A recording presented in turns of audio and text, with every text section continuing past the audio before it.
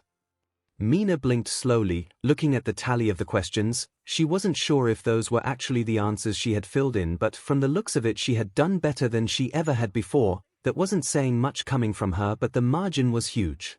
Izuku blinked next to her, then smiled slightly. Better than you expected. She crashed into him, arms wrapped around his neck with a happy laugh, her body and mouth moving faster than she could think. Can I kiss you? She started blushing before he could answer, the shock slowly dawning on her. But before she could pull away he laughed, rubbing his nose against hers gently. Didn't think you'd be the type to ask. Is that a ye? He leaned in and answered her unasked question, giving her a soft, chaste kiss on her lips with a smile. Glad to see you hyper again. Mina felt like there was steam coming out of her very being, cheeks feeling warmer than ever. She didn't think his lips would have been that soft, but now that was the only thing she could think of. I think you broke her, Deku, Akiko mumbled, poking Mina's elbow from the side. As if that turned her on, Mina pounced forward, kissing him back with ferocity and laughter with more than enough instances of thanking him for all the tutoring. Izuku chuckled, hugging her back tightly, his hands roaming her back mumbling it's fine, and no problem, when she let him get a breath in. Momo chuckled next to the two, Katsumi huffing with what almost amounted to pride. She finally pulled back, laughed, and nuzzled his chest like an affectionate cat. Thank you, you glorious, tall dork. Izuku breathed, petting her head with a wheeze of laughter. I told you it's fine besides. He scratched his cheek, unable to find the words. We should probably worry more about the physicals, right? Mina froze in his arms and deflated against him. Oh right, still got more exams, everyone chuckled lightly. The common room was tense as everyone had their breakfast. As it was expected, it was the day of the physical examinations and in true UA fashion, they were not given any information on it. Remember yo-yo proemizi after the 𝐒𝐭𝐚𝐲 Nana cooed in his head, the sensation pulling the tension right out of his shoulders and making him relax. I still can't believe you got me to agree to that 𝐒𝐭𝐚𝐲 John and ABFUN. He groaned internally, shaking his head. The rest of his class perked up at the action. "Everything all right, Midoriya?" Tomoyo questioned, chopping with her left arm. "Yeah, just worried over nothing, we all are," he smiled, getting up from his seat and stretching out his arms. "I'm sure we all can handle the test, we are worried over nothing." Eiko jumped up with a holler. "He's right. Worrying about it is not manly at all." Hana sighed. "Well, yeah, we are women, so Eiko laughed, pulling her friend to a noogie, causing the woman to laugh along. "Yeah, well, I'm sure there is nothing they can toss at us that we can't overcome." Izuku gulped, looking at the buff blonde and the pale blue-haired beauty next to her. 1A, your test will be combat training. Myra laughed, raising her fists in preparation, getting into a fighting stance. "Come at us." "Do we have to?" Myra almost burst out laughing at the soft spark of hope in the voice of her fellow member of the Big Three, as they had been labeled. Tamai was never the type to enjoy sparring against actual opponents, after all. Made her cute in a weird way. Nozomi made a sound that got even the blonde to shiver at its sheer unnaturalness, something close to a human chuckle, but too high-pitched to not unsettle her. Of course not, but it is part of their exam, and if there is no one to fight, they would get failing grades. The president's piercing gaze stared right into Tamai's soul. "You wouldn't want to cause your underclassmen to fail now, would you?" Tamai made a sound that was somewhere between a gasp and a whine, her already drooped shoulders drooping more. "No, that wouldn't be right." Nejaya smiled, patting her friend on the shoulder and pulling her into a hug from behind, giggling at Tamiya's usual antics. "Kmoon, don't you want to show off your quirk? I bet they'll love it." "It's not as cool as you guys though, it's gross," Tamai mumbled, eyes drilling a hole in her shoes. Myra laughed as the two started to pass banter between each other, their personalities forming the most hilarious little yin-yang in her eyes. Then her eyes locked onto the president's and the laughter died in her throat. The glint in President Nozomi's eyes was the only thing that got her serious. Even with all the training on reading body language she had learned from Night Eye, she could never tell what the miniature president was thinking. That always put her on edge. She smiled through the unease, glaring at the mouse bear dog thing with no fear evident in her eyes. At least, she hoped none leaked out. "We're more than willing to help with the midterm examinations. When are we holding the test? And what are the criteria?"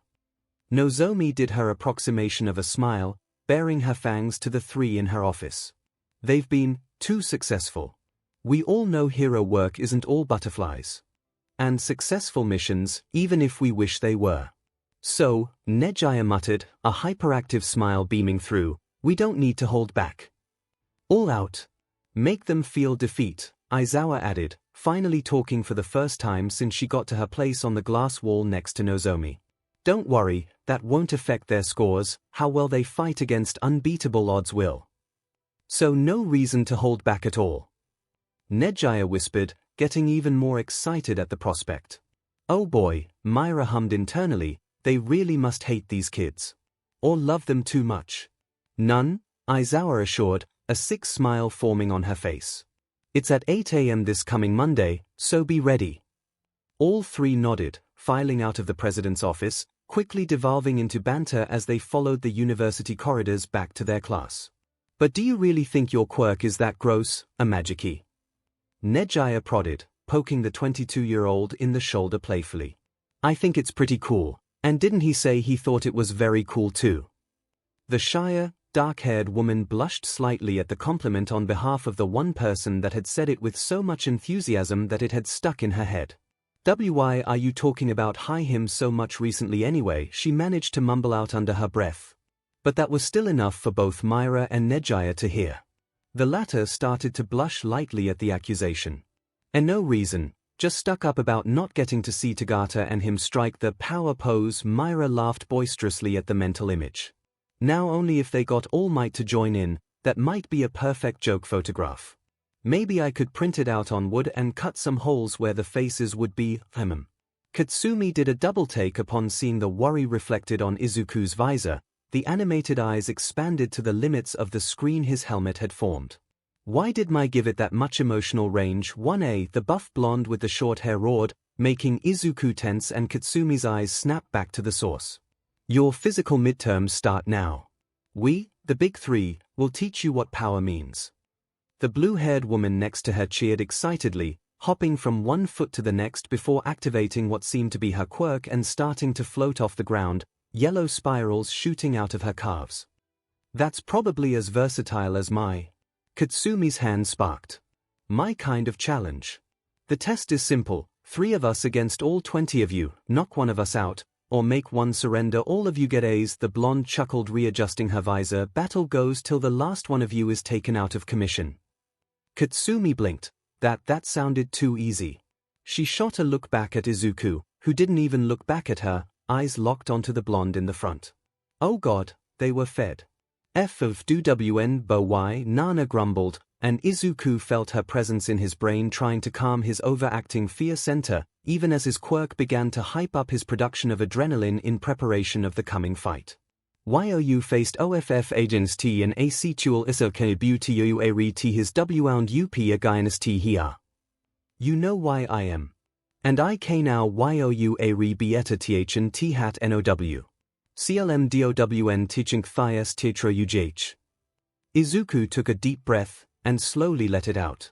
Calming down as Myra explained the last of the ground rules. Nana was right, panicking wouldn't help at all at the moment. He needed to plan, to focus on the situation and break it down. YOU KNOW HIA QUIK and YOU HRV BINGLIZING THOSE for 18 yes no W HAVENT YOU. Nana's words buzzed through his mind, clearly helping lead his rampant thoughts to matter at hand. Their quirks are permeation, wave motion, and manifest. No W tell me how you can be TT fuck using on Myra first. She can't attack while intangible, she needs a moment where she is tangible. For solid hits he let one for all flood his body, pooling in his limbs, coating him like a second skin, readying for the explosive action that he was going to need. She shouldn't have a way to see from inside other objects, so when she falls through the ground she'll be blind for a split second. His eyes slowly trailed towards Okiko, attracting the attention of Katsumi. Ambush strategy will take Lemillion. Kaken, can you keep Helix busy? Katsumi seemed to fill with energy the moment he opened his mouth. If you are talking about spirals, yeah. Try to do whatever you are gonna do before I kick her butt though. With just like that, she blasted away, shooting towards a Nejaya who was already giggling with anticipation. Scary. He knew he was out of time, but started shouting orders even as he tensed, eyes locking on the smiling blonde. Right Uravity, earphone judge. His orders were cut short when with a smile on her face, he saw Myra slip into the floor, his brain screeching to a halt and going on high alert as he felt his brain trip into combat focus. Analysis was his thing.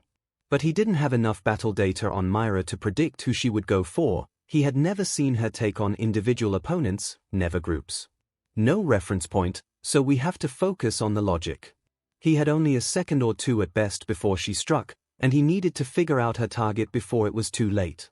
Who would you go for? Came Nana's calm question, ringing through his mind even as the world slowed, his body began to enter flow. Safest bet, anyone with long-range attacks. His mind raced through the class roster, automatically filtering by quirks and skill sets. Who would she see as the most threatening in long range? Distantly he heard a voice, echoing through the haze of flow even as he felt the surge of realization. Izuku, watchodeshmo. A strand of blonde hair poked through the ground, his prepared brain immediately dropping into the deepest levels of flow, time dilating as the ominous shadow of Lemillion rose out of the concrete, moving so fast that even with his mind running as fast as it could, the actual details of Myra were too fast and fleeting for him to register.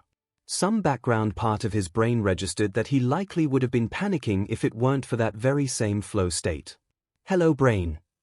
Myra cheered the words, taking on a strange reverb as Izuku processed them. Even as he was already tensing and moving, his eyes locked on how her arm was pulled back and ready. SHT.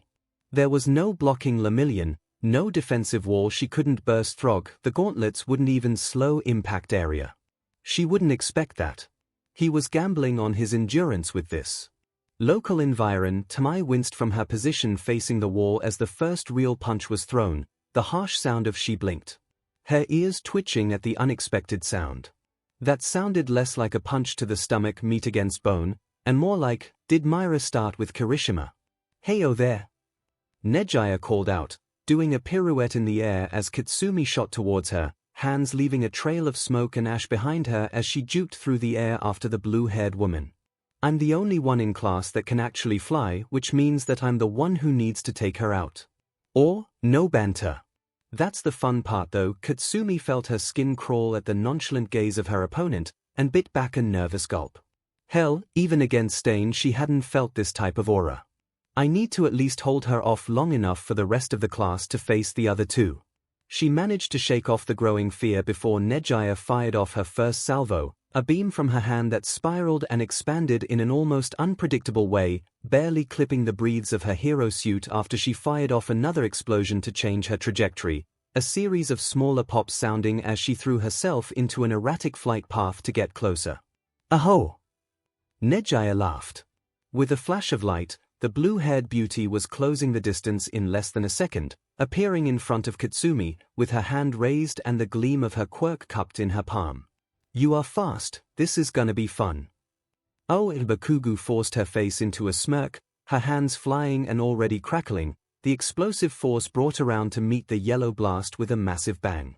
I'm not going down without a fight. Izuku skidded across the training ground, his armored boots scoring a path in the concrete as he did so, arms to his side, locked in position, brain still trying to process what just happened. He let go of the breath that his body had gripped onto when he forced all of his torso muscles to clench with the power of one for all, the focused lightning on his chest dissipating, as he looked at Lemillion shaking her arm, a cute and playful grin across her features. Oh, both uttered at the same time. I thought you needed more time for the lightning, she cheered as the rest of his class looked flabbergasted at the suddenly appearing student in the middle of their ranks. I thought you punched harder, he hollered back, trying to not let her notice how much that hurt. Breathing was gonna be a pain for a few days, he could taste it. Ha. I knew I liked you. Myra called out, phasing back into the ground. Creati! Izuku called out, looking behind himself. Maintaining eye contact was impossible with Myra anyway. You trained with her. What's her MO? That's when a blast sent Kitsumi falling on top of Momo, cutting her off before she could respond, both girls sent sprawling across the ground with yelps of surprise. No cheating. 𝐿𝐺𝐵 sing-songed from her spot in the air, aiming both hands to the ground. Let me thin the herd a bit. Hey, Izuku muttered, his head hanging down a bit as he braced. He heard some rustling as Myra popped out from behind him, ready for another punch. Hello. Oh goddamn dash, his body reacted before his curse was finished, one of his legs unloading all of its stored energy and sending him safely barreling at his top speed away from the incoming attack and towards. 𝐿𝐺𝐵 smiled as he shot towards her, re-aiming her charging blast towards him. Didn't realize you wanted to get a closer look. Just before the attack hit, Hana's tape wrapped around his leg and the anchor pulled him down in a sharp arc just far enough to avoid the blast. The spiral wave shot out just above where he had been pulled down to, almost glancing his helmet close one. He sighed even as he hit the ground and rolled to his feet, arms coming back up in his stance. He was trying to get back to his senses, to get back into flow so he could react. He was getting pinballed too hard to get his bearings. Hello. He blinked as he saw 𝐿𝐺𝐵 was suddenly hovering next to him, one hand already charged with overflowing amounts of power as she reached out and placed it just above his chest. Please be gentle. 𝐿𝐺𝐵 giggled, stopping her flight just behind him.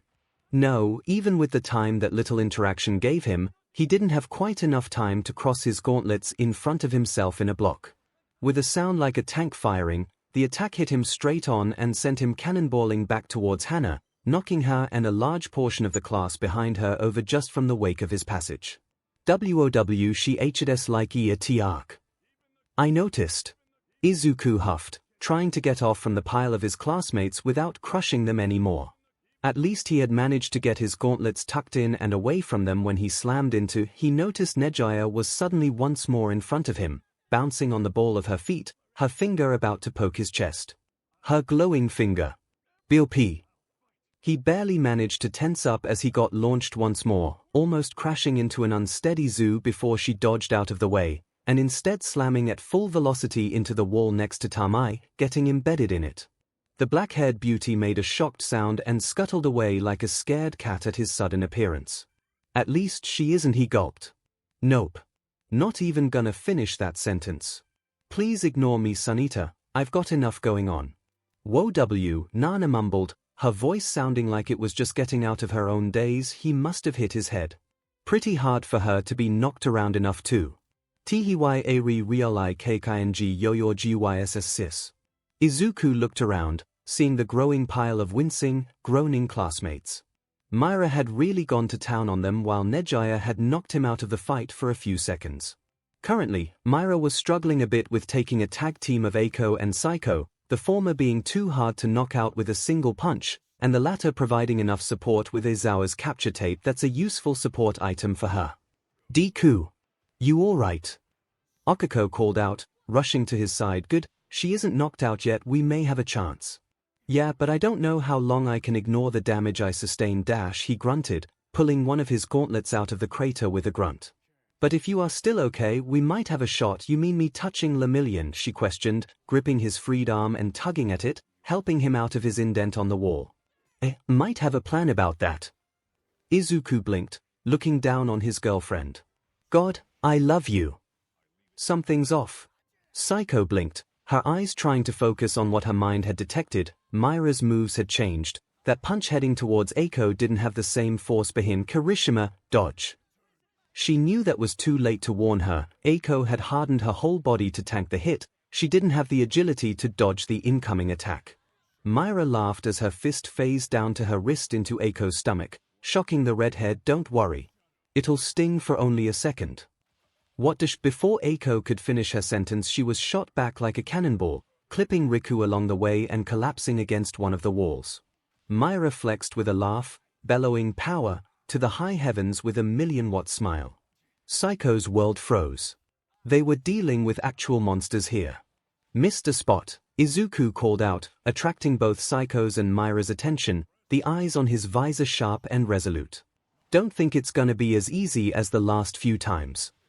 Myra smiled, an iota of pride in her eyes, looking at her underclassmen. As you say then, Deku. A moment. That's what will decide this. She changed her grip on the tape. From what I know, Izuku's not the type to attack without a play. He's trying to open a gap. I'll assist. I just need the right timing. Myra was relentless. The only way he was keeping up with the attack was thanks to the hardwired instincts Total Command had bestowed to him, along with the upped speed 5% one for all gave him. Even with all the unpredictable speed Myra had, Izuku's dodging reflexes were faster, and the blonde couldn't get a solid hit in. And neither could Izuku. This was a losing battle. After all, Myra needed just one slip-up for her to finish it all, and at the rate he was tiring out, that moment was getting closer. Myra hadn't even broken a sweat yet. Just one moment. A single slip-up. Come on, give me an opening. Capture tape shot out from the side, wrapping around lemillion's visor for 1 second, with enough tug at it for one moment to take her off balance, interrupting her attack. Now. His hand shot out, grabbing Myra's fist and pulling it to the side, enough to get her to stumble to the side and take a step to balance herself before she turned her fist intangible, removing what little grip he had gotten. That's when a dual WHP cracked, clipping Myra's shin. For a few seconds, everything around them stopped, 𝐒𝐻𝐢 breathing while gripping onto the handle of her gauntlet tightly, the two cords jutting out of it against the floor, separated by the magnetic nubs every 5 centimeters. Mai's test invention, she had mused about it to him the previous day. The concept was simple. If 𝐒𝐻𝐢 could affect everything that was in contact with the spot she touched with all 5 fingers, then anything that closed the circuit between the two halves of the WHP would activate her quirk. That means... Myra looked lost for a second, confused about what had just happened. Was that the gap you were? Izuku almost broke out in a cheer as lemillion started to float away from the ground, her gravity negated, and without the ground to slip into, she was almost disarmed. They only needed to knock her 𝐻𝐢𝐽. Tagata, I didn't know you could fly. Oh god no. Myra struck a pose with her hands on her hips, chest puffed out and stomach clenched, something akin to what All Might would do. My powers get stronger every day. Haha. Uravity, is that your quirk? Mind showing it off to me after this? Sure. Does that mean the exam is over? 𝐒𝐻𝐢 whimpered, taking a step back. Just about, Nejaya-san. both arms raising, targeting both Okiko and Izuku, Psycho just behind him in the line of fire. Her dainty hands crackling with yellow aura. Bye-bye. Oh, Psycho mumbled, groaning in pain. Then again her body hurt more after Aizawa's training sessions. You okay down there? Izuku mumbled something, feeling ticklish against the bottom of her thighs. Would have probably felt better if his helmet was down. Oh well. She didn't really want to think too hard after that impact, but somehow Izuku had managed to flip the two of them, landing under her butt, head somewhere too close to her PP yet too far to make the position fun. I'll stand up in a second, just give me a second to shake off the concussion, she muttered, leaning back a bit. All right. Midterm physical is over. Aizawa barked out from her spot, previously snoozing in one of the corners of the room. What's the result? Utter defeat. Tomoyo groaned from her spot, embedded face first onto a wall. Untrue, Myra called out, standing on the ceiling with a smile. They got one killer hit in. Tamai, can you help me down? You sure ate some takoyaki for lunch. I should have enough to dash. Her arm grew red, elongating and slowly transforming into a long and strong tentacle, reaching high up into the ceiling of training ground Gamma, pulling her friend down gently. Interesting, Aizawa mumbled, her eyes remaining on Psycho for a moment longer, her smirk hidden by her own scarf. This test is over, everyone. Dismissed. Go to recovery girl if you have to. The class groaned. Myra chuckled as the big three departed, grabbing her right shoulder and rolling it from the elbow, trying to get the numbness out of it. Tamai shuddered, whimpering too strong, too bright softly. Hey Tamai, did you see that? Nejaya cheered, skipping from one foot to the next, then floating in midair with a twirl. They were stronger than most of our class, isn't that interesting? Myra laughed. No wonder they asked us to show how much more they could grow. Tamai didn't respond, the air around her growing gloomier. I didn't fight at all. It's fine, Myra laughed, patting her on the back with heavy slaps. I'm sure that only showed how much more they had to go or something. Nejaya giggled harder, throwing her hands up and floating higher. Felt good to use my 100% after all this time. Ryukyu doesn't let me use it too much. Myra tilted her head looking up at her friend. Oh, why's that? I thought you got to go all out in villain fights. Barely. Heido pouted, spinning in the air. She says 100% is too much and I could kill the villains we go after, only when the villain pushes her to the brink do I have a go-ahead. Myra chuckled. Well, hope you didn't break our underclassmen too much. Haha, me too. I want to see if they can push me above 100% sometime. Nejaya cheered, landing on the ground with a giggle. I want to go plus ultra too, you know. Myra laughed. Honestly. Me too. She grew silent, recalling the last few seconds of the test. She was doing every trick in Night Eye's book to land a solid hit on Izuku, but nothing connected. The only other time that had happened was with Night Eye herself. Even then, Ma'am was using her quirk, her eyes laser-focused on her target. Izuku had managed to dodge without that level of focus or practice and even landed a hit in, even if it wasn't full contact. Her underclassmen of 1A were impressive. Now is it time for 1B? Nejaya muttered, some more cheer oozing into her voice, excited at the prospect. Yeah, but Nozomi wants us to go a little softer on them. Something about one of them being too close to being unhinged. Oh, but I was almost breaking a sweat. Nejaya slumped, a pout forming on her face. We should get up from the ground already, right? Mina mumbled, the rest of 1A hissing in protest. My everything hurts though. Eiko grimaced, then laughed in her spot embedded in the wall. Wow, we all have a long way to go, don't we? Idiot. Katsumi grumbled from her spot on top of Momo. Did you really need this to show you that? Can you get off me? Momo mumbled gently, NSNG a bump on her head softly. And Katsumi is right, we were growing too content with the state we were in. Could it be? Tomoyo mumbled, muffled but still audible from her own spot in the wall. The exam was to show us how much more we could grow instead. I guess that would make sense, Okiko muttered, trying to get to her feet. Sounds like a UA thing to do. Sounds like a Nozomi thing to do, Izuku clarified, letting his gauntlets fall off his arms and resting his limbs on the cold cement floor. I can hear it now, logical ruse beach as Aizawa gives us our grades next week. The class chuckled lightly, ending with a few grunts of pain. Doi blinked. Wait, so we didn't fail the midterm physical? Kyoka poked Doi's thigh with one of her jacks. Weren't you listening?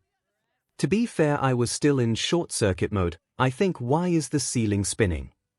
"'Cause you got your butt beat, Sparkplug Katsumi grumbled, then screamed, jumping to her feet. That's enough laying around. Get the F up, you weaklings. Jiru grumbled, getting up and holding one of her ears. I'm in enough pain already, you angry Pomeranian, stop screaming. I do what I want. Izuku nursed the disappearing bruise on his chest, hissing lightly after peeling his hero costume off. Guess the pressure of the wetsuit was helping with the pain. Sion-pression Shrizarenti Juest F4 𝐒𝐻𝐢𝐽𝐾𝐻𝐿, Nana teased, giggling as his eyes lingered on his chest a bit longer. WL the 𝐒𝐻𝐢𝐽𝐾𝐻 even wiggy benefits. It should have been anxiety-inducing, having someone look at him that way, used to be anyway. But Nana was part of his brain too, and his brain relishing how his body looked actually felt good. Silver linings. Thinking of which, he sat down, looking up to the ceiling and recalling the events of the fight. Even after all the growing he had accomplished, there was still much more to do.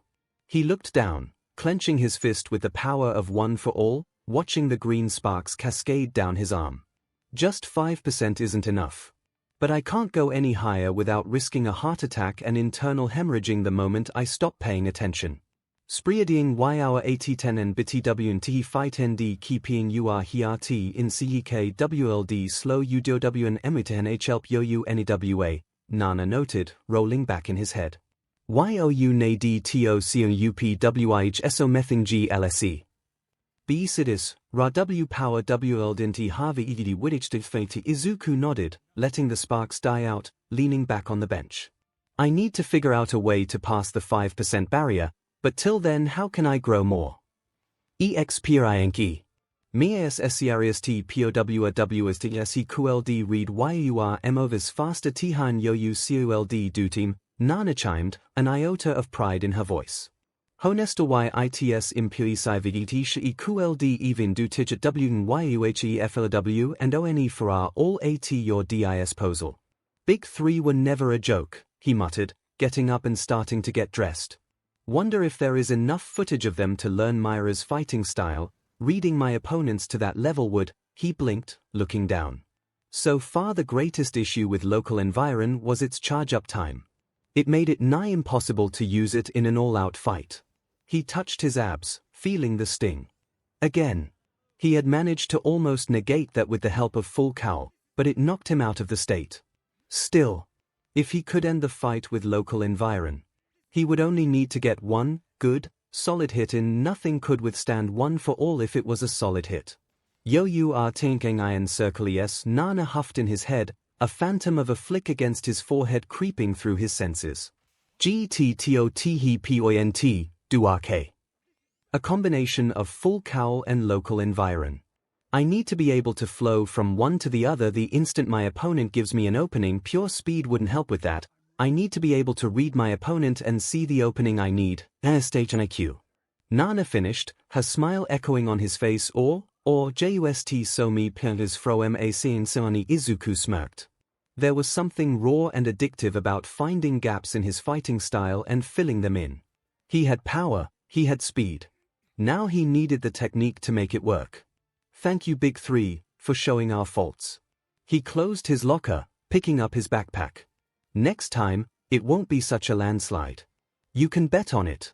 In training ground beta, Myra shivered in the middle of a group of knocked-out 1B students, a smile blossoming in her face. Feels like I've been challenged. Katsumi let her hands crackle and pop with sparks, watching the sparks go off with impotence. Nejaya had much better control on her output than her. She could pull out the max in an instant, whereas Katsumi wasted time on the charge-up. Was that why she lost? No, she gripped her fist, eyes full of fire. I lost cause of many low comings. Her eyes were full of fire as her mouth split open with a smirk. But I can see the heights now. The goalpost. I can grow stronger. Next to her, 𝐒𝐿𝐿 looked on with curiosity, watching the crackle of her hand, before looking at her own hand and letting some fire out at her fingertips. She couldn't even put up a fight, nor assist anyone else to help with the one-sided massacre. For the first time, she felt like she was falling behind in terms of power. "Todoroki, please stop that before you set the sprinklers off," Tomoyo chirped softly, gesturing with a hand chop. 𝐒𝐿𝐿 nodded softly, noticing how the fire had grown in her hand, echoing the fire in her eyes. For the first time, she wanted to be stronger. Reach the peak of her quirk. A dark part of her lamented how she had grown lax during Endeavor's training. Another part just laughed at the concept. Just cause she had slipped didn't mean she couldn't catch up. Hell, the prospect was making her excited. A soft smile etched its way onto her face. She had never felt this way before, or was something else. "You know," 𝐒𝐿𝐿 mumbled, closing her locker, "I can't get that fight out of my mind." "If you could call it that," Minerva mumbled, tugging at her thigh-highs. They were getting tighter than usual. "Massacre more like."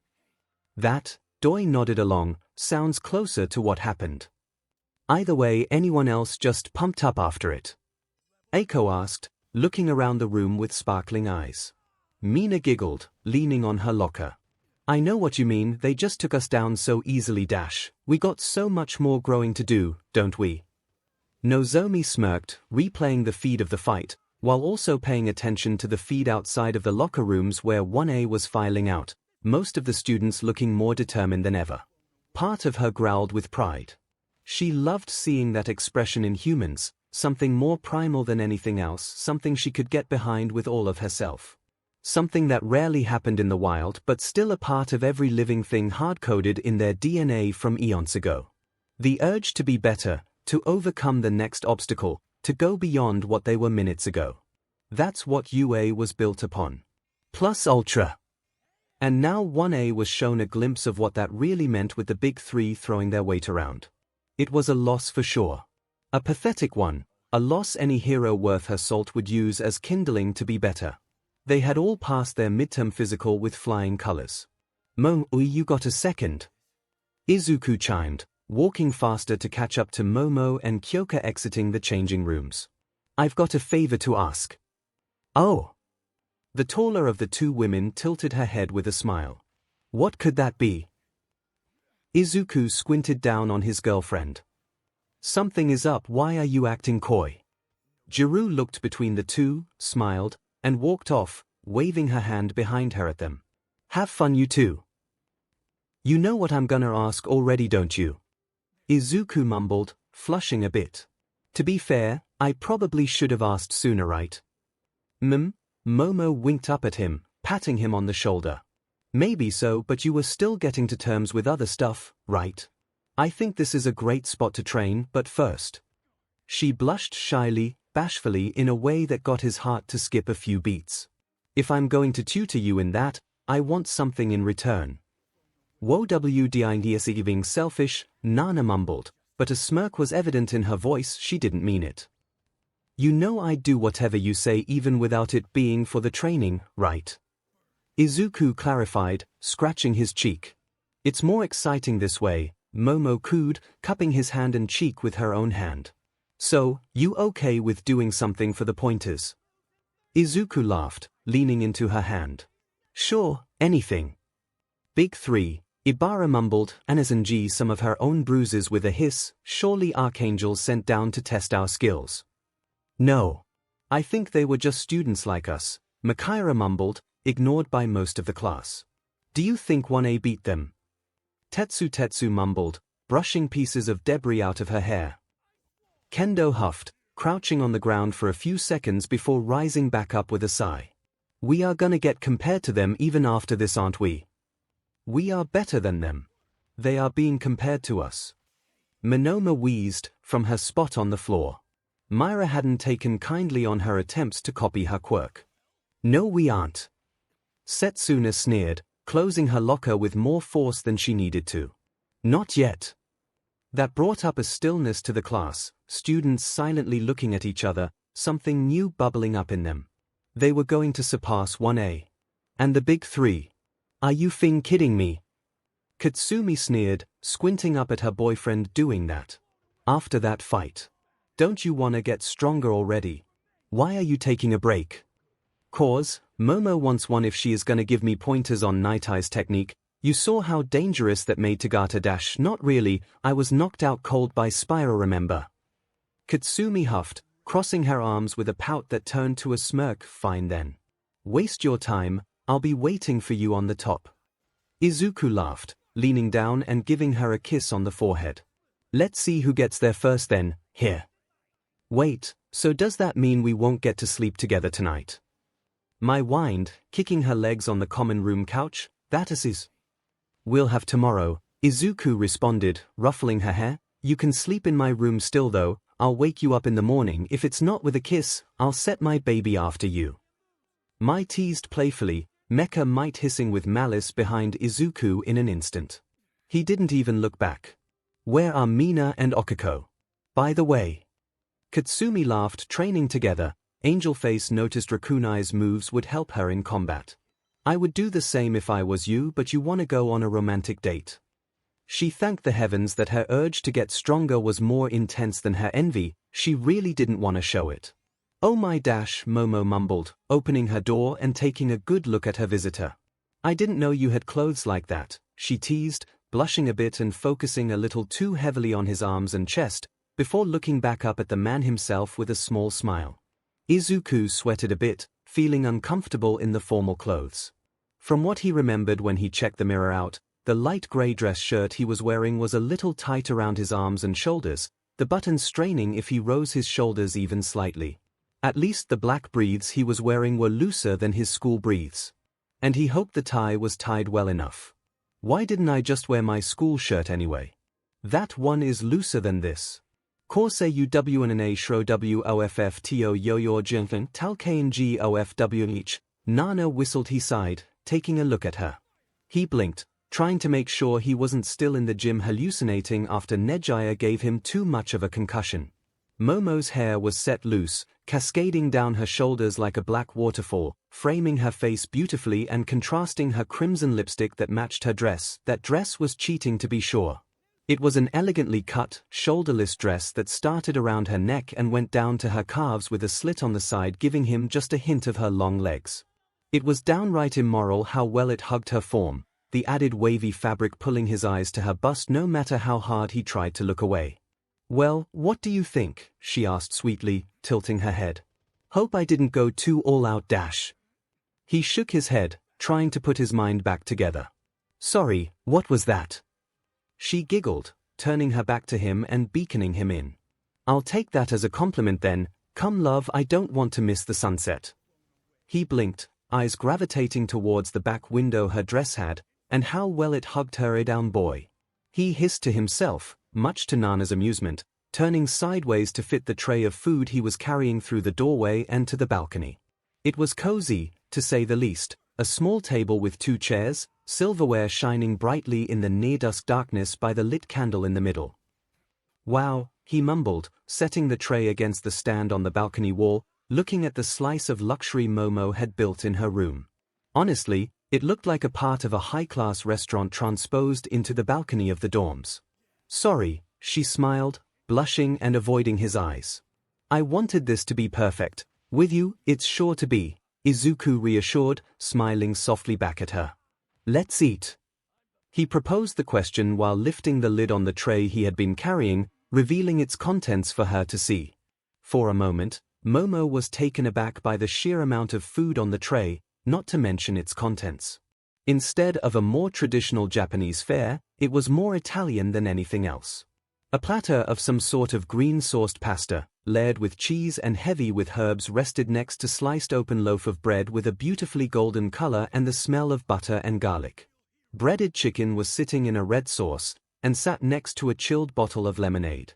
It was thick, hearty, and savory, and Momo could even see why Izuku chose it. With her heightened metabolism and his own hunger and diet, this would be a very satisfying meal. By the time they finished the small dinner, the stars were covering the night sky, both taking a moment to look up and watch the twinkling lights far above. You know, Momo started, taking a sip of her drink. I never imagined UA would be like this. Izuku chuckled, resisting the urge to pop one of the buttons on his shirt. The tightness was growing to be annoying. I know I didn't either. Oh, you didn't think you would have 4 girlfriends? Or is it 5 now? She teased, an elegant smile spreading on her face. She had gotten much bolder since the training with Night Eye. Sultry, assertive Momo wasn't something he was used to, it just made him love her more. Her foot poked his knee. Izuku, did I say something wrong? No, just lost in thought, he mumbled, resting his head on his palm, looking deep into her eyes, blushing slightly. What did you ask? Dork, she breathed out, following his lead and resting her head on her hand too, looking at him intently. Why do you want to be a hero? He was taken aback by the question, brows furrowing in thought.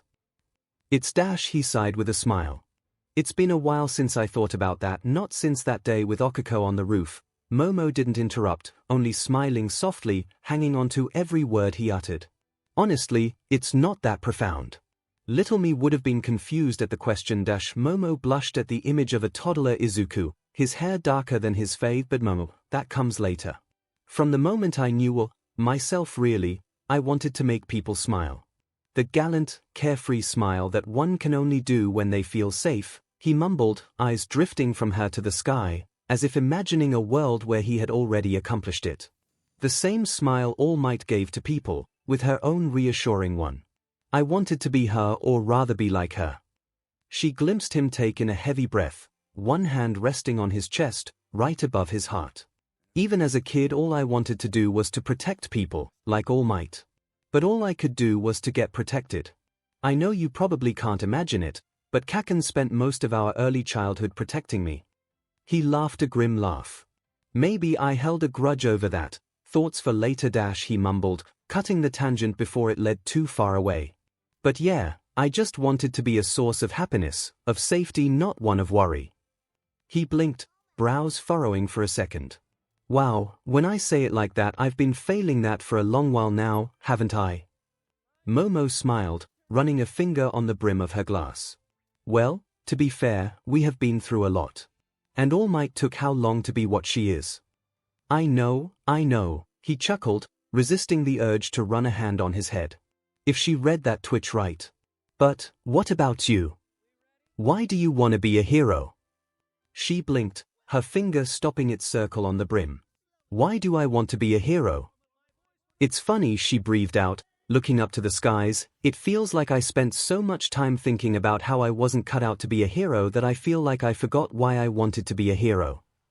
Izuku's face soured but had a certain light in it that she couldn't ignore.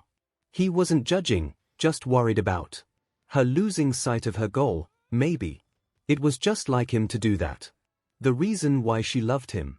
Don't worry, Izuku, she smiled, continuing the movements of her hand. I said feel for a reason. He laughed, leaning back and relaxing. Don't mess with me like that, I was getting worried. She laughed along, a blush creeping to her face. He looked so handsome in the candlelight. Then again, she struggled to find a moment where she didn't find him to be handsome. If it was left up to my parents, I would have been in the business course of you, nothing against them, of course. They supported me from the ground up after I relayed them what I wanted. She sighed, then placed her hand on an empty spot on the table, slowly lifting it up to reveal a Matryoshka doll. Do you know the first thing that came to my mind when my quirk manifested? Izuku pondered for a moment. Geez, this is going to be tough to answer. She laughed a genuine laugh, almost tearing in the eyes. For a moment she came to terms with how perfect it would be to finish the night off by closing that last gap between them. Yes, just like in the books. She didn't fight the hungry smile that slowly built up on her face. That was the second thought. First was how useful this would be for hero work. How many lives I could save. Wow, he mumbled, looking at the Matryoshka doll, then to her. You dash, he cut himself off with a chuckle. No, of course not. She tilted her head, unable to read him even with Mam's training. What? No, it wasn't important. No, I'm curious now, Momo mumbled, smiling with an edge. What did you mean?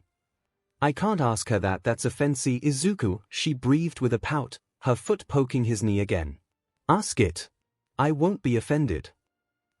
He relented, slouching in his chair. I was about to ask if you were doing all of this, just cause of your quirk. He itched his forehead. Like it would have been a waste for you not to be a hero with a quirk like yours. Momo paused. Degree ∫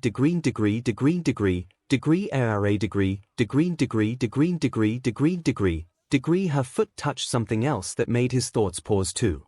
It's just like you, worrying about stuff like that, then thinking I would be offended at the question, isn't it? She cooed, smiling with a blush that made his heart thump faster than her teasing between his legs. Worrying about my wants and desires, she huffed, moving the pressure up and down. Just like you to be that kind. I don't think that word can even describe you, you are far more than that. It's not that kind to ask that. He huffed, his hand grabbing the edge of the table, pulling away as she stopped her tease, smiling to him innocently. But you didn't answer my question, you almost avoided it. Momo blinked. Sorry, didn't mean to, just want to. She liked her lips slowly. But that can wait a bit longer. The answer, or, he looked back at her, taking in the hunger in her eyes. God, why did he make her stop? I do want to be a hero for myself, Izuku, she clarified, the hunger in her eyes starting to come through clearer. More primal. He could feel himself getting turned on by the look on her eyes. Does that satisfy you? She asked, batting her eyes coyly. He gulped dryly. Not fully. How about we? She got up from her seat, the motion making her bust jiggle. Change that. He looked up at her, still trying to process what she was implying before her hand found its way to his tie, grabbing and tugging at it lightly, urging him to follow her back into her room. He didn't resist, instead following her eagerly, closing the sliding door to the balcony behind them with his foot. On the bed, she commanded in a tone he couldn't deny, following her orders and plopping himself on the bed he had carried up those stairs when they first met. In a way, it was poetic, if he thought about it. But he was too busy waiting on Momo, what she would do next, to actually think. Now then, she smirked, straddling his lap with a smile, wrapping her arms around him. To pin him in the spot. Let's talk about this. Izuku felt like his voice was going to fail him. Talk. Her hands found their way to his own, the gentle light show of her quirk leaking to his peripheral vision. Tell me if I go too far. Did you just make cuffs on me? He mumbled, eyes going between hers and her lips. She purred against him and closed the gap between them, taking his lips with hers in a ravenous manner he would expect from Katsumi, her delicate hands rapidly unbuttoning his shirt with ease before rubbing his chest. A pang of hurt brought him out of the bliss, but before he could convey that he noticed the source. Momo had bit his lower lip and was tugging at it gently as she pulled back from the kiss. I'm going to really start now, she mumbled, intoxication and lust mixed into her voice. Please, he sighed needily, letting her push him back onto the bed, her hands touching and feeling everything they could on his chest.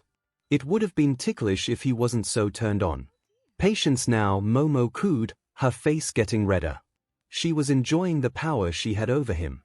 That made the two of them. He hissed with pleasure when her lips found his neck, kissing a trail down his body, leaving a path of red lipstick marks. He didn't even know he could see lipstick as such a turn-on.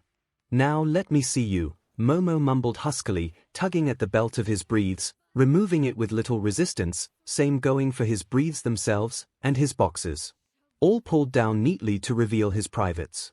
And Momo, for once since they got back into her room, pulled back. Hesitating. You are so big, she muttered, and Izuku flinched. There was hunger in her tone but also uncertainty. We don't need to go all the W-. A groan ended his statement before he could, his body tensing at the sudden sensation of lube getting poured onto. He looked down to the source of the sensation. He gulped. Momo was looking at him with resolute and hungry eyes, her hand glowing with a technicolor light show as her body generated lube, letting it drip from her fingertips down to his PP. Do you want to stop? She asked, only a bit of reprehension in her voice. And not if you don't, he whimpered back. She smiled. Okay, sit back and relax then. I can handle this myself. At that moment, he had no doubt about that. That should be enough, she mumbled to herself, her hand getting close enough that he could feel the heat radiating off of her, before gently grasping around his tip. He had never experienced what lube felt like. The closest he could compare was Katsumi's sweat in the shower. But this was much slicker and colder, making the contact Momo's palm had with his tip more pleasurable than it had any right to be. Her starting to twist and apply pressure to his tip was on a whole not her level entirely, making his hips twitch and ache, desperate for motion as his whole body yearned for more. "Momo," he hissed through gritted teeth. "That's too little but too much," she asked, slyly. As if aware of how much he was enjoying her ministrations and how close to madness she was pulling him with how little closer she was getting him to an actual CLMX. "Relax, I read this is gonna feel really good." He gasped and groaned under her touch, her fingers tickling the sides of his as she continued palming his tip, his PP starting to ache from the building pleasure. And just as the growing white noise of the joy building up inside him became unbearable, she swayed her grip, starting to jerk him off in rapid succession with a tight grip, the sound of the lube slapping against his base echoing in his mind.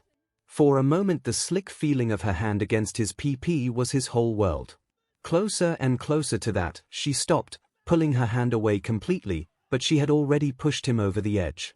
His body convulsed and ached, the feeling of tension building up inside him on its own till he clenched with no outside contact, warm liquid spilling from his tip and onto his PP, making his thighs and abs ache from the pressure. "What was that?" he mumbled as the whiteness overtaking his senses subsided, him getting coherent once more. "A ruined orgasm," Momo mumbled, smirk evident in her voice as she teased his tip with her finger, getting a dollop of his cum and liking her finger clean. "How did it feel?" "Achy," he hissed, laying his head back. "Feels like the tension that usually goes away is still there," Momo finished for him, using her finger to trail a path on the underside of his from the bottom to the tip. "Read this makes the other party feel very good after the first one," he gulped. Now, he heard her like her lips. "The second one." "There we go," Momo cooed, Izuku almost foaming in the mouth as another ruined orgasm cascaded up his body. How many were those now? 5. 6. He was having trouble breathing, counting how many times Momo made him come felt impossible. "Now, for the big one," Momo added, leaning down to give his tip a little kiss. That alone caused every muscle in him to twitch, his body aching for a real CLMX.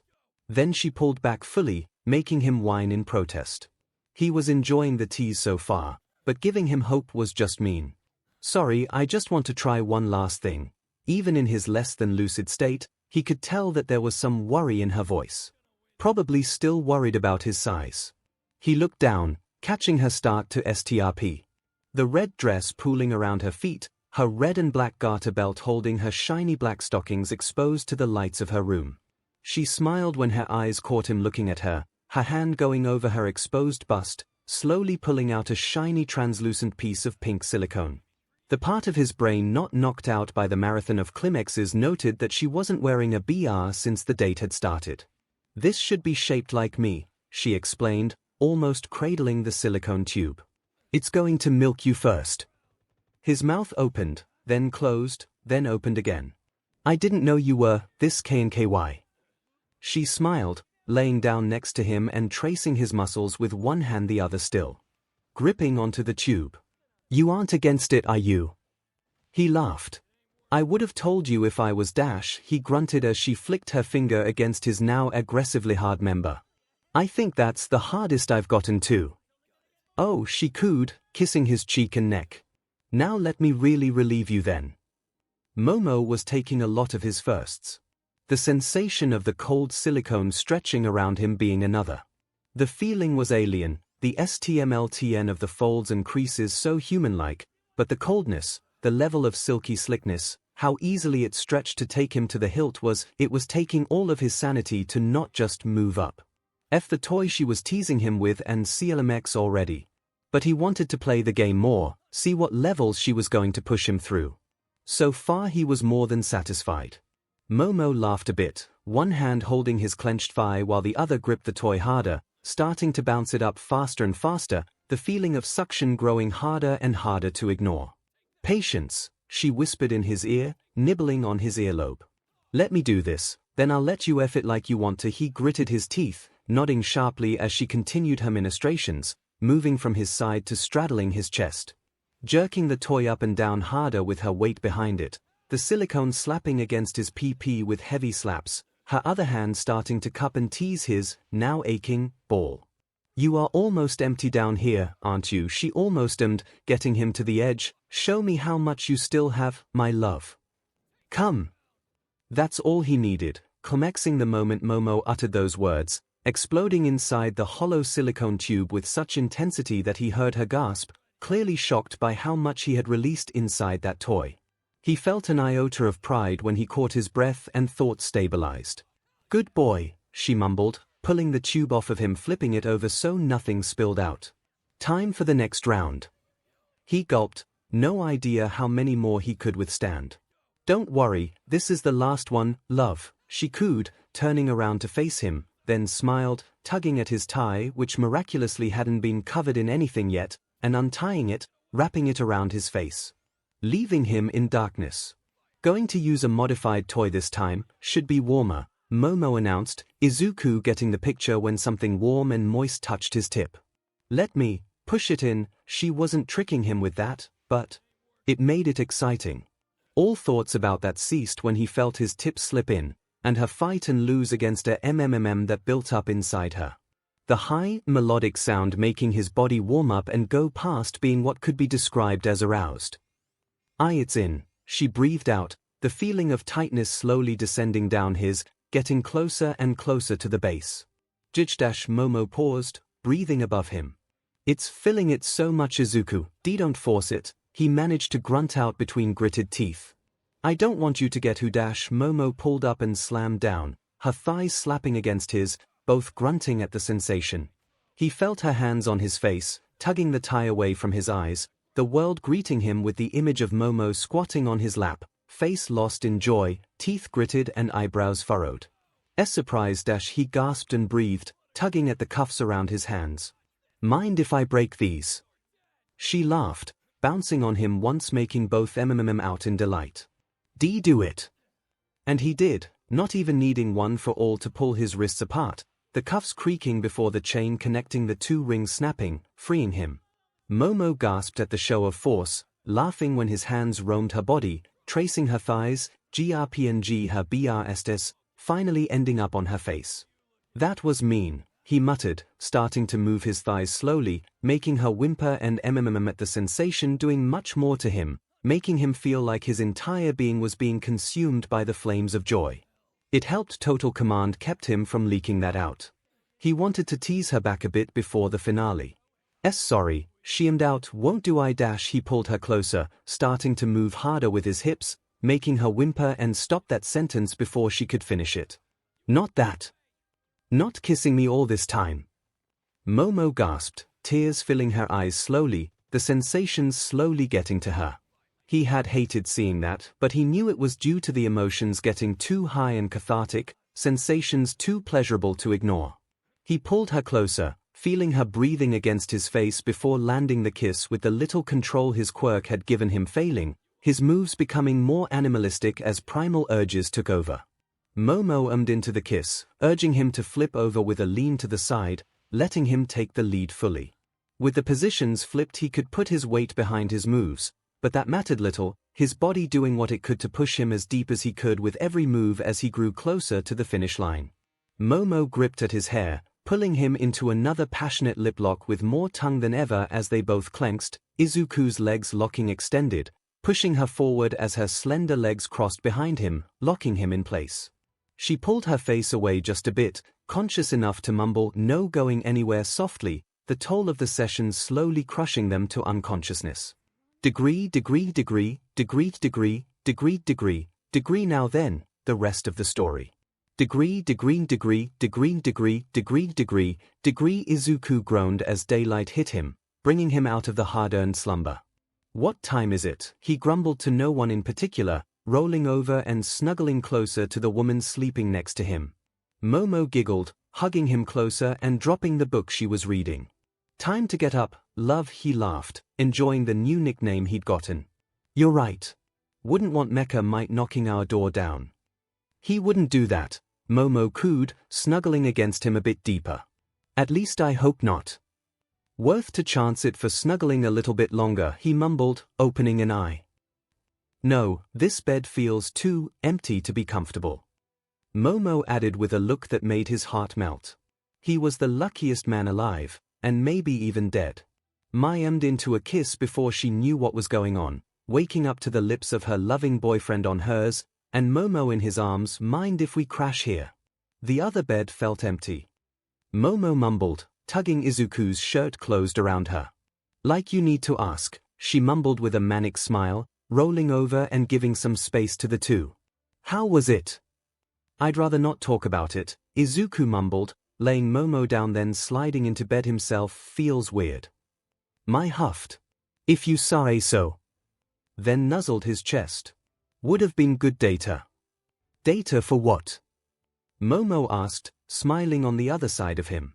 You know now at least, the pinkette shot back with a smile. Bet it felt great, yeah, Momo whispered under her breath, smiling a bit. Gonna savor that one for a while, Mai giggled, running her finger between Izuku's chest muscles.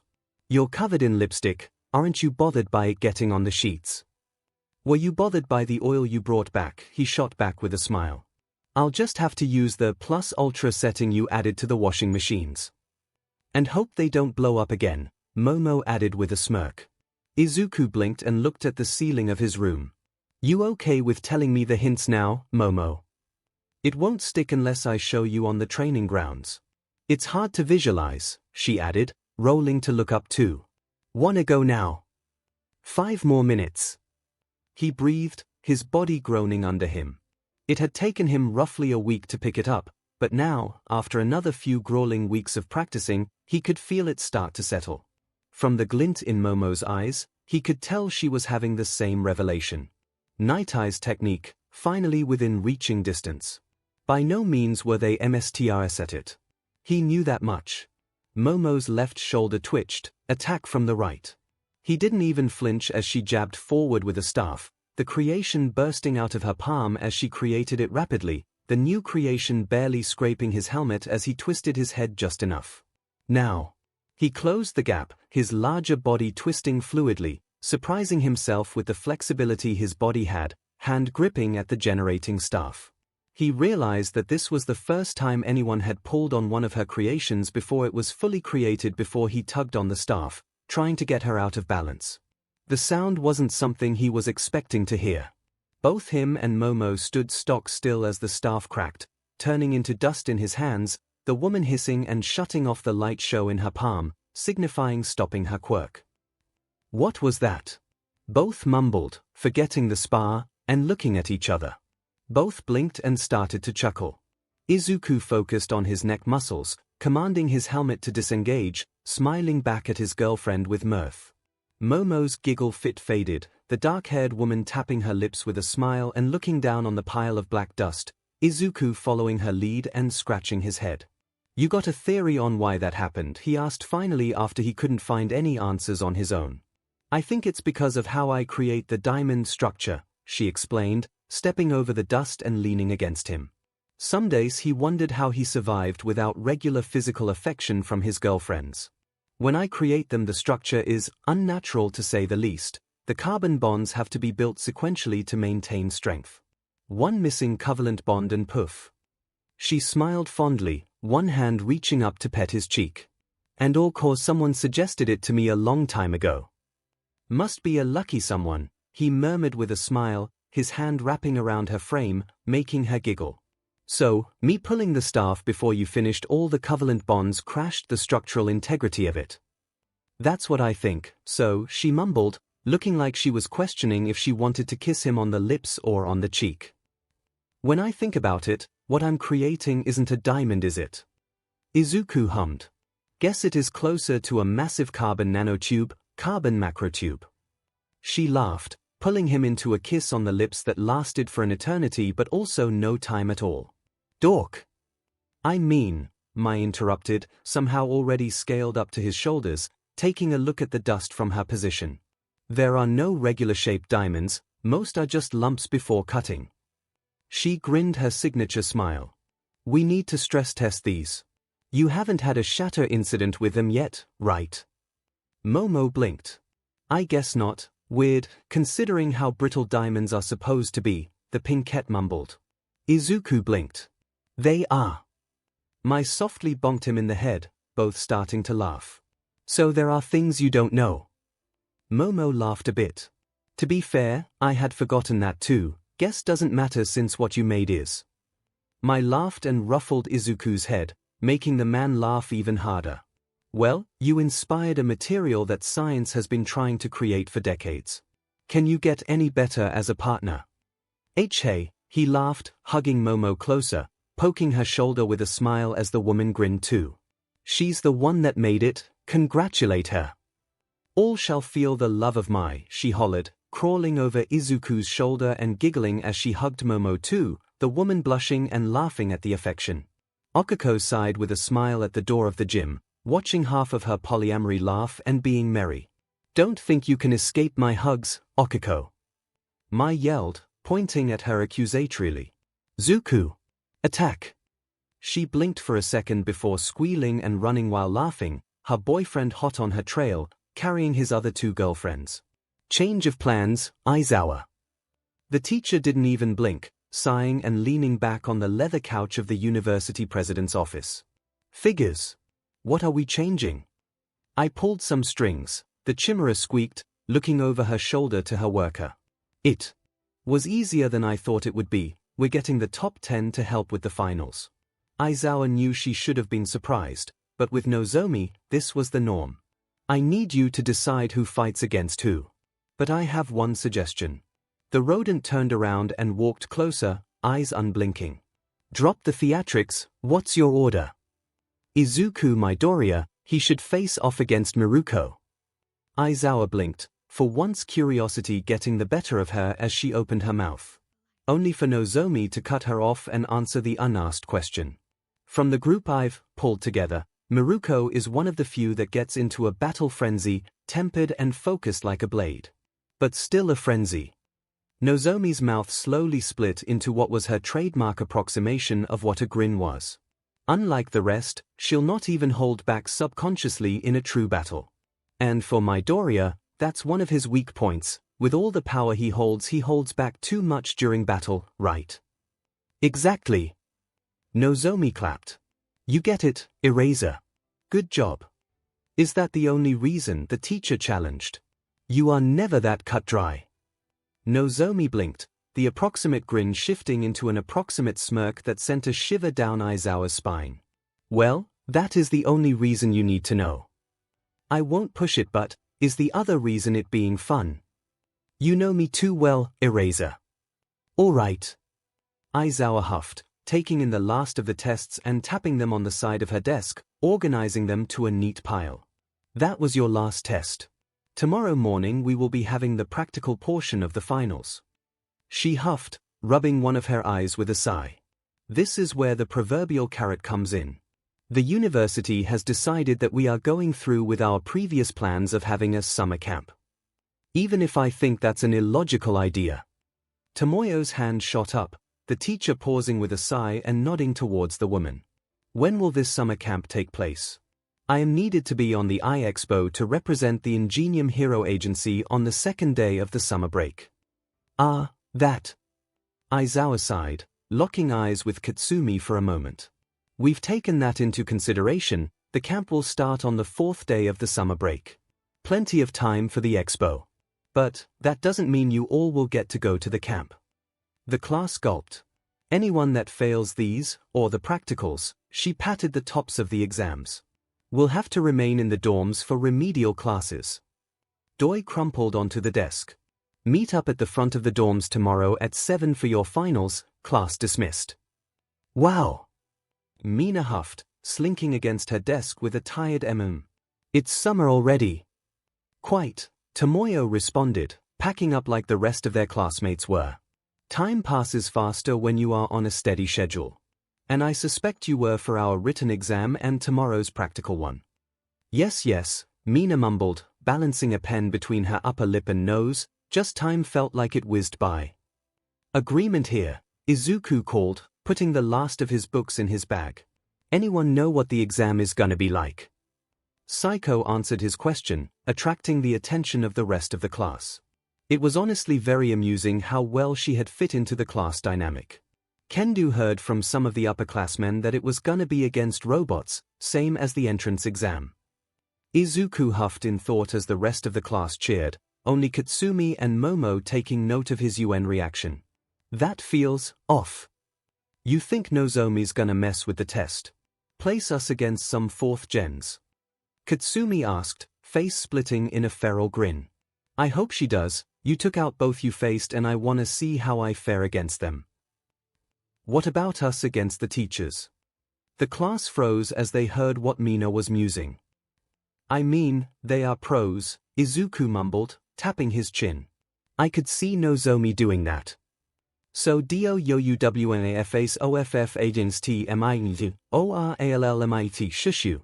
I mean, can we even beat them? Minerva interjected, we are just first years, you all saw what the 3rd years could do, even if we can't we need to give it our all. Right. Toru cheered, jumping up and down energetically.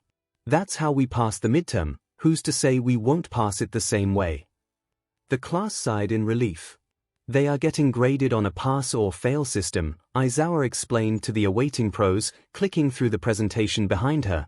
As such we will be requesting all of you to give them the smallest of a chance, but since you're not teachers, Nozomi came up with a better idea. The conference room UA had prepared muttered amongst each other. The top 10 had interacted before, but this was the first time they were all in the same room other than the biannual hero rankings. All 9 of them at least. Aizawa thought, eyeing the rotunda form of Fat Gum. Even with that, the power UA held was clear for all to see. And what would this idea be, Eraserhead? Edgeshot asked quietly, attention turning to her in an instant. Oh, I'm glad you asked. Endeavor flinched at the voice, shuddering lightly. Hawks looked like she lost her religion at the sight of the trembling number 2 hero. It's her, the number 2 whispered, some others having the same fearful reaction. It's been too long, hasn't it? Nozomi cheered, popping out from the capture tape around Aizawa's neck. It fills my heart with joy seeing past alumni doing so well on their own. Digging up the past aside. Aizawa clicked the button once more, trying to avoid mental breakdowns of the pros, 2 cuffs projecting behind her on the screen.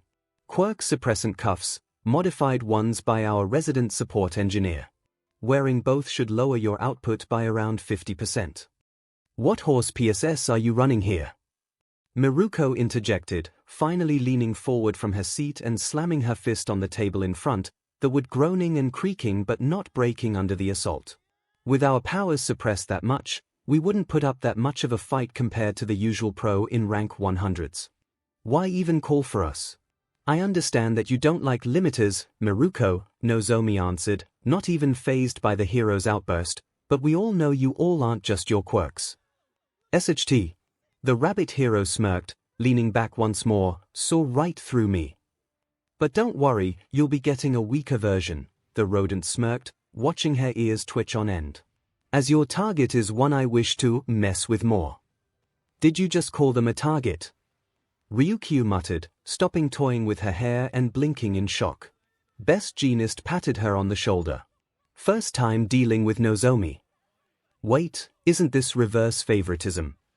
Fat Gum added, getting out of her chair and shooting an accusatory point at Nozomi and Aizawa. Shouldn't you, as teachers, be as unbiased as possible? Very idealistic, Aizawa mumbled, Nozomi just laughing at the reaction. We are doing our best for every student in the course, don't mind Nozomi's colorful way of phrasing it. Ah, I see, Fat Gum mumbled, shoulders slumping and relaxing. I'm kinda curious what those cuffs will do to me, Hawks mused, louder than what would have been expected, seemingly shaking off the shock she had received moments ago. Maybe half of my feathers would just fall off. Ha! Miruko sneered, pointing at the pro. Like a defeathered chicken. Harsh.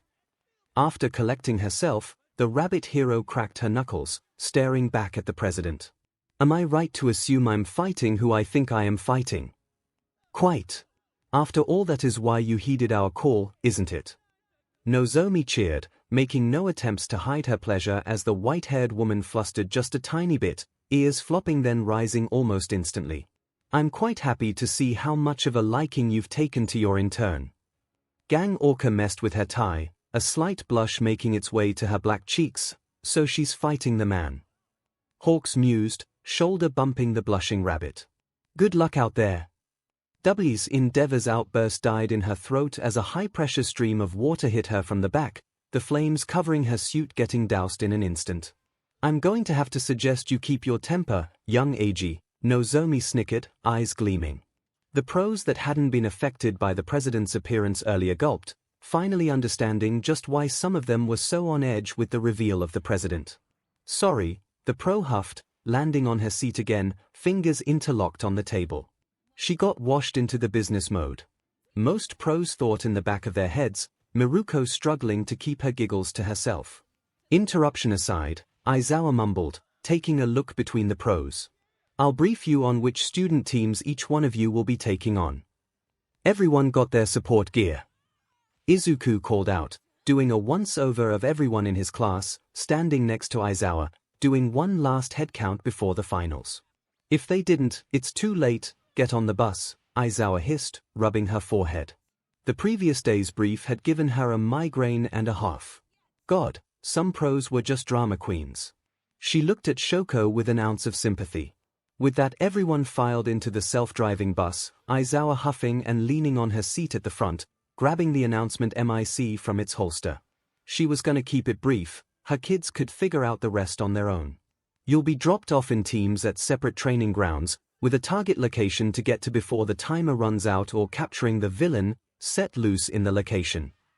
The students muttered between them, Mina whooping with glee on guessing right. The grading will be based on pass or fail. If you cannot get out in time, you will fail. If the villain takes both team members out, you will fail. The bus grew deathly quiet. This isn't a logical ruse, is it? Izuku asked from the back, making the homeroom teacher chuckle. We both know you won't trust the answer to that, don't we? First team. Aizawa huffed, clicking the button, Konna and Riku. Is her head a rock formation? Hawks muttered, earning a slap on the back of the head by Best Jeanist, a hushed whisper about not shaming people over their unnatural appearances. The former has the quirk Univoice lets her talk to animals and give them commands, the latter can consume sugar to get a 5 times power-up, at the cost of intelligence, Aizawa finished, eyeing 𝐒𝐽𝐽. They'll be facing off against someone they can't simply crush with raw power, but someone that will frighten Konna enough to overcome her issues with shyness. Sorry to put you in the spot, 𝐒𝐽𝐽, but you are a perfect fit. The most looks like a villain, Winner huffed, scratching her cheek idly. Figures, guess going for a tux didn't help me at all. All Might shuddered at the corner of everyone's vision, not having fond memories with villains wearing tuxes. The bus slowed down, stopping in the entrance of a forested training area, the students starting to get up before Aizawa shot a sit-down that got them to drop back into their seats. Konna, Riku. This is your battleground. You'll be facing off against 𝐒𝐽𝐽. The two gulped, rising from their seats, and getting off the bus, looking around, noticing the gates in front of them. The test will start when the gates in front open, along with the starting bell. The two nodded before looking at each other, Riku holding out her hand, Konna shaking it after a lot of hesitation. Plus ultra. With that, the bus screeched off, leaving the two alone. Next group. Aizawa mumbled, clicking again. Eiko and Mina, quirks hardening and acid production in that order. The pros mumbled amongst each other, most recognizing the two from the 1v1 tournaments at the end of the first-year sports festival.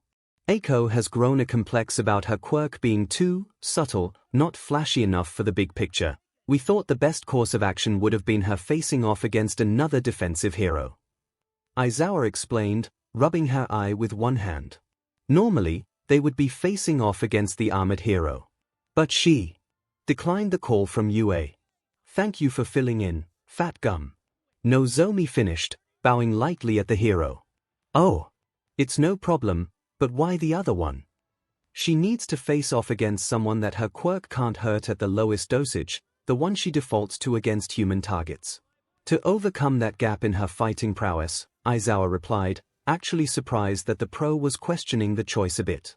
As if asking what she was supposed to teach them both. She could respect that.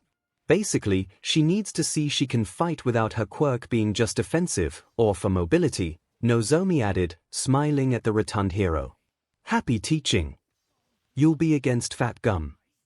Neither student even blinked at the prospect, only smiling up to the teacher, Mina almost skipping from one foot to the next. The two fist bumped and screamed horn buddies as the bus screeched away. Fumiko and Minerva.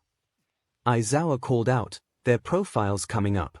Dark Shadow, another consciousness that lives inside the shadow of Fumiko and Popoff, detachable sticky ball coming from Minerva's head, both useful quirks if not flashy, Crust muttered, tapping the table. What are their weaknesses?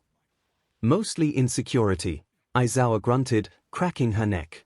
Minerva had a streak of perversion. But she seems to be growing out of it. Well then. Crust. Fumiko didn't even hesitate. What a mad banquet of darkness. Minerva looked oddly calm about it, muttering something about similar quirks. Aizawa blinked. Hey, when did she grow out of being a coward? Tsuyu and Mai. Aizawa gestured to the next pair of students' names, growing tired of this already. But it would be irrational to not give the pros their brief, so she hung on. Frog, a mutation-type quirk, and Dupliarms. Both are very well-rounded, so we are giving them a well-rounded opponent. Ryukyu smiled, her fangs showing through. Frog against a dragonhe. UA is really putting this plus ultra motto to everything they do, aren't you?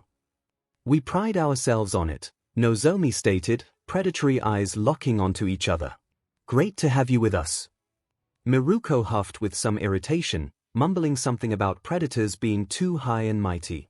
Tsuyu looked up at Mai as the bus left them. Let's do our best, Asui, the taller woman muttered, extending her hand out for a shake. Only if you call me Zu, she rebuffed, even as she was shaking her hand. So, we are facing against the top 10, Izuku mumbled, the rest of the bus shuddering at the concept. That's a skip ahead of what we had previously assumed. Quite, Psycho noted, watching the UA campus whiz by on the window of the bus. You think we can beat them? Katsumi cut in, looking at her crackling hands. Hell no. Not yet at least, they'll be going easy on us. Did not see you admitting that, Shoko admitted softly, causing the explosive woman to cackle lightly. You see, icy hot, the difference between being an arrogant idiot and being me is that I know my limits. Who are you, and what did you do with our arrogant idiot? Doi shot back, snickering as Katsumi took the bait line and sinker. What the hell do you mean, Sparkplug? No, she's right, Izuku muttered, before turning to Katsumi and waving his hands. I mean you, of course. The heroes should be holding back. Just surprised UA went through all the trouble of calling the top 10 for our finals. Okako looked back from her spot in the front of the bus. So, who do you guys think we'll be facing off against? I know who a certain someone wants to get pitted against, Kyoka sneered, one of her jacks prodding against Izuku's cheek. All Might. Zero offered, earning a deadpan no from the rocker. Oh, Izuku, Momo butted in, smiling lightly. Remember what we discussed, if it is her. Izuku blushed lightly. I can't believe you all are okay with that. I'm more surprised you didn't think we would be, it's her. Okako added with a smile. Katsumi huffed. We all know the thing you have for her. Kyoka, Yui.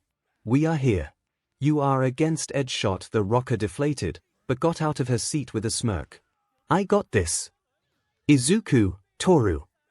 Aizawa called up, the bus stopping in front of one of the faux cities that they had used for the first practical exam. I'm guessing you already know who you'll be fighting.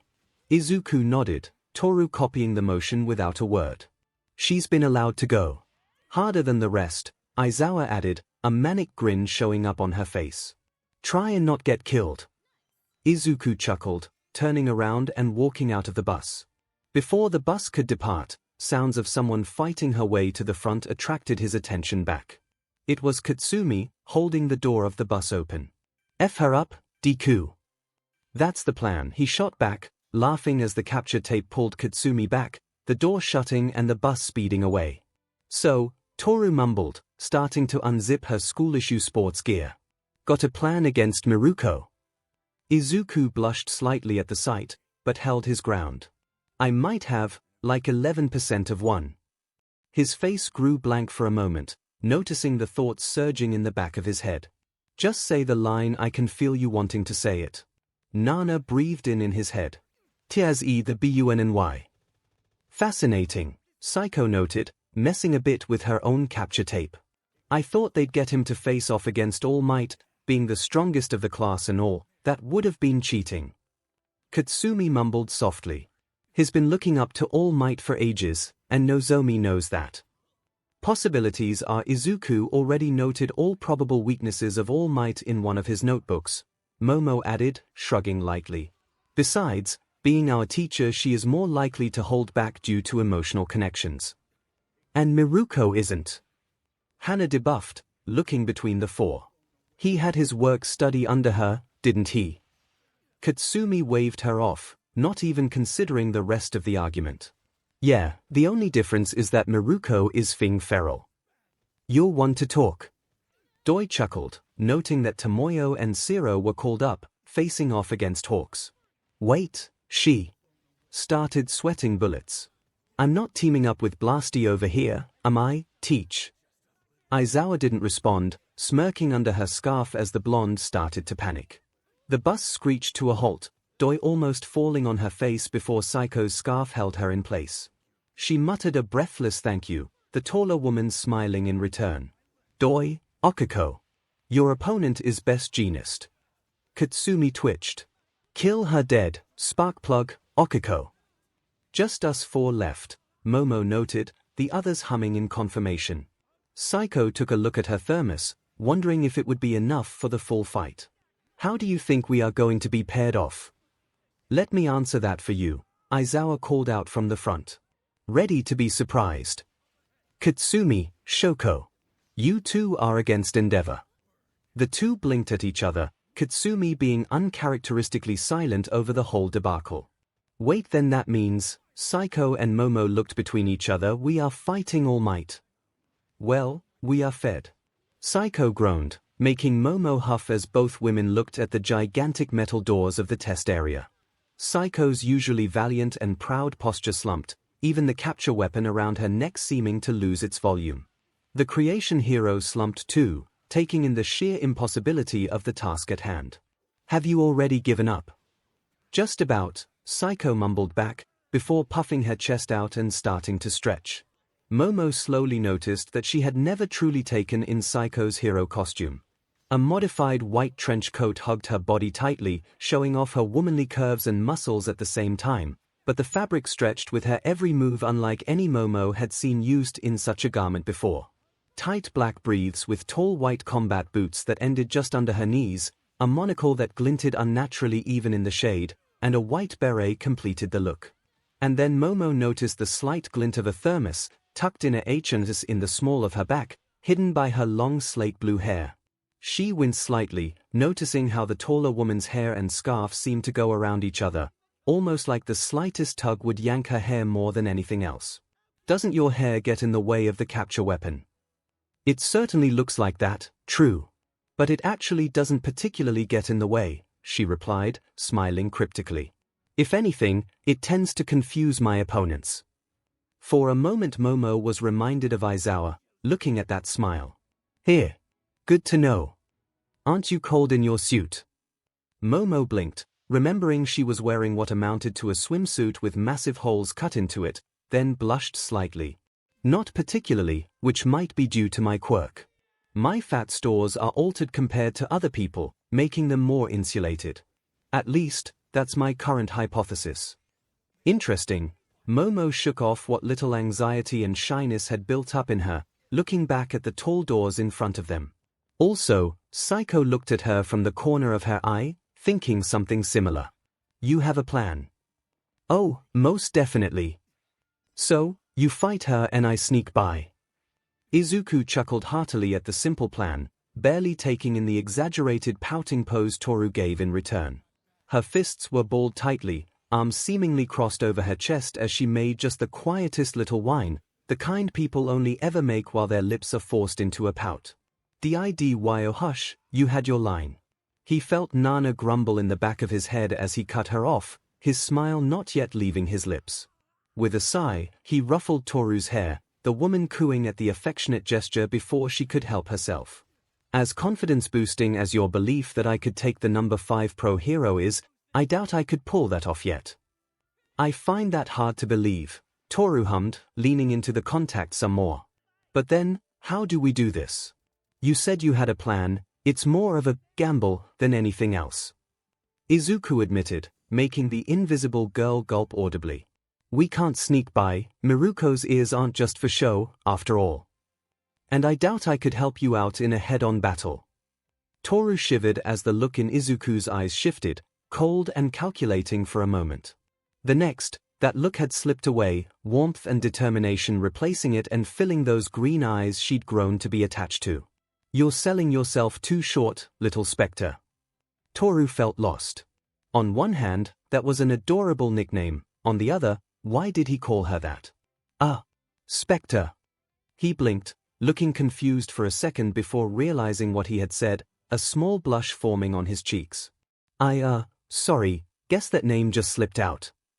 Feeling extremely curious about it, Toru decided to push the manjutsu a little bit more. "Where is it from?" "Oh God," he mumbled, looking away and blushing more. Back when I was a baby, my mom didn't introduce me to her quirk right away." He scratched his cheek, as if that was going to rub the blush off of his skin.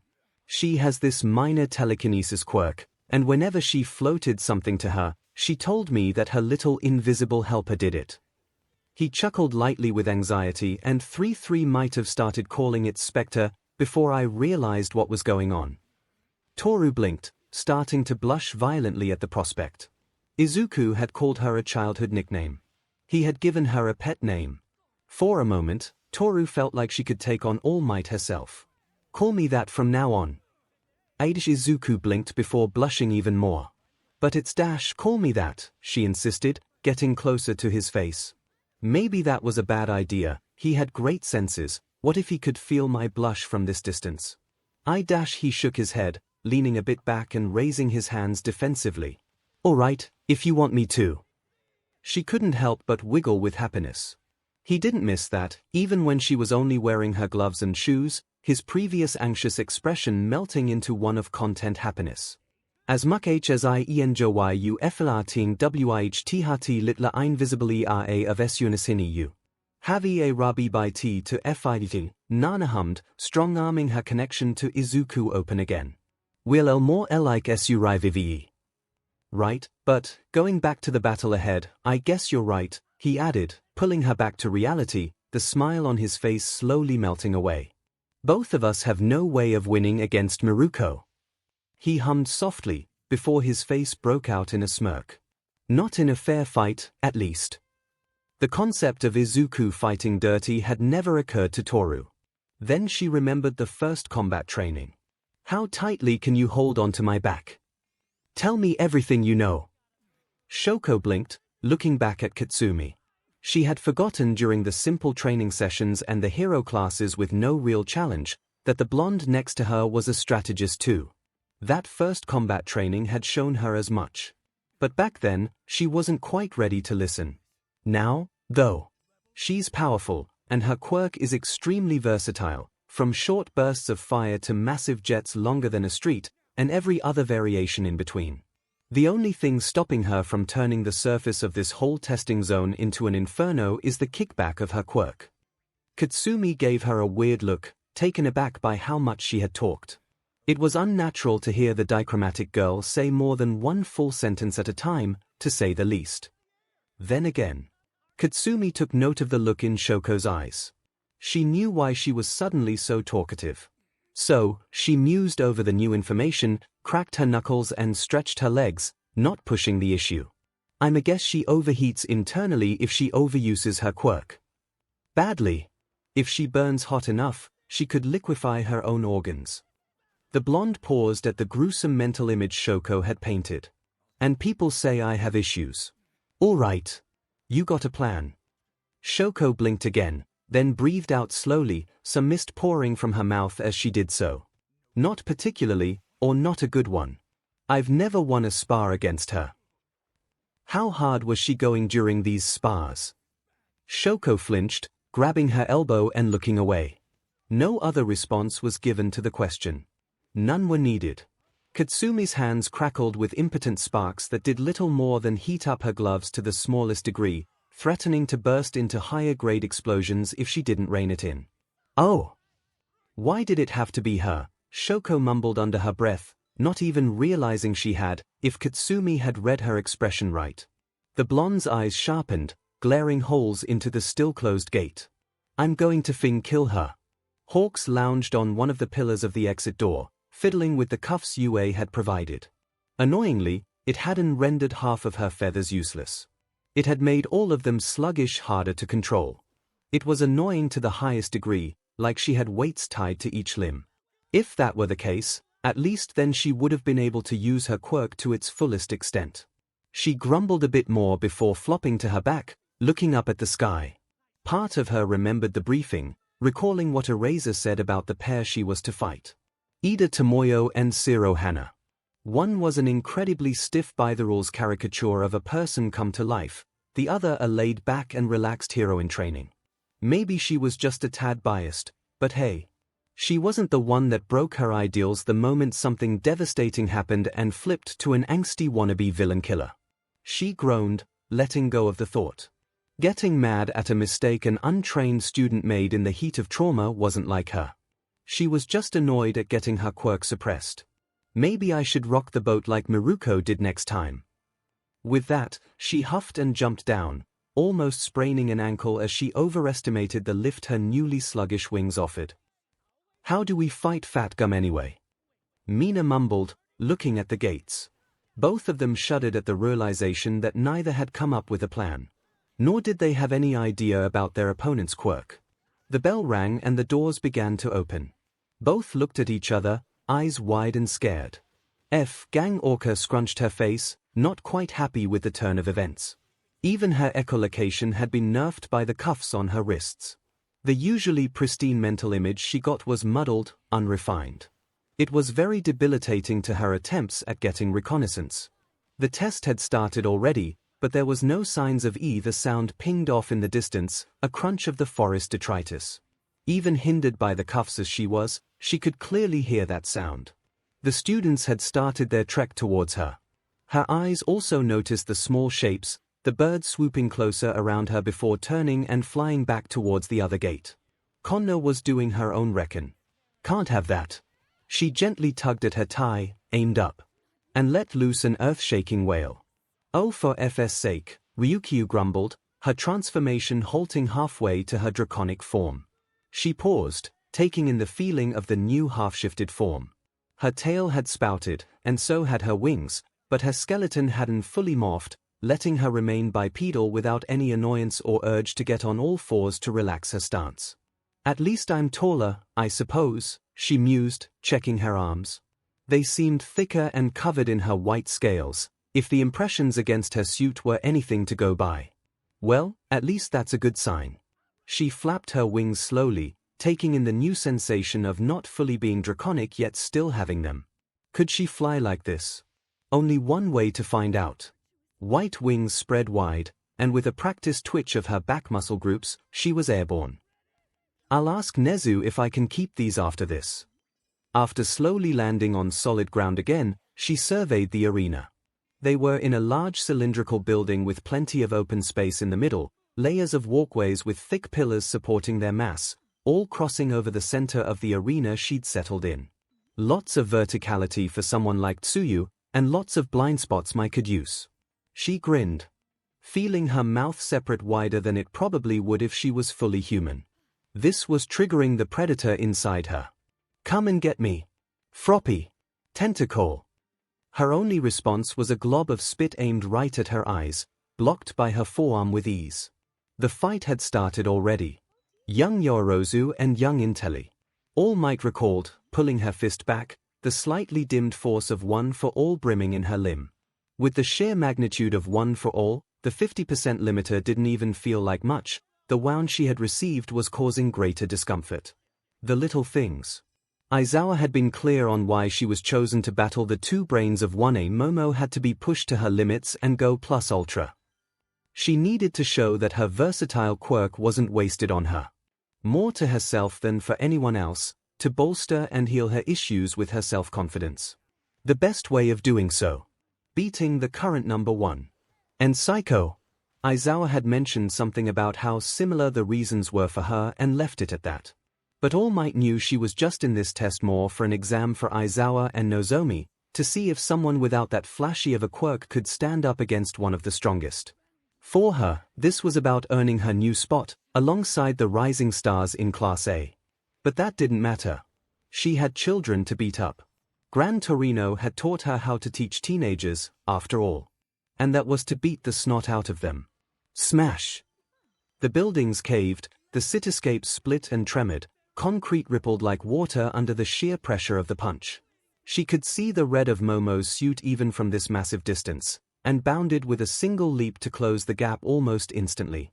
Wait, what is the? As she choked on air when the brightest flash she'd ever encountered slammed against her retinas. Endeavor's flames raged. How dare that slob of a teacher look down on her? Didn't that beach see that she needed to prove to Izuku that she was more powerful than he could ever imagine? That Hosu was just a fluke. To show her darling Izuku that being with her is the best thing that could happen to him. She clenched her fists, the flames that raced along the channels in her suit growing brighter.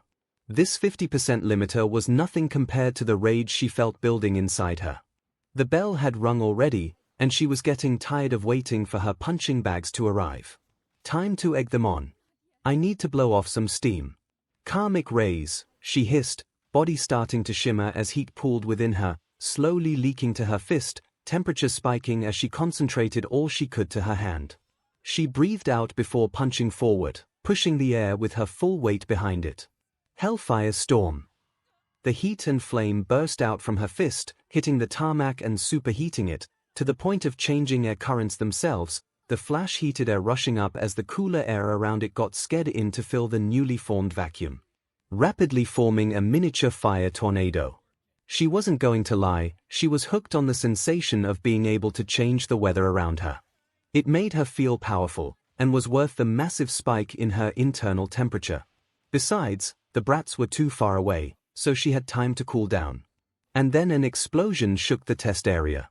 Hawks grumbled, getting tired of waiting in front of the gates, and started to walk a little deeper into the faux city. She was careful not to roam so far that she couldn't rush back with a simple flick of her wings. Even with the DMN suppressors on. She was going to request these be burned in a fire after this exam. She blinked, noticing something white all over the buildings just a bit further ahead. She unfolded her wings and rushed closer to get a better look, curiosity getting the best of her. What the hell is this? Hawks muttered, witnessing the mayhem. It looked like a spider's nest, thin strips of tape connecting the walls all around her, with gaps too small for a person to slip through. The whir of a jet engine got the pro's attention, turning around just in time to see some brand new lines of tape covering the path she had taken, trapping her in the intersection. Hawks blinked. Just how fast was Hana going? Was Tomoyo helping? How? Hana screamed in delight on the back of her taller classmate, taped securely in place, holding onto the decorative mufflers on the back of Tomoyo's suit for dear life. I didn't know you could go this fast. Tomoyo laughed uncharacteristically, something clicking in her calves as she sped up further. This is my 6th gear. I can only go this fast down straightaways. Or when I'm helping you with the corners, her passenger added, grinning and shooting a strand of tape to one of the buildings, the connection tugging harshly and spinning the duo on the new axis. The speedster never missed a beat and ran against the wall of the opposing alleyway when the force moved them sideways against the wall. Exactly, she hollered, landing back on the ground without missing a step as their centripetal force waned, drifting off the wall. We should have enough speed to start our aerial attack now. Aye Cap'n.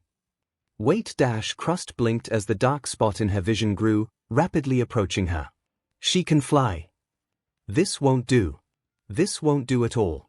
Even with the cuff, she could shoot them down. She got into her stance, arms extended and ready to take the kickback of the technique. Shield gun. Tokoyami. Now. Suddenly the bird-headed student flipped in midair, flinging her smaller passenger off and towards the incoming shields. Just what in the heaven dash, you can't generate these forever, can you? The pint-sized hero hollered, shocking the pro to a brief standstill. What? Same as me. So take this. A downpour of ball rained down, Minerva unloading everything she had. Crust could only watch in surprise as each ball hit one of her generated hexagonal shields. I can though. Well, this is less than ideal. Fat Gum stared down the forms of Mina and 𝐒𝐭. The pink one was starting to leak acid onto the floor. The hero couldn't match the pink one's mobility in her fat form, but she also knew she couldn't hurt the red one if she let go of it now. Priorities. She turned to Mina and charged. Do you want me to slow down? Izuku whispered, hoping Toru could hear him over the wind his speed was creating. Toru tapped his chest twice, signifying that no, she was fine, as the two whizzed through the exam arena, concrete crumbling after every heavy footfall in Izuku's dash. He knew Miruko would rush at them the moment the test started, but he needed to get as close to the actual escape gate as he could. He saw the white and brown blur in the distance, slamming from building to building with titanic leaps, rapidly approaching them. With a binary signal from the nerves in his neck, the feed inside his visor zoomed in, showing him Miruko liking her lips. Her thigh twitched. F from there. Impossible, it won't know it is. Miruko knows her limits. I just need to play along till the moment is, he watched, not slowing down his approach towards the now spinning form of Miruko. Almost. Now. Izuku's hand reached out just as he was passing a fake street sign, gripping with all his might, the pivot point shooting him into an alleyway before the shockwave of the kick hit, the main road and a few nearby buildings crumbling under the pressure of Miruko's full-force Kaguya crescent. Holy Eris, Toru whispered, Izuku still running at full gallop to avoid any shockwaves that leaked into the side roads.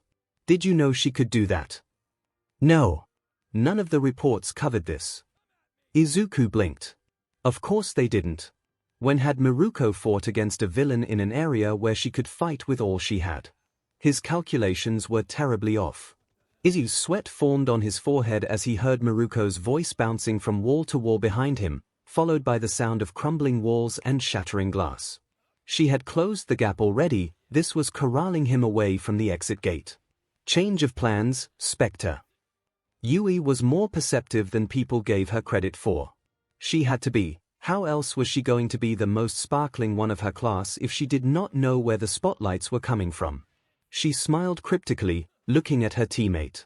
Juru Kyoka. She was worried too much about her outward appearance, too concerned with how everyone else saw her, about how she saw herself. Maybe that's why she hadn't taken the plunge yet. Confess the love she clearly had for the resident man. Maybe just the smallest push would get her to react. Earth to Ayama. Kyoka huffed and waved her hand in front of the blonde. Are you still here? Oh, my purple friend, she said with a wink, a sparkle manifesting in the air between them. How dash, Kyoka mumbled, looking at the sparkle before letting go of the crime against logic and reality. Don't call me that, did you hear my plan? Lull our target into a false sense of safety by missing my fabulous naval beam, then use the structure of the battle arena for our victory, you said, adjusting her frankly massive glasses that complemented her look so well. But, I have a question, Violet.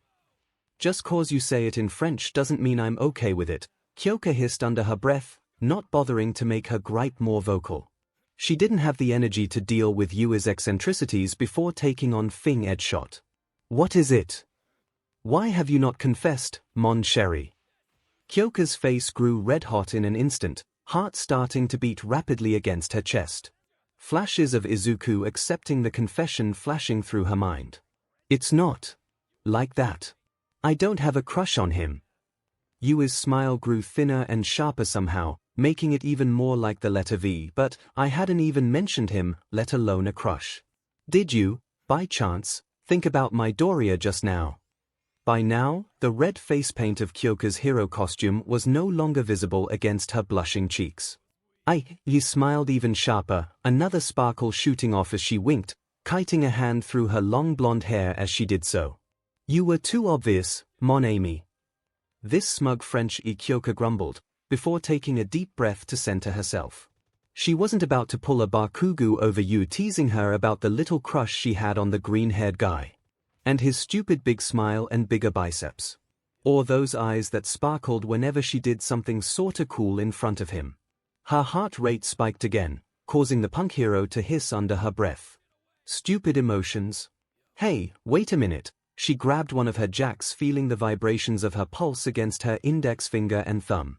Louder and faster than her resting heart rate, by a lot. Usually, she jogged in place for a while to get her heart beating this fast for stronger attacks, but if she could just... Am I really planning on using my crush for an attack? We should move before 𝐻𝐸 decides that attacking us is easier than defending the gate. Kyoka's eye twitched in annoyance and she looked at the sparkly blonde for a long moment. When Yue's expression didn't change, she sighed hard enough that her chest ached. F it, it's the best idea I've got. You're right. Let's move before she acclimates to the limiter or something. 𝐂𝐸𝐽𝐿 breathed, grunting as she batted away yet another log thrown by Riku. The girl was a one-woman deforestation service. It was honestly impressive, or it would have been if the pro had time to think about it, but the combination of the swooping birds of prey and the limiter she'd been stuck with was doing a number on her. Who knew just a 50% power reduction could lock her down so bad? Part of her mind guessed Nozomi. Agreeing to this was a mistake and a half. At least it couldn't get worse, right? Are those Riku and Konna past the teachers, who were watching the exams from the feeds to grade the students' efforts, winced in unison as 𝐂𝐸𝐽𝐿 screamed, running with all she had to get away from the swarm of giant Japanese killer hornets. That's, Snipe sighed, rubbing her mask, honestly terrifying. How the hell did those pests set up shop in our backyard? They are a part of the delicate ecosystem that encompasses UA, Nozomi responded coolly, the only one not wincing at the woes of the pro. So funny seeing a pro succumb to tears over something as little as wasps.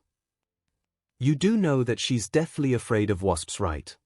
Recovery girl hummed, tapping her cane idly against the leg of the desk in front of her. Even back when she was in UA, something about getting attacked by a swarm as a kid. They are attracted to darker colors. MIC shuddered, hiding behind her seat. Can we change channels already? Riku meshed well with Konna, Aizawa noted, ignoring the whimpers of her better half. She was either able to retain more cognitive sense thanks to growth of her quirk, or we need to adjust the description of her quirk's drawback. Yes, rather than loss of intellect, it might be simply becoming more animalistic. It seems that because of this distinction, Konna's voice was able to keep her in line. Nozomi added, smirking as the number 10 pro heroine continued her desperate flee away from the swarm of wasps. Who, we should note, was also able to overcome her own fears and use her quirk with insects. Either that, or our voice does work on humans to an extent, Aizawa offered. We are animals after all. Midnight purred out a silent, oh my. Why hasn't Koda called the bugs back yet? Power Loader asked, seemingly one of few still watching that feed. They've already passed the gate, there's no reason to keep making 𝐒𝐭𝐸𝐽 suffer. The wasps might be out of her control range now that 𝐒𝐸𝐽𝐸's run too far away, Ectoplasm offered, leaning into her chair. Myheroacademia, please say you can turn her cuffs off from here, because the wasps are gaining on her. What if you don't, though? Nozomi butted in, challenging Power Loader with her eyes alone. Recovery girl rapped her cane on the ground sharply. If I have to heal a pro hero because you wanted to play with your food, I will skin you and make myself a new coat, Nozomi. Noted, number 2. You may free her, Power Loader. Why does she get to be number 2, anyway? MIC whined, still hiding behind her office chair. For the love of God, just blast her. OUI. You're talking about your plan in front of a villain. 𝐻𝐸 blinked, truly baffled by the sheer audacity. You are to be her dash. She cut herself off as a beam erupted from Yue's stomach, the pro unraveling with relative ease and letting the beam pass right through her. Her string form was much more clumped together than usual, and she had less motor control of it than she would have preferred.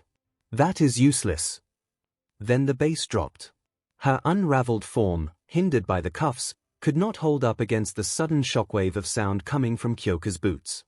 Her unraveled body crashed against the wall behind her with a vicious crack.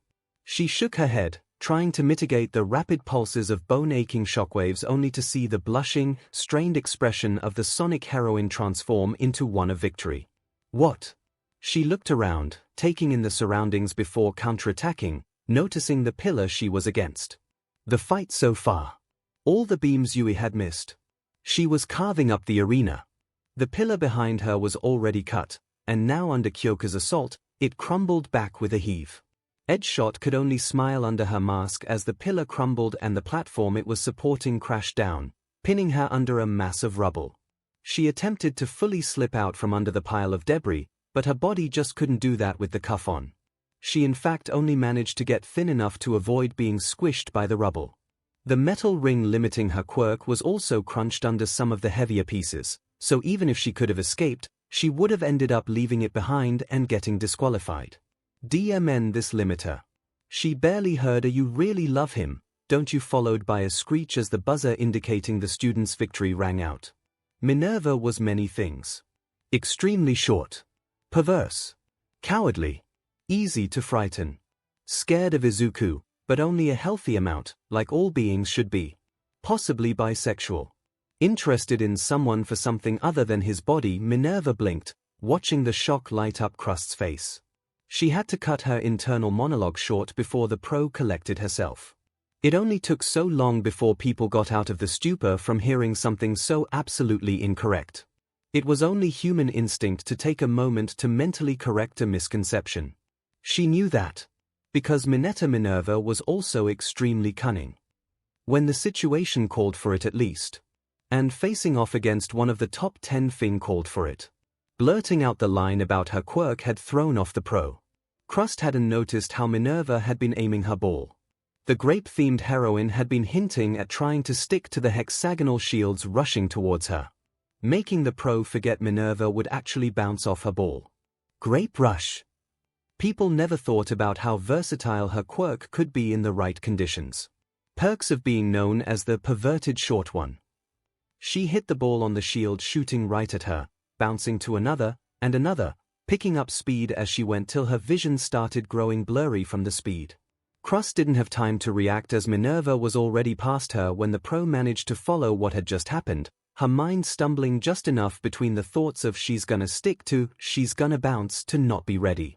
"You are already stuck," Minerva declared, turning around and pointing dramatically at the pro hero. Crust blinked, looking at her hands and feet, ball locking her shields in place and her heels on the ground. Why do I feel like this is a reference? Do I need to say something? She's looking like she wants a response. Are you okay? Your head is bleeding. Minerva grumbled a bit, mumbling about ruining the scene, kicking a pebble on the ground as the buzzer blared, declaring the student's victory. This was a terrible matchup. Nozomi was probably laughing her butt off on the viewing platform. Best. 𝐺 grunted as she managed to get another thread to pull her away from the arcing electricity coming from Doi. Not only had the limiter shortened the range at which she could control threads, her dexterity with them, and the amount of force she could enact with them, but now 𝐒𝐭𝐻 had grown adept at grabbing her attacking threads. Whenever she was about to counterattack, the loss of weight caused her threads to go long before returning to their normal weight. All in a time too short for her to be able to adapt. Doi wasn't any better. If the electric heroine could close the gap, or if either of them got a hand on her, the fight was over. Just what have these kids gone through to make their team-up mesh so well? What kind of mental training have they had? Meanwhile in Doi's head, life is like a hurricane here in Duckburg. 𝐒𝐭𝐻 caught her breath for a second, letting the pro catch hers as well. Her stomach was slowly getting to her. At least Doi had managed not to blow her fuse. Probably. It was hard to tell right now. But she was keeping up good work, and just had to keep doing it for just a little longer. For just a bit longer, 𝐺 wasn't paying attention to how much she was getting pushed back. 𝐒𝐭𝐻 had managed to get the pro to focus on her hands and Doi's position, making her miss how much of a spitting distance they were now from the finish line. Just have to keep it that way for a moment longer. Hey Uraraka. We are almost at the goal. God. Damn it. Kaminari. Wait. No, this is perfect. She shot a look at Best 𝐺, who looked completely shaken at the turn of events, hands twitching and clenching as she looked around and tried to get her bearings. Perfect time to throw a wrench into her thought process. Kaminari, were you doing that? You can't mean dash Okako swung her right arm forward, my's WHP shooting out and clamping around Doi's leg, closing the circuit. The blonde started to float as the brunette's quirk activated. Hope Midnight's pointers work. She swung with her entire body, Doi cackling in delight as she was flung towards the exit gate, extending out her arms to the side as far as they'd go and pushing her ankles together as she did so, flying through the air as a perfect T. Oh no, you don't. Genist attempted to intercept, extending out a hand and turning fully to push her quirk to the limited limit. Okako was on her in an instant, closing the gap and tackling the pro, gunhead martial arts kicking in full force. Doi passed through the gate, gripping onto a pole to not shoot too far off. Before Okako was able to put the cuffs around Best Genist, the buzzer blared in their victory. We passed, she cheered, before blushing and hopping off of Best Genist, meekly giving her a hand to help her back to her feet. Sorry about that. Nonsense, you did well. Very proper work. How did you plan Kaminari's outburst to hit just at the right moment to throw me off? Uraraka, wait. Both heroines turned to look at Doi as she let go of the gate, floating a foot off the ground. I can fly. The gravity heroine clapped a hand on her mouth to cover a chuckle, making a choking sound before she sighed, calming herself down. She just does that when she attacks too often and burns her electrical resistance out. Okako smiled slightly, her hand sliding behind her head to scratch at the nape of her neck. We call it vault fatigue. Her inhibitions go out the window, as if she was inebriated. Fascinating, slippery little one, aren't you? Fat Gum grimaced, Mina literally slipping out of her arms yet again, the pink-skinned woman starting to look worse for wear. Yeah. Mina called out, rubbing the back of her palm over her mouth and nose, pushing the viscous acid away from her airways. Figures, she can't breathe through the acid, can she? Fat Gum held her tongue as an attack hit her side. Aiko's hardened fist was a little too sharp for the fat of her side to fully absorb, especially with the limiter around her wrist, but she wasn't going to let that show. Plus ultra and all that. Are you still trying to get through my defenses? Why haven't you run for the gate already? She had a hunch on why. 'Cause leaving an ally behind isn't manly at all. Good response. But she needs a touch of experience. Fat Gum hopped a step back, keeping both heroines in her line of sight. Isn't it more manly to believe your partner can handle a situation? Aiko sputtered to a stop and looked over at Mina. Do you have this covered? God no, the pinkette replied, shaking her head. Don't let her get to your head. I'm just trying to teach you guys. After she was done here, Ryukyu was going to find a therapist. She feared she was cultivating a phobia for frogs. And octopi too. Maybe. She hadn't gotten even a glimpse of Zu on the other hand. She managed to block another dropkick by the amphibious woman, scales groaning under the weight behind the kick, her feet digging further into the concrete. The pro managed to catch a glimpse of the unblinking eyes of the frog-like heroine, face apathetic even with the umpteenth joint aching hit she was in the process of delivering. Impressive.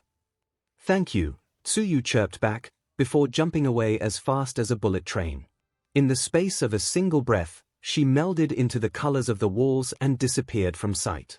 Ryukyu spared a glance behind her, making sure Mai hadn't gotten into her blind spot to flank her, then stared back to the rafters of the cylindrical building. She was trapped in this spot, Tsuyu had made sure of it. Both were now aware of just how fast the frog could move. And that was making the dragon hero think twice from moving away from her spot guarding the escape door.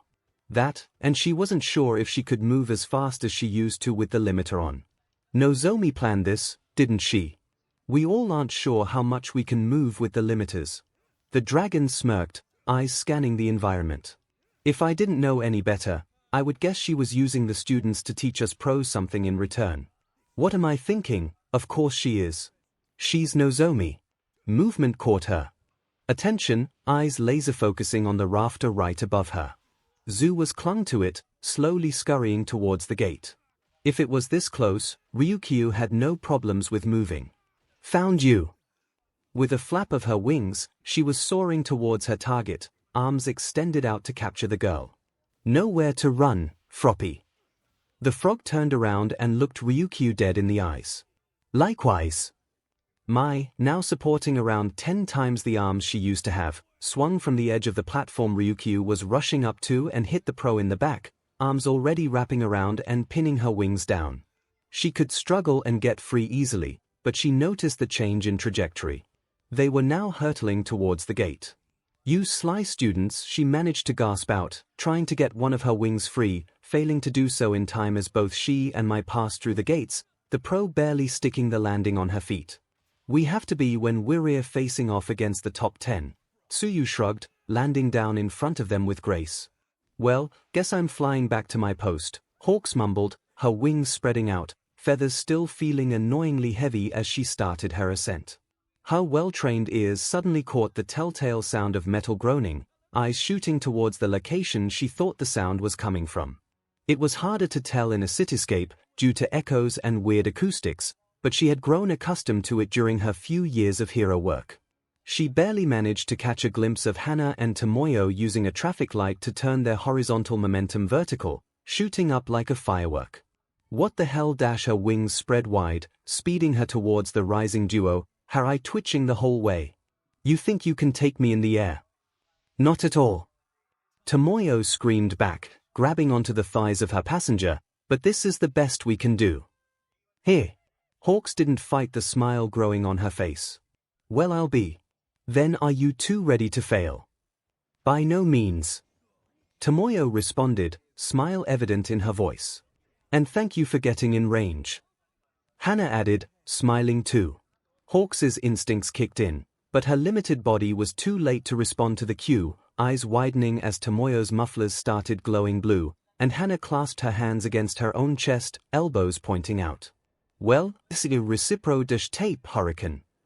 Tomoyo readjusted her legs, doing the splits in midair as her engines fired with all they had, bright blue flames shooting out and forming a circle as the two spun faster than the pro could perceive.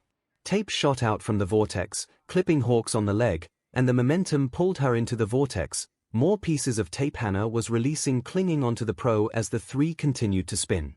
By the time the attack was over, Hawks was mummified, thin strips of tape stuck around her entire body, the two students suffering the effects of vertigo.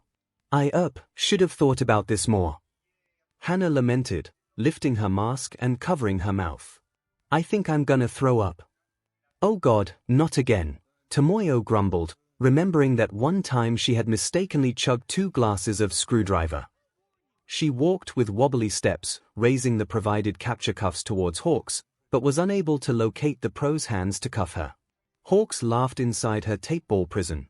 "It's fine, I think this is a successful capture even without the cuffs. That is breaking protocol. As a hero student, I must complete the assignment properly." The victory buzzer did not care for Tomoyo's hang-ups, to which the student responded by slumping with disappointment. Hana shook off the effects of vertigo at the sound, whooping with victory. "I need to go thank Mai for the costume upgrade." "Yes, quite," Tomoyo mumbled and leaned onto one of the walls of the fake buildings. "I need to take a breath until the world stops spinning." Miruko cackled with mirth when Izuku spun on his heel, turning to face her as he continued to run backward without missing even a single step. The man's control over his body was just something completely different. Guess the name wasn't for nothing. And God, did she miss the spars against him. She doubted she could get him out of her mind if they were to clash again. Something about how he just matched her so perfectly. It was addicting to her combat instincts. "So are you just going to run, or are you going to face me like a man?" She taunted, her grin spreading and shifting into a manic smirk. "That's not like you, Deku. Show me that fighting spirit." His visor changed, the emotive eyes distorting and shifting into the sharp panel lining that glowed with life. He was getting serious, and she wouldn't have it any other way. "Ladies first." Oh, that wasn't something she had encountered before. Backtalk from Izuku. She couldn't tell if her increased heart rate was due to how much she was pushing herself, or how much she enjoyed the change. "Doesn't matter, I kick now." Her body obeyed the thought without even slowing down, a heavy axe kick cratering the cement of the alleyway as Izuku barely dodged under, leaving a tingly sensation as the electrical arcs of his quirk cascaded up her leg. Not yet. Her body screamed, battle frenzy fully taking its hold. You aren't getting off that easy. Lunar ring. Izuku didn't even flinch as she shifted from her axe kick to a series of cartwheels, gaining speed and cutting through the asphalt like a demented buzzsaw. The rest of the world turned into a blur, eyes only focusing on her target as she spun faster and faster, powerful legs doing her bidding to the utmost extent. She felt the joy of it all, feeling her entire body work with all its might for her goal. The back of her mind flooded her system with dopamine, making her buzz with joy as she gave into her well-honed instincts. This was what it was all about, living life to the fullest. She needed to thank Nozomi after this. And maybe Izuku if he could keep you. What is he? The thought derailed as fast as it came, as Izuku suddenly tipped backward. His body flipped fully, and just as he was about to crash headfirst onto the pavement, he punched. His fists hit the ground at just the right angle to alter his trajectory backwards, and he shot forward fast enough that she didn't even hear the clang of metal against concrete as he appeared right under her raised leg. For a second, she felt like they were staring right at each other's souls as she glimpsed the face on his helmet when he shot under her. Goddamn, stop being cool for 1 second. Look, you can't just throw in haymakers and hope for the best. Fat Gum groaned, turning and taking a punch from Eiko head-on, the fist getting engulfed by her stomach. You are a team of two. You should have better cooperation. Eiko blinked. Finally the words were sinking in if that reaction was anything to go by. Then she smirked.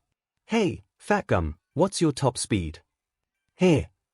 Why was she starting to feel like she had gotten roped into something in her attempts to teach these kids? Faster than you would think. Why? Just trying to figure out how much I need to slow you down before Mina can make it to the exit. Fat Gum fought the urge to facepalm. Why are you so open about this? Don't you think it's better to keep your plot secret till it succeeds? Eiko smiled a smile that would make All Might proud, body starting to crystallize and harden. Because I know I can be the unbreakable wall you can't overcome. She punched one of her own legs, causing the hardened extremity to dig into the concrete. And I trust Zeno to make it to the finish line in time. Fat Gum returned the grin. In this little time, the kid was quickly picking up lessons and improving. She was flexible for a person with such a hard quirk.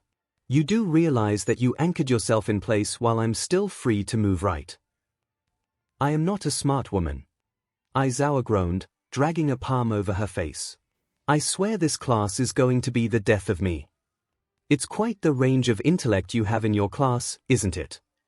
Vlad muttered, taking a few notes on her clipboard. On one hand, extreme instances of strategy. On the other, they are who they are.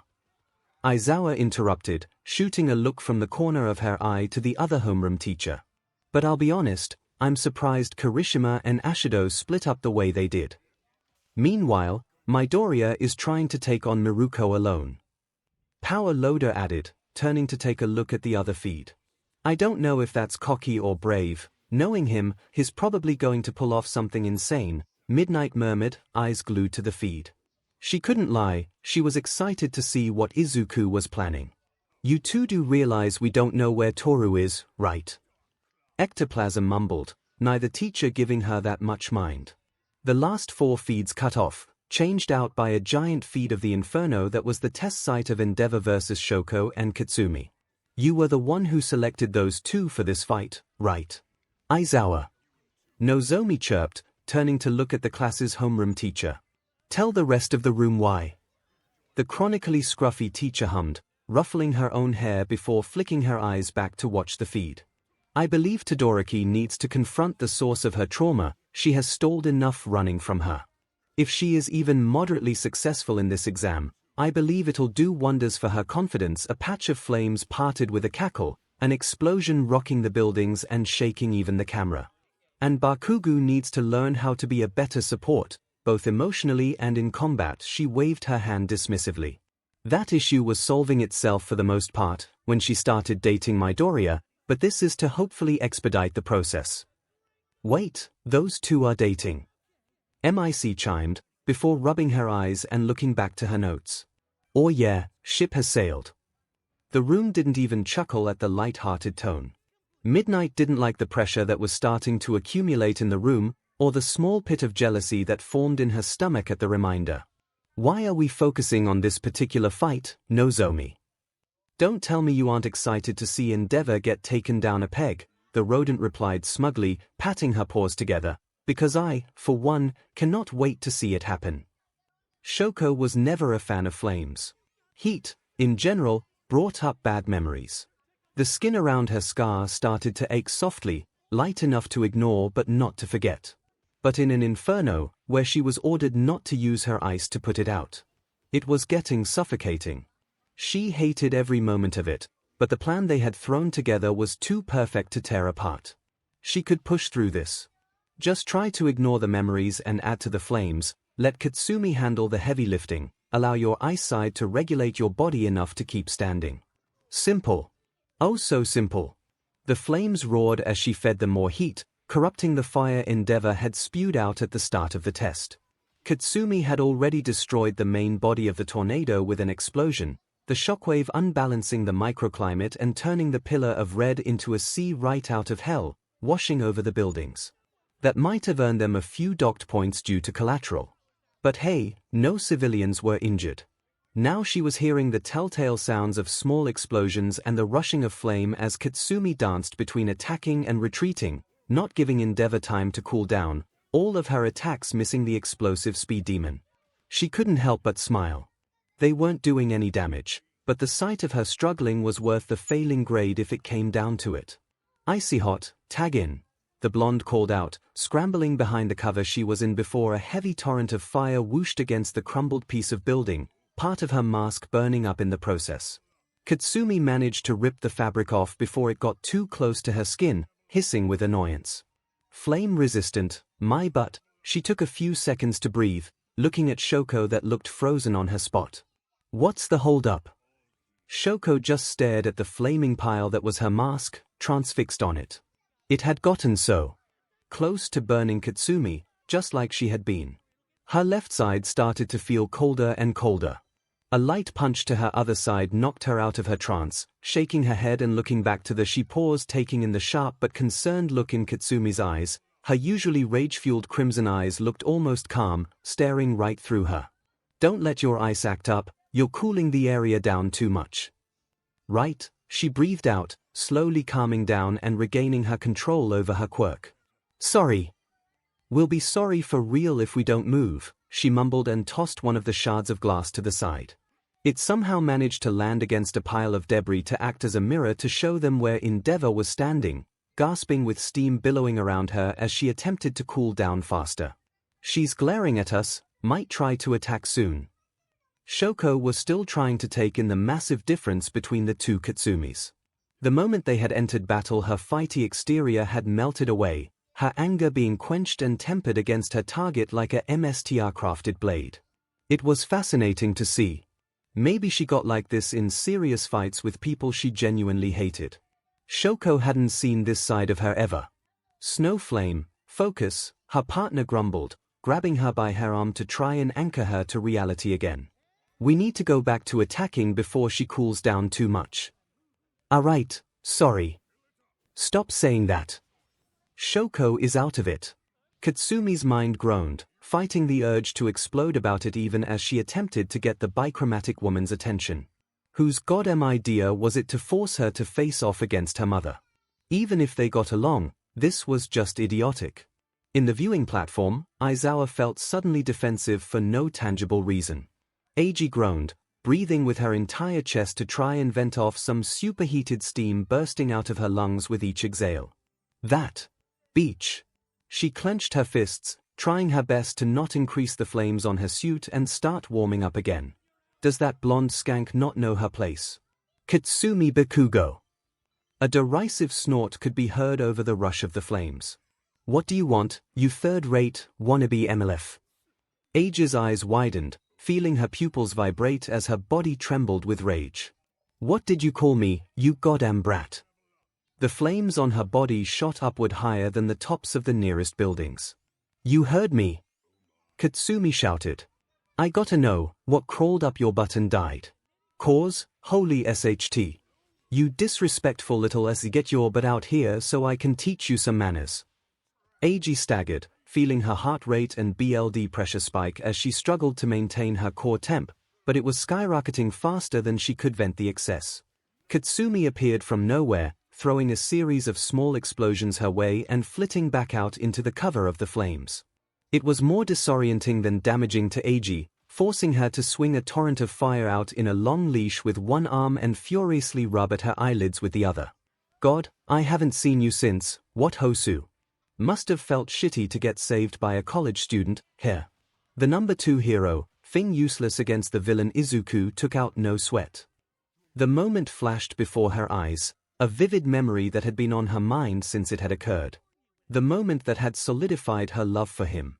What? No shitty response. Katsumi barked. 𝐻𝐲 sneered. You can't use him against me, brat. A permanent pause filled the air, what likely would have been complete silence were it not for the roaring of flames melting through concrete and steel all around them. Do you? Katsumi's voice took on a tone of disgust. Oh my god, do you actually want to F him? Liking her lips, 𝐻𝐲 started laughing. I want more than to just F him, you ignorant whelp. I will make him mine, not that it's any of your business. What could you possibly know? Katsumi's sharp laughter cut off her rant before she could finish. What? What is so funny? From her spot hidden behind a piece of upturned asphalt, Katsumi wiped a tear from her eye. It's just, holy s, I can't believe I'm going to beat the number 2 hero a second time and I only just realized it. 𝐻𝐲's eye twitched. What the hell are you on about? I'm dating him, you hag. Have been for months. Can't say I blame you for wanting him too, he's goddamn fantastic. It took a half a second before 𝐻𝐲's world went white with rage and heat. With her speed, SHT, this is cutting it close. Izuku let his legs fall from under him, using the knee guards of his boots and his gauntlets to skid him to a halt. Spectre, wait here until Miruko converges on my location, then I can create enough sound to mask your escape, he commanded, feeling the woman easily hop off from his torso before he rose to his full height. His right gauntlet hissed as a panel opened up on its side, his left hand pulling out a grenade from his cargo breathes and stuffing it in its exposed chamber in one fluid motion. He noticed the sound of Miruko disappear, body tensing up before he jumped to one of the buildings, kicking off the surface and making it to the roof of another building. Miruko appeared in front of Izuku before he even heard her, crouching on the other side of the roof. He guessed it as much, she had broken the sound barrier again, and that was confirmed by the boom that followed seconds later. The pro looked back at him, her crimson eyes shining with battle frenzy. You know you can't run from me, she puffed out, thumbing her own chest as she rose to her full height. 𝐶𝐶 got it, got it. To be fair, I didn't think the Miruko would chase after me. He shrugged, causing the heroine to blush slightly. Okay, wow, this does make me feel powerful. 𝐭𝐻𝐲 𝐔𝐸𝐽𝐻𝐻. Also, 𝐿𝑆𝑂 do ing the ting. I promised, didn't I? So does this mean you're gonna come face me properly this time? She shot back, the blush already receding, cause you wasted a lot of both of our times with this. Sorry, still got one more trick, he replied, casually lifting his right arm up to the sky. A gift from my. Hope you like it. Miruko grumbled, hopping side to side, eyes watching his right hand. Fine, but it better be fun. OHITSUREIS, Nana giggled, almost bouncing off the walls of Izuku's skull. The gauntlet fired off the grenade round, Miruko's eyes widening as she went to grab at the metal brace around her costume, planning on pulling her gas mask on until she noticed how many glowing bits and pieces the metal cylinder had. What is that? The round clicked, splitting into 4 pieces in the middle and each section firing onto the corners of the roof. Izuku smiled, feeling the buzzing on the back of his head. He remembered the look of sheer manic excitement on Mai's eyes when he had requested the upgrade. It was time to battle test her new baby. Using some of his stem cells, he created a new neural path close to the receiver now pressing against the base of his skull, letting the ecstatic Nana get fully connected to the myriad of sensors. ICNT Bilaiv SHEAKLI Managid to BUELDIT. It's my, of course she did.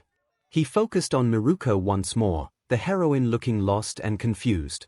She really had no idea what he was about to unveil.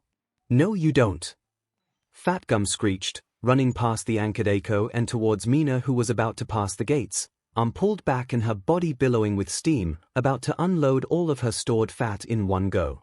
She aimed at the buildings right next to the gates and punched. No one expected 𝐒𝐽 to jump in front of the blast, let alone 𝐒𝐽 herself. Her hardened form shot into the first building much like a cannonball and caused it to collapse, blocking Mina's path to the exit. "Holy, if nothing else, I'm offering her an internship for that stunt alone," Fat Gum muttered, hissing a bit and shaking her hand from the impact, then dashing her way to the rubble, hoping she hadn't hurt Mina too much in the process of blocking her. Miruko's stance crumbled, anticlimax hitting her hard. "Did it miss?" Izuku chuckled, shrugging a bit. "I wonder." He started bouncing on his feet like she had been mere seconds ago, then bounded towards her. And proceeded to split into two, both men rushing towards her. That managed to catch her off guard, getting clipped by one gauntlet-clad fist while the other simply passed through her, the impact throwing her off to the side, her feet barely managing to get under her. Rumi couldn't help but smile, rubbing her side as she dropped into a combat stance. "Cheap shot. I respect you enough to use those," they chuckled, both Izuku's walking into each other, occupying the same spot, and walking to the sides once more. "They're intersecting so I can't tell which is which," she noted, hopping from one foot to the next again. "Any more toys you wanna pull out?" You're kinkier than I thought," both Izuku's shot back, then glared at each other for a second, as if he was mad at a part of him that got him to say that.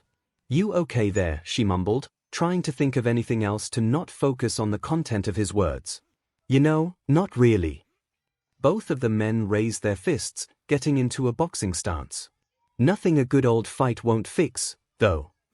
"Now that's what I'm talking about," she exclaimed, bounding towards the closest Izuku.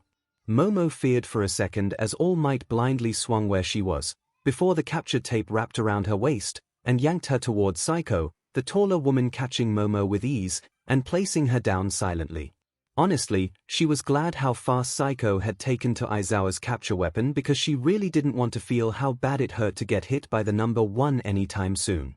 Both shared a glance before Momo generated another sound cannon for her own use, aiming at the symbol of peace. After all, she was a pro, and she knew to focus on her other senses after being blinded. She was definitely trying to hear them out now. And they were about to abuse that state. Momo smirked. All according to plan.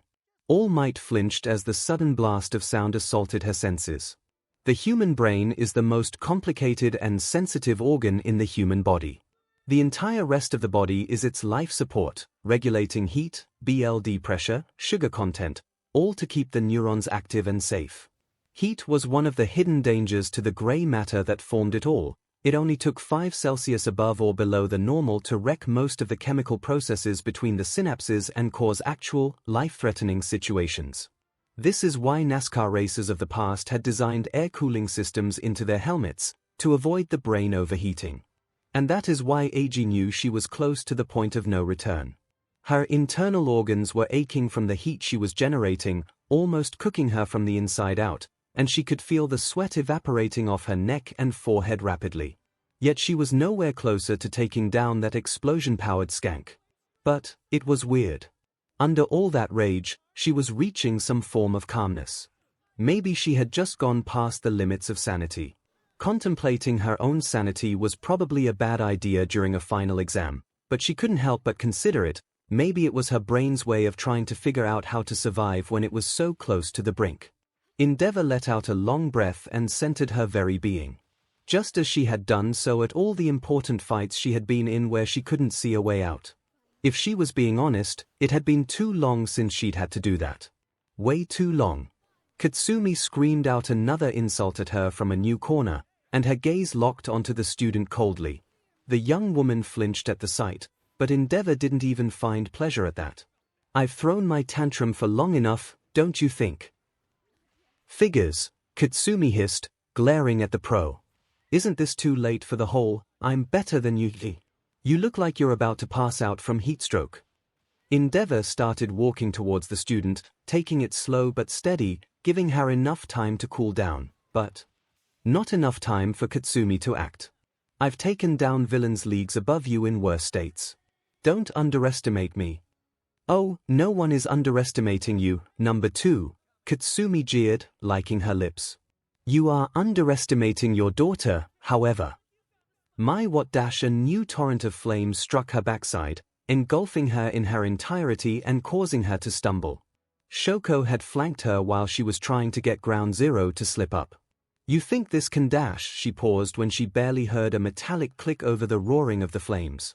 What had that tired teacher said the blonde could do? You better dodge, Snowflame, 'cause this is gonna be the full tank. For the first time since Hosu, Eiji felt dread. And then a column of explosive flame overwhelmed her vision. She didn't know how he did it. Izuku Midoriya had already made her feel like a schoolgirl in love, but now he was making her remember her wild days back in high school, too. Fighting against multiple opponents in those illegal fighting rings was something she knew she shouldn't have done, even back then. But it was just so DMN fun. Fighting Izuku was even more so. She almost giggled as he closed the gap, his holographic clone following suit, dodging both the real and the projected attacks. And coming to a grinning stop on the other side of the rooftop. It had been a while since she'd had a real good 2-on-1 fight. And Deku seemed to fulfill her needs perfectly. She might have felt scared with how attached she was getting with the young man, but she was far too gone to actually care about that at this point. One thing was bothering her though. You're pulling your punches. She turned to the real Izuku, the man flinching, showing that she was right. You can't hope to get another hit in if you keep acting like I'll shatter if you do, Izuku. The man took a step back, spluttering under the mask. Had she called him by his given name before? She didn't quite remember. Then a punch contacted her stomach, causing some spittle to fly out of her mouth. She was smirking before she got the wind back into her lungs. You had it fake pulling punches. You thought I would pull punches against you. Izuku shot back, sounding genuinely offended. Oh, Miruko found herself mumbling, then I should respect you just as much, shouldn't I? F it, I'll only get to see you go all out like this once, won't I? The twin Izukus dropped into stances. Bring it, Rumi. Power loader, Nozomi breathed out, looking at the support department professor. How confident are you in the suppressor cuffs we have employed? They are some of the most cutting-edge technology we have on this side of the hemisphere, including Island, but you know, she waved her hand, it's hard to confirm how well they are working, heck, if they're even stable. The percentiles are just suggestions, the only certainty I have is whether they are on or off, if I'm being honest. The professors in the observation deck started humming and discussing what that meant for the tests. Midnight grumbled, why bring that up now, and not before the exams? Nozomi huffed, and for a second, everyone in the observation area forgot who she was, the action almost cute. I'm worried I've given Miruko too much power for this fight, if she wasn't bluffing. If she wasn't, everyone slowly echoed, then confusion and panic started to settle in, MIC being the loudest. You mean you can't tell? It's hard to read a maiden in love, was the only other response Nozomi gave, with a cryptic smile, aimed straight at Nemurai. Recovery girl hissed, I should slap you for that. I'm sure I deserve it this time. All Might shuddered and took a step back, grabbing a hold of her ears, as if the feeble attempt by her hands was gonna block that loud sound rattling her very brain. But it was a natural response to her predicament. After the initial reflex, she managed to calm down and fire off a shockwave with her fist to where she thought the sound was coming from, hearing a building start to collapse, and the sound cut short. She let out a sigh of relief, shaking her head and blinking rapidly to try to get the spots in her eyes to go away faster to no avail. Whatever that lamp Momo had in her hands it was stronger than any flashbang Toshiko had encountered in her hero work. She only hoped there wouldn't be lingering effects after this test. Issues with her sight was the last thing she needed on top of all the damage her body had survived through. Another sonic attack made her flinch, but she was expecting it this time. She quickly sent a smash towards the source before the sound could disorient her further, causing another building to start to collapse.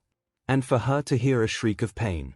Her BLD ran cold, and she was in the rubble of the ruined building before she knew her feet were moving, pulling large pieces of debris even with her sight unclear, looking for the world stopped when she saw the crimson of Momo's suit, and it looked too big for her frame.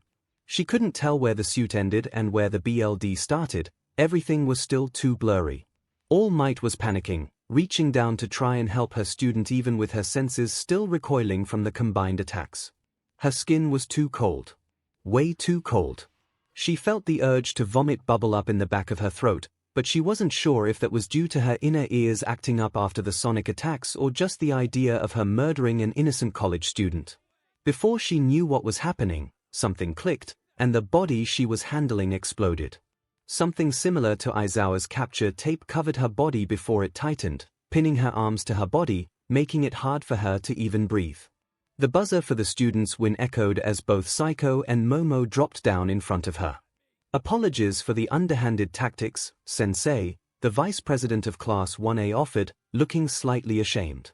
Toshiko laughed from her non-existent stomach. Nonsense, young Yorozu, great execution. This was more than he could have ever imagined. The gap between him and Miruko in their current states was so massive that it was almost funny.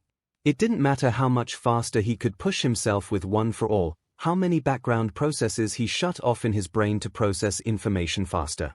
He couldn't beat her instincts and experience, even with the aid of the hologram being piloted by Nana. I thought you were bluffing, to be honest. He hissed softly, rubbing his chest where she had kicked him mere seconds ago, the pro-heroine hopping from one leg to the other with glee. Is this your maximum? Why are you asking? Miruko jeered with a sly smirk, you want more. He willed the helmet on his head to retract the mouthguard long enough for him to spit out the bile that had risen into his mouth from the heavy kicks to his torso and stomach, before the pieces clicked back into place. I doubt I could handle any more. Though, the thought of it does excite me, he retorted, balling his fists once more.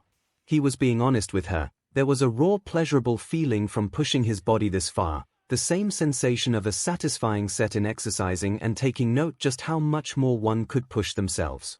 Maybe her battle frenzy was just infecting him too. But it didn't really matter, he was doing his job well. She had given him her full attention, and Spectre was probably close to passing through the gate. Miruko's ears suddenly twitched, twisting over to where the exit gate was. Did you just read my mind, or does the universe hate me? Izuku mused, Miruko not really giving him any attention anymore. He took the opening it gave him though, and lunged towards Miruko, tackling her with his full body, sending them both off the rooftop. Shoko never believed the day would come, even as she watched Endeavor get engulfed by Katsumi's final attack. She almost forgot to defend herself against the rapidly approaching shockwave and heat, lost in the moment of catharsis. That should have been it. It wasn't, she realized, as she generated a wall of ice in front of herself, almost too late to protect herself from the explosion. It was all wrong. Her brain demanded more, even as the cold bubble the wall had created washed over her. She was supposed to feel satisfied, to relax after that BSTRD of a woman had finally been knocked down. Why did Endeavor's defeat at her hands ring hollow? It wasn't right. None of this was right. The flames were starting to burn out, extinguishing themselves. But even that didn't calm her down. Shoko slowly rose out from her cover, looking over to the woman who had tormented her, who had broken her mother, who had systemically destroyed what could have been her childhood. She didn't even register Katsumi's victory cry as she walked up to the unconscious woman, standing over Endeavor silently. The pro's chest was heaving, her singed body desperately trying to regulate its temperature even as she was knocked out so completely and utterly. Maybe. She blinked, looking at her own hand, then to her tormentor. Maybe I just haven't done enough. Her wound itched, previous injuries on her aching dully as her brain recollected everything she had done, had been through to stand over her right here, like this. Maybe she just needed to kick her down more, injure Endeavor the way she had mercilessly injured Shoko throughout her childhood. To scar her, Katsumi's hand was on her wrist, holding her hand away from Endeavor's face. Shoko hadn't even felt herself move, let alone her partner for the exam. Don't, she whispered, Shoko's eyes slowly rising up from the body on the floor to lock onto the crimson eyes of the blonde. It won't help. In a split second, the hollowness Shoko was wallowing in was filled with anger. You don't know what I don't need to. Katsumi cut her off, her grip tightening around her wrist. But I know you. You wouldn't throw everything away to take her down like this. Shoko shuddered at the declaration. Wouldn't she? Wasn't that exactly what she wanted? The anger she was feeling slowly slipped out of her head, remembering the sports festival all those weeks ago. The declaration she had made. The smile he had given her in return, the sheer feeling of being content in her own skin she had felt. Her hand went limp in Katsumi's grip, and Shoko exhaled slowly as she finally let go of it all. You're good at this.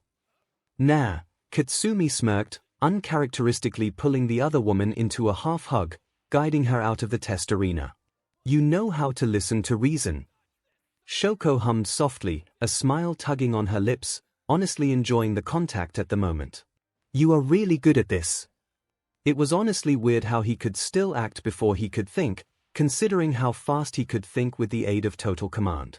But apparently, Izuku's own body was always one step ahead of his brain.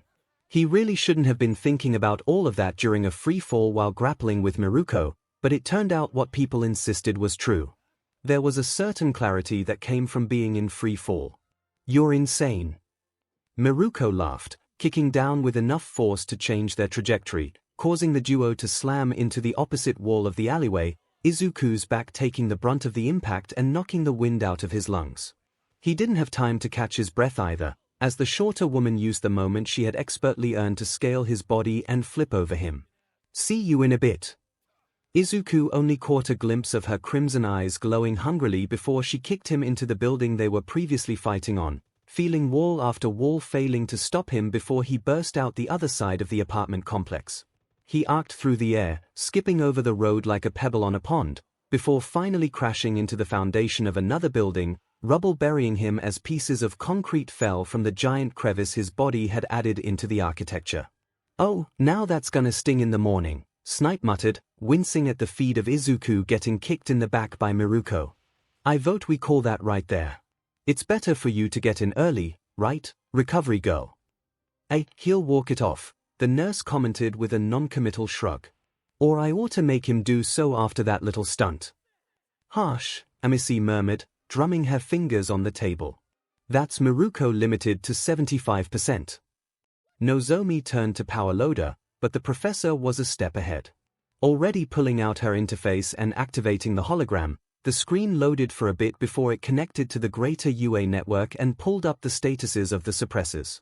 Let's see, she tapped through the suppressor list until her eyes fell on Miruko's. Oh.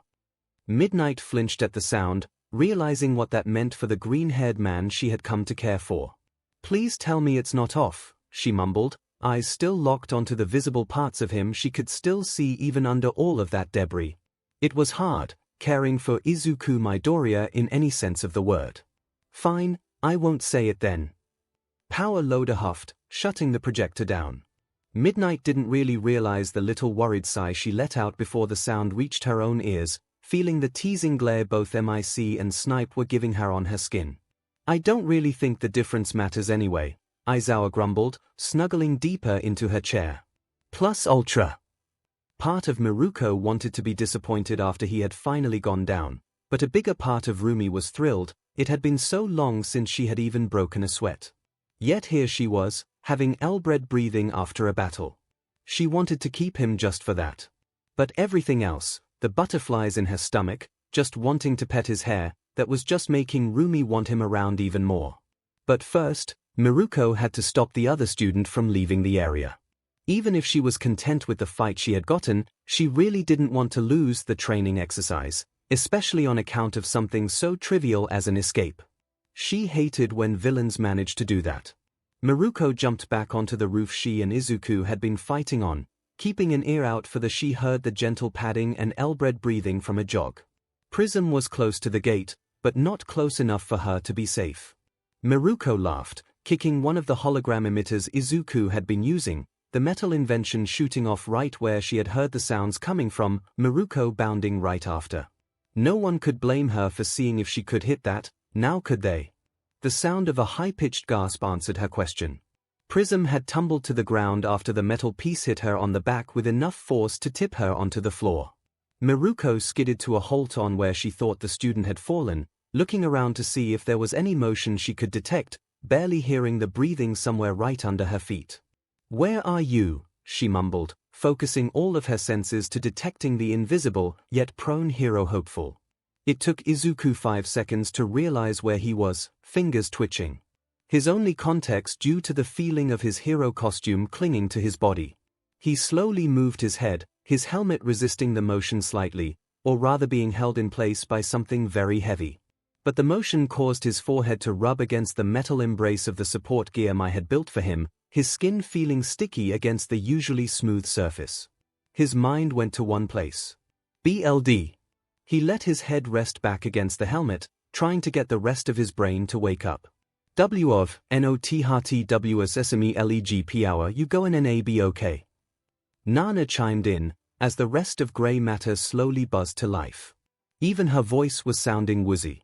The arcs of electricity surging over his body was the only answer she got. If Miruko thought he was down for the count, she had another thing coming.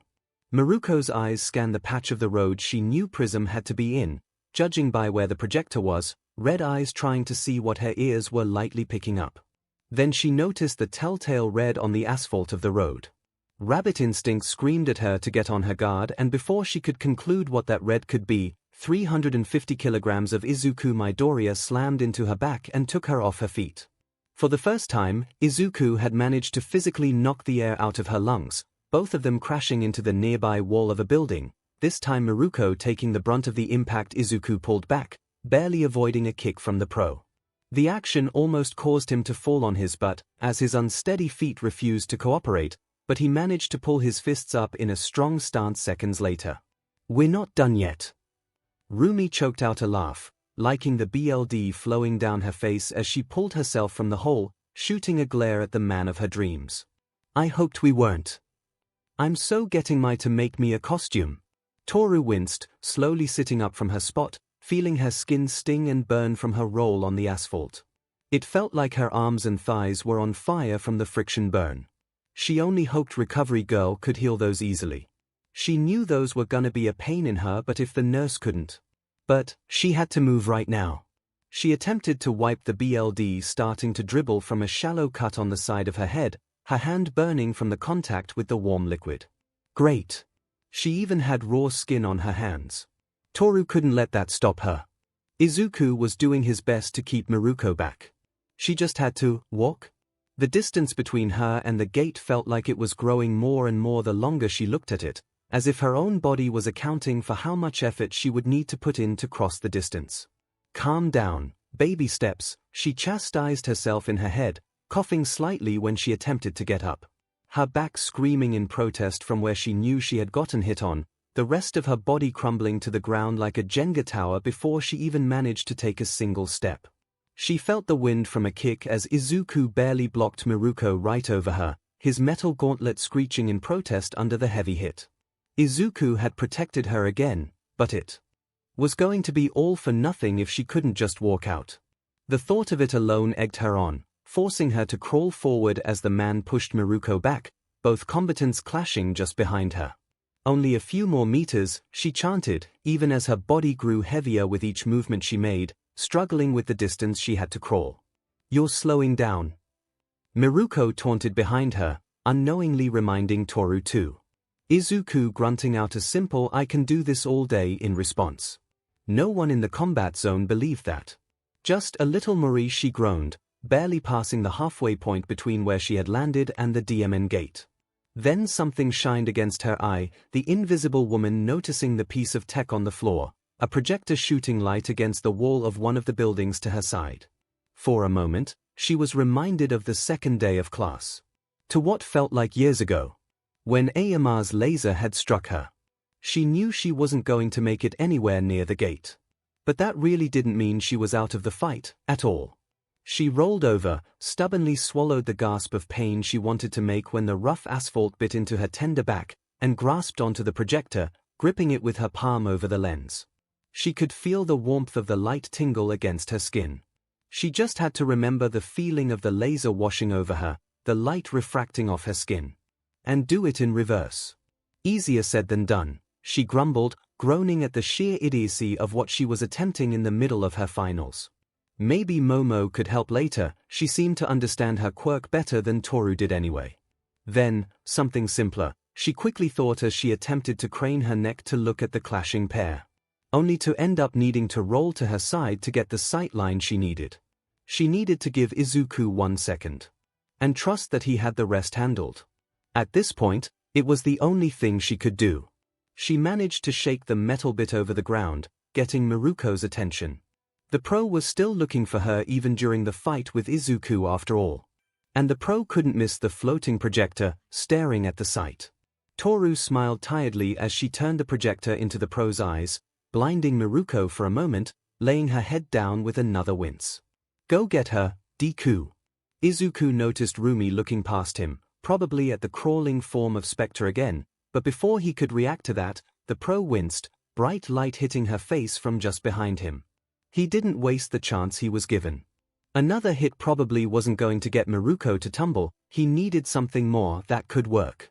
He punched forward while releasing the lock of his gauntlet, the metal bracer flying out and crashing into her stomach like a move from an old action cartoon. The rest came too naturally for his liking. Before Miruko could even recover from the impact of the 50 kilos of specialized steel alloy meeting her torso, he closed the gap, his freed arm wrapping right under her chin and tightening around her neck and lifting the shorter woman off the ground. Knocking the air out of her was probably the only good part of his plan, Izuku mused, as Miruko struggled viciously within his grip. She kicked forward with enough force to send the two of them crashing into a wall again, Izuku barely managing to keep his grip under the heavy impact. 4, he hissed in his head, starting the countdown as he let his bicep and forearm muscles bulge more than usual, definitely pinching the BLD vessels on Rumi's neck. 3. The pro made a squeaking sound at that, her one of hands gripping his arm and trying to pull it away while the other crashed against his helmet, Izuku leaning away from the impact to not hurt her hand too much. 2. Izuku panicked a little when he felt Rumi manage to pull her legs up, proving she was more flexible than any would give her credit for, and rushed her legs down with force, managing to kick the wall the two were against, shooting them forward and causing them to flip, both tumbling on the ground. 1. The fight was already desperate since he had tackled her off the roof, but now it had grown more visceral, both rolling on the ground while Izuku did his best to retain his grip on the pro's neck, even as her movements grew more and more sluggish. 0.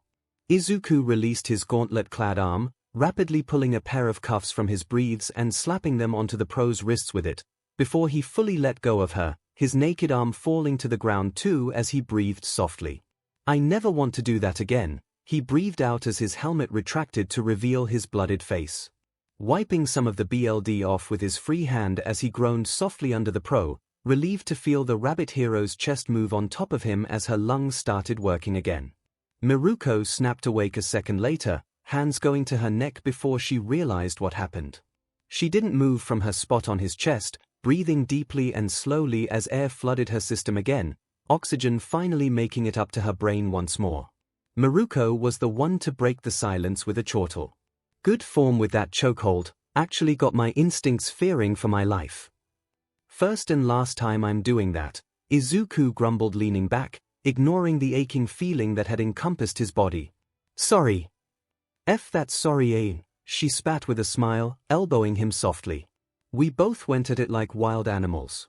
It's been so goddamn long since I felt that thrill. The buzzer went off from the gate, both wincing at the sound, indicating the students had won. Izuku let the wave of relief wash over him, both from the victory and Miruko not holding anything against him. He was honestly worried that last bit was going to make her hate him or something. One less thing to lose sleep over. If you say so, Miruko, he breathed out, before gripping her by her waist and helping her sit up as he attempted to get up himself. We should probably get checked out by recovery girl. Right? The pro mumbled, her voice sounding soft but a little grumpy, one of her legs twitching against his thigh.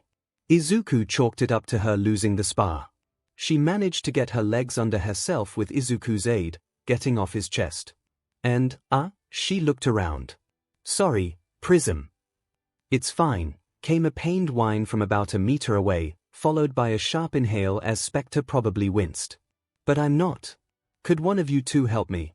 Preferably both. Izuku couldn't help but find Rumi sheepishly looking side to side adorable. Maybe it had been the brief sensation of near-death that had brought it about. Or maybe it was the image of Izuku growing annoyed with attempting to remove the uncooperative metal binding cuff he had slapped onto her and simply tearing the hinge clean off with his bare hands.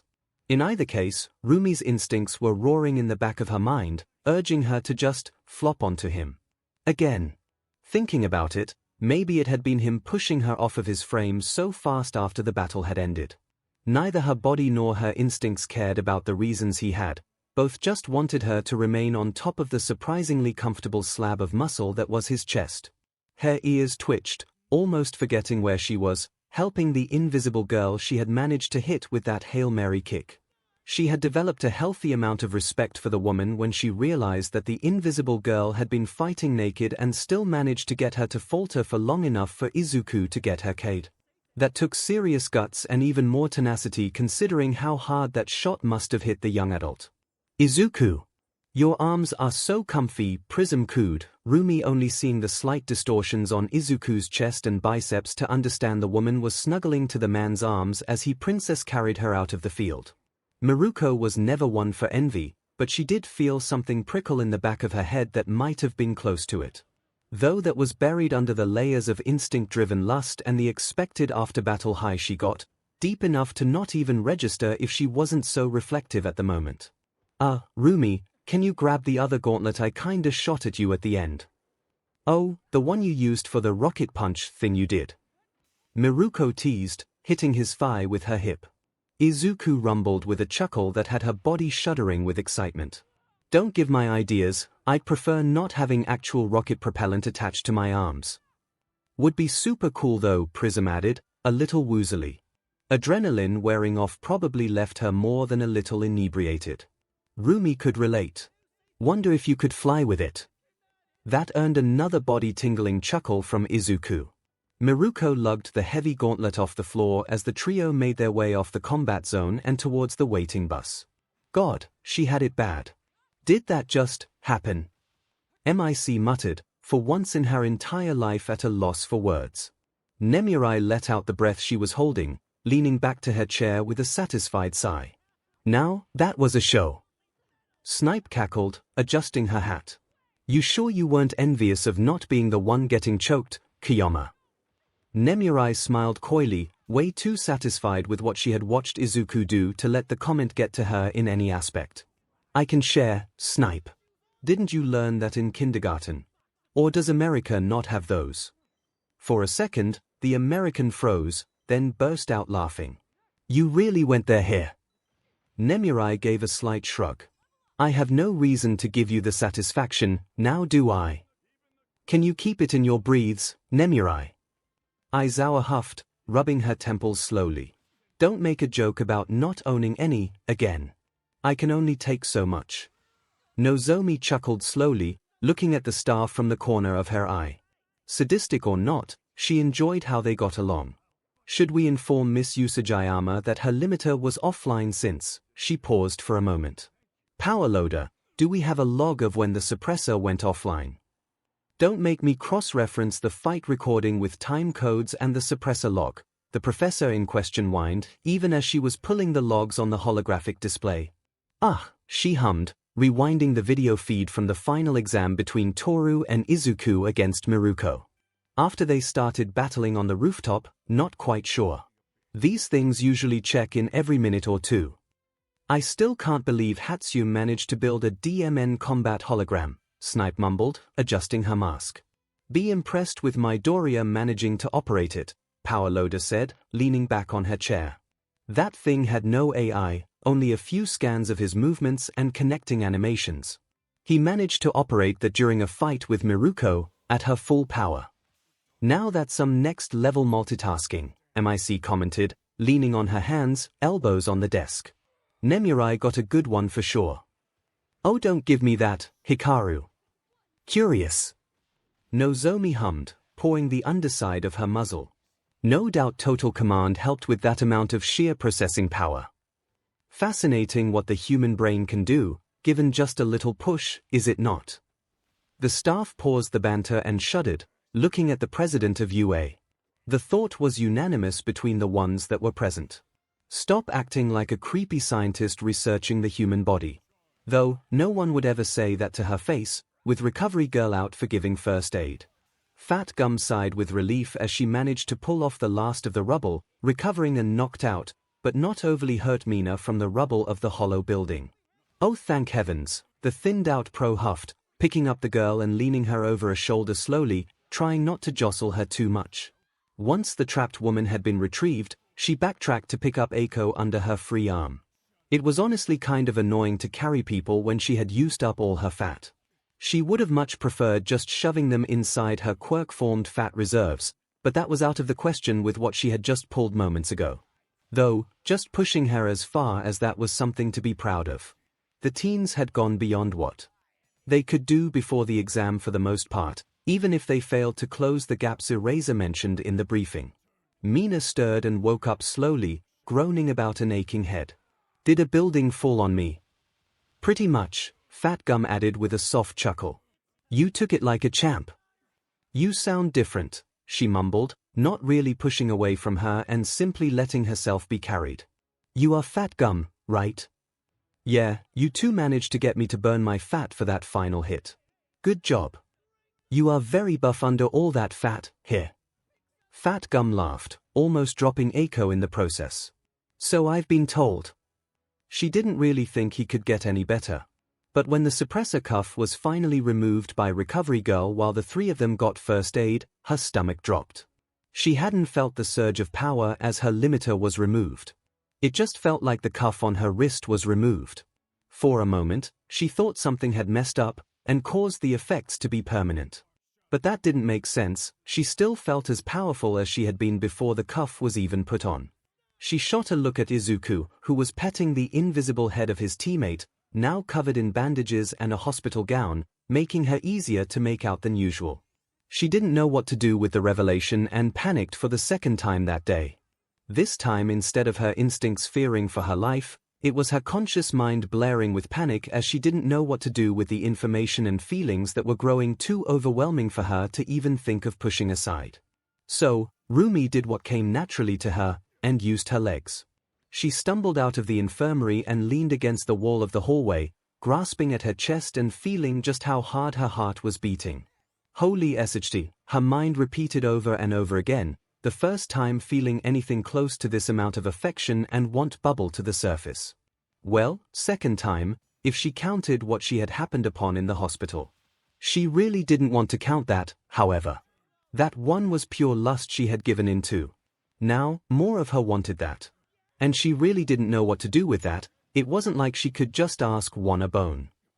I mean, it could work. But did she really want to act on the feelings that were probably just akin to lust, and the urges her quirk brought about? Rumi, Izuku murmured, a hand reaching out to her shoulder the moment he noticed her after he stepped out of the infirmary but not quite touching her. You all right? She could feel her cheeks start to grow hotter as she looked up to the man in his hero costume, a part of her wondering if it was easy to take off.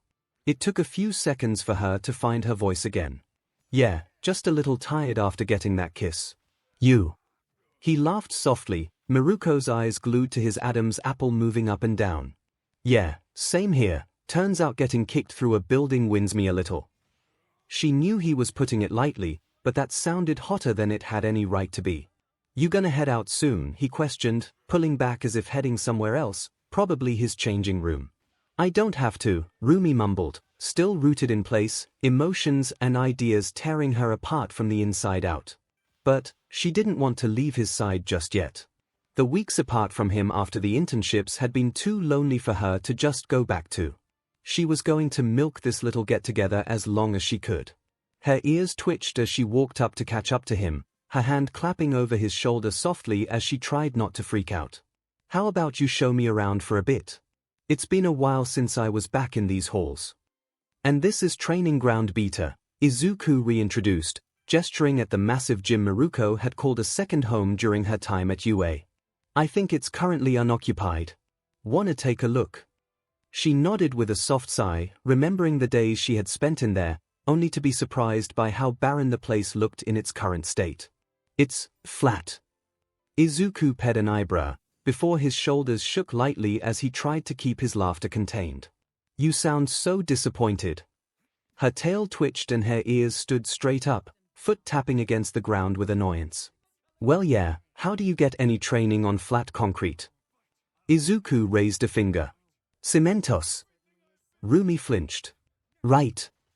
She imagined all the ways the professor could use her quirk to mold the training grounds to fit their needs. God, you're lucky. Oh definitely, Izuku mumbled, looking down on her with admiration in his eyes. That look did things to her. Stuff she couldn't even find words to describe. Did you know we had suppressors for the finals? Izuku hummed. I assumed as much. He looked slightly disappointed. Shame I didn't really see you go all out. BLD rushed to her face a bit more, and she hoped he couldn't tell the difference on her dark skin. You did. The suppressor, it failed, I think. Izuku blinked at her owlishly. You're telling me we were both firing on all cylinders. She looked away while scratching just behind one of her ears. Yap. He looked back at the training ground, clearly shocked by the implications. Wow. Yeah, she breathed out, giving in to her urges and slowly leaning on him. You've impressed me. He shuddered against her as if it was the best compliment he had ever received. And as if he couldn't handle it all, his arms moved and pulled her into a tight hug with a laugh. And just as fast as he did, he let her go, mumbling a quick apology. Sorry, just got excited after impressing you. Rumi didn't move from her spot, chest almost rubbing against Izuku as she looked up at the younger man. Why was she holding back again? F it. And for the nth time that day, Izuku and Rumi's bodies slammed into one another. Wonder where Midoriya is. Tomoyo mumbled as the rest of the class lounged in the common room. Maybe he needed to stay with Recovery Girl. Miruko seems like the type to go savage in a fight. Hana added, waving her hand dismissively.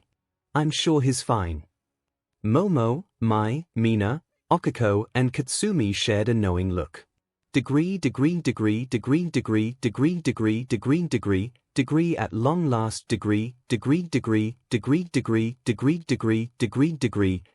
Honestly, she thought just maybe he wasn't ready for what she had just initiated, but Izuku was prepared for her weight when she slammed into him and reduced the distance between their bodies to the millimeters of fabric that made up their tough superhero costumes.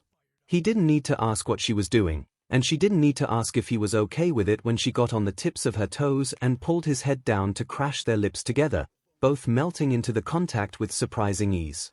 And for a moment, Rumi felt eternity. The only thoughts in her brain were her reactions to the STML tints and the flames of passion the lip lock had brought about. Her lungs burned before she even dared to pull back, both staring into each other's eyes.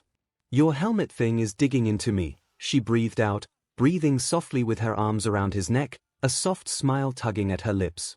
Izuku chuckled gently, her entire body vibrating from the contact they were sharing. Pull back a bit so I can pull it off. Make me, she challenged, lust flowing out of her like a lava from an active volcano. So hot and oh so heavy. She didn't realize just how close to the wall they were, only taking note of it when her back hit it in the flurry of motion when Izuku decided to really move. One of his hands landing on her chin, thumb teasing her lips. The other grabbed the frame of the metal brace around his chest and back, waiting for the mechanical locks to fully disengage. She groaned, grinding against him and kissing the thumb on her mouth, one leg finding its way between his and rubbing against the hard. Holy, you're hard, she gasped, eyes widening at the sensation of actual steel on her thigh. Izuku laughed, finally pulling his 𝐒𝐿 off and placing it to the side, closing the gap between them. He kissed up her neck softly, leaving a trail of soft STML up to her ears before he whispered tenderly, "It's just a cup, relax." Her entire body tingled when she felt his whisper against her ear. He hadn't even really touched any place sensitive, but her body was shuddering with pleasure already. Love and affection were scary. Rumi decided she liked getting a little scared by Izuku. Then take it off already, she mewed impatiently, wrapping her arms around his solid neck and attempting to pull them together harder, more flush against each other. Or are you going to make me wait any longer? But you're so cute when you're impatient, He growled against her, pushing her harshly onto the wall, his hands jumping to her wrists as he pinned her between two solid surfaces, his chest and the concrete wall. Honestly, she didn't know which one was harder. She managed to pull one of her hands out of his grasp, leaving her glove in his grasp. Her naked hand found its way to his hair, tugging at the green curls lightly. "Stop teasing me already, Izuku." The deep grunt she got in response was going to be etched into her memory for the rest of her life. "Please tell me your suit is easy to take off," he hissed, tossing her glove to the side while his other hand intertwined fingers with the hand he still had pinned. "While I don't want to tear it, I will if I have to." She laughed in a way she couldn't imagine doing mere minutes ago. So husky and full of undiluted lust. Having a guy usually meek or gentlemanly utter something so primal had flipped every SWC she had, and she couldn't help but giggle lewdly in response. Maybe just a little part of it was from finally getting to do this, but she wasn't really about to think about that for any longer. "It's easy, but you can't really take it off with me pinned on the wall like this," she breathed out, causing the green head to pull back slightly to look into the crimson eyes of his current lover. "You're lucky I love your hero suit," he grumbled cutely, almost pouting even in the heat of the moment. "Perv," Rumi teased lightly, her free hand suddenly shoving him from his center of mass and giggling the same perverted way when he managed to land properly on his back. "You knew I was gonna do that." "I hoped you would," Izuku growled, not even attempting to get up as she slowly descended on him, straddling his lap, his hands landing on her thighs and gently 𝐔𝐬𝐵 the supple flesh, sending another cascade up her spine. "I repeat," she growled in return, smirking hungrily. Perv. Izuku raised his hands defensively with a sly smile of his own. "Guilty as charged." They were being cheesy as hell, but both were enjoying it too much to mind at all. Her gloved hand went to pull the metal brace on her waist, while the other poked his chest, tracing the crevices his hero suit filled on his musculature. "I should punish you for that, you know. It's a hero's duty, after all." Izuku looked up to her with a teasing glint in his emerald eyes. "Is that so?" His hands landed on her waist after she pulled the metal brace off her frame, holding the rabbit hero in place. "So this is business, not pleasure." Izuku's question got her to blush. It's as if he was challenging her to confess entirely, rather than answer with actions. To really say what was on her mind, as she always did. She hated how hard that was to do when it came to him. But a part of her loved it too. It brought about a thrill to be in a position she wasn't used to at all. "I didn't say that," she whined, hands landing on his chest and grinding against him slowly, managing to move even with his hands gripping her waist. She smirked softly. "But, you know that, don't you? I love being a hero after all." She reached behind herself and grabbed the zipper that was uncovered after her metal bracer was removed. She started to slowly unzip, letting her costume start to pull together over her stomach and chest. "Don't you?" Izuku didn't make a coherent response, entranced by her tease show of a costume removal. His eyes were glued to the suit growing lax around her, even as she swayed hands to fully pull the zipper up. He flinched when she finished unzipping, as if expecting the costume to fall off her. Not realizing her arms were going to hold it in place till she pulled them out of the armholes of her leotard. "You okay down there, Izuku?" He blinked, and his eyes reached hers, blinking as if he had just woken up. She leaned down, Izuku's eyes shooting down to watch how her suit deformed and almost gave him a peek. "What are you?" she cooed, her breath on his face, eyes locked onto his. "God, I love you," he breathed out, capturing her lips with his. Rumi was too busy blushing to react to him flipping them over, pinning her onto the ground in the process. Her breathing from the searing kiss silenced any argument against the position change afterward, too. Or maybe she just liked him pinning her, she wasn't quite sure. Izuku ground against her again, the steel guard under his breathes rubbing against her PP eliciting a soft mewl from her lips. Even with all of that, he grunted with dissatisfaction. "You are right, I should take the DMN thing off already." Rumi's ears twitched instinctively at the proclamation, eyes widening as he sat back, hands messing with the buckle of his red belt, a satisfying click echoing off the walls of the barren gymnasium. She was so DMN excited for this.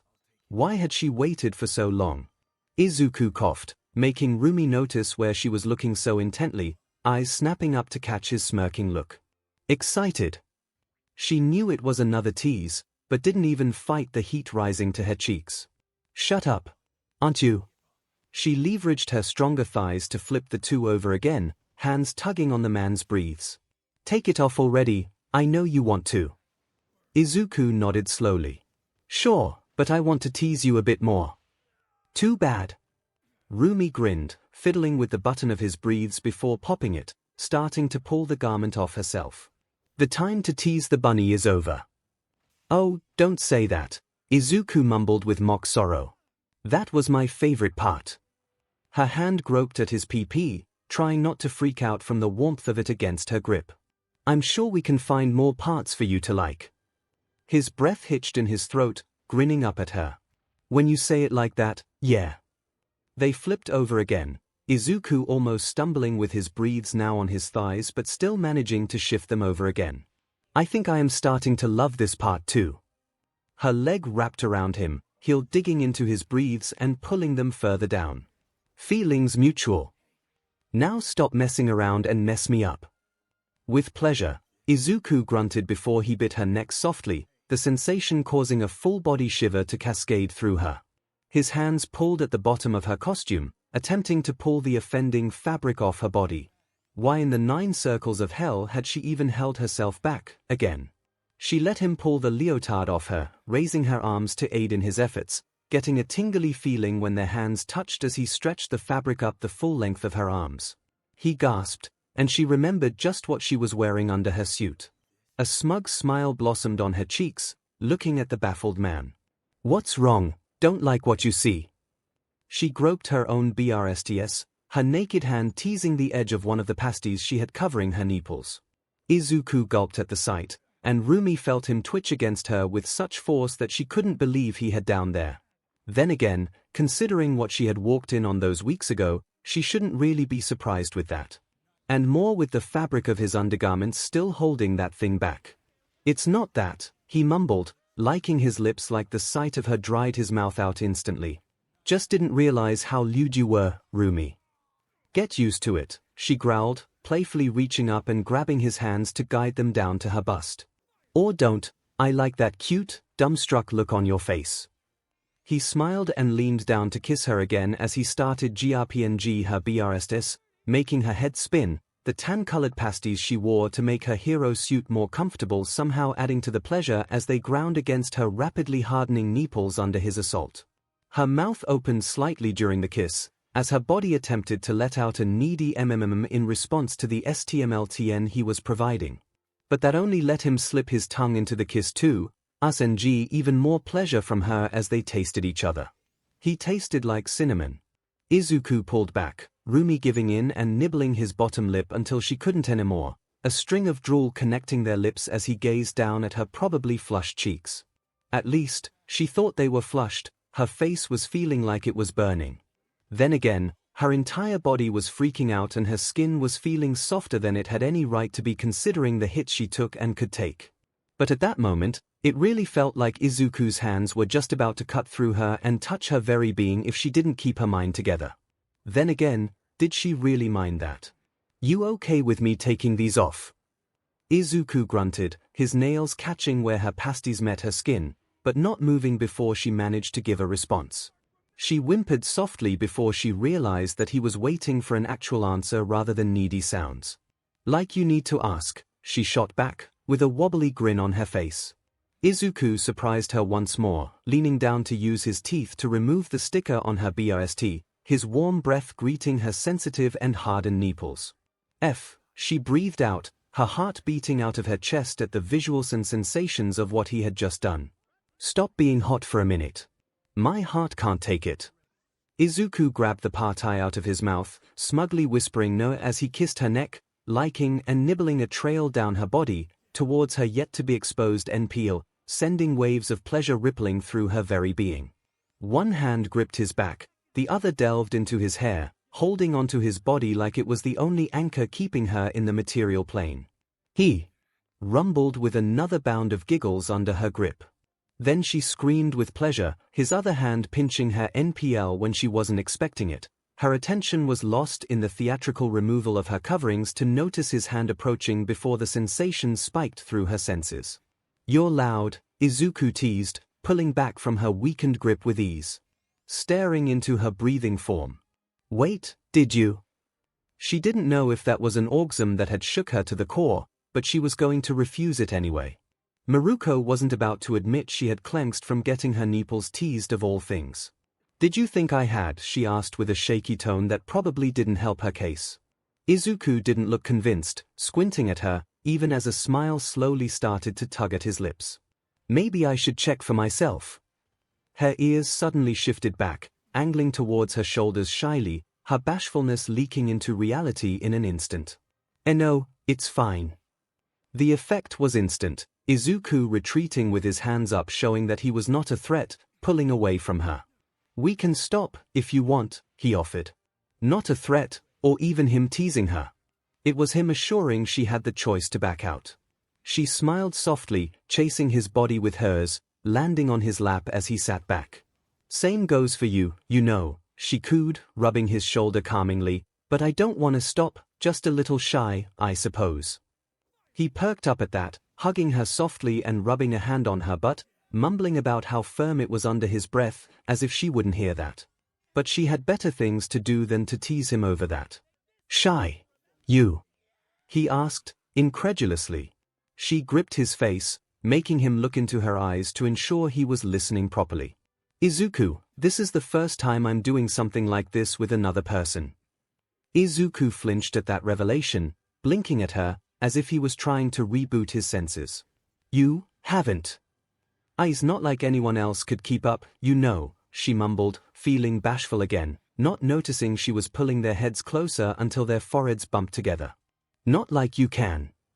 He let out a small huff of understanding, eyes growing softer. "Is that why you are okay with this?" Rumi's breath caught in her throat, before a giggle ruptured out of her, rubbing their noses together. "No, that's not the only reason, dummy." He looked deep and long into her eyes, waiting for her to do the next move, not daring to cut her off. "I also might have a little crush on you," she breathed out against him, pushing against him a little harder. "You better take responsibility, why here?" Then a wave of uncertainty washed over her, possibly like how it had overcome him too if he needed to hear all of this after all the things they had already done.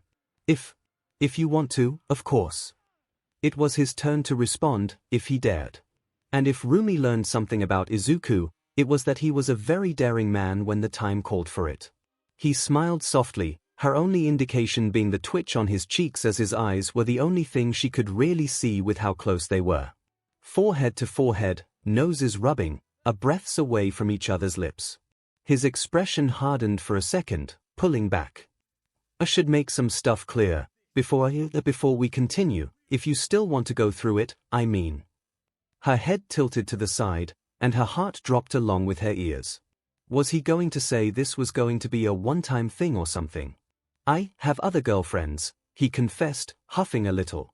"They, gave me the okay with you, but I know it might be weird with you."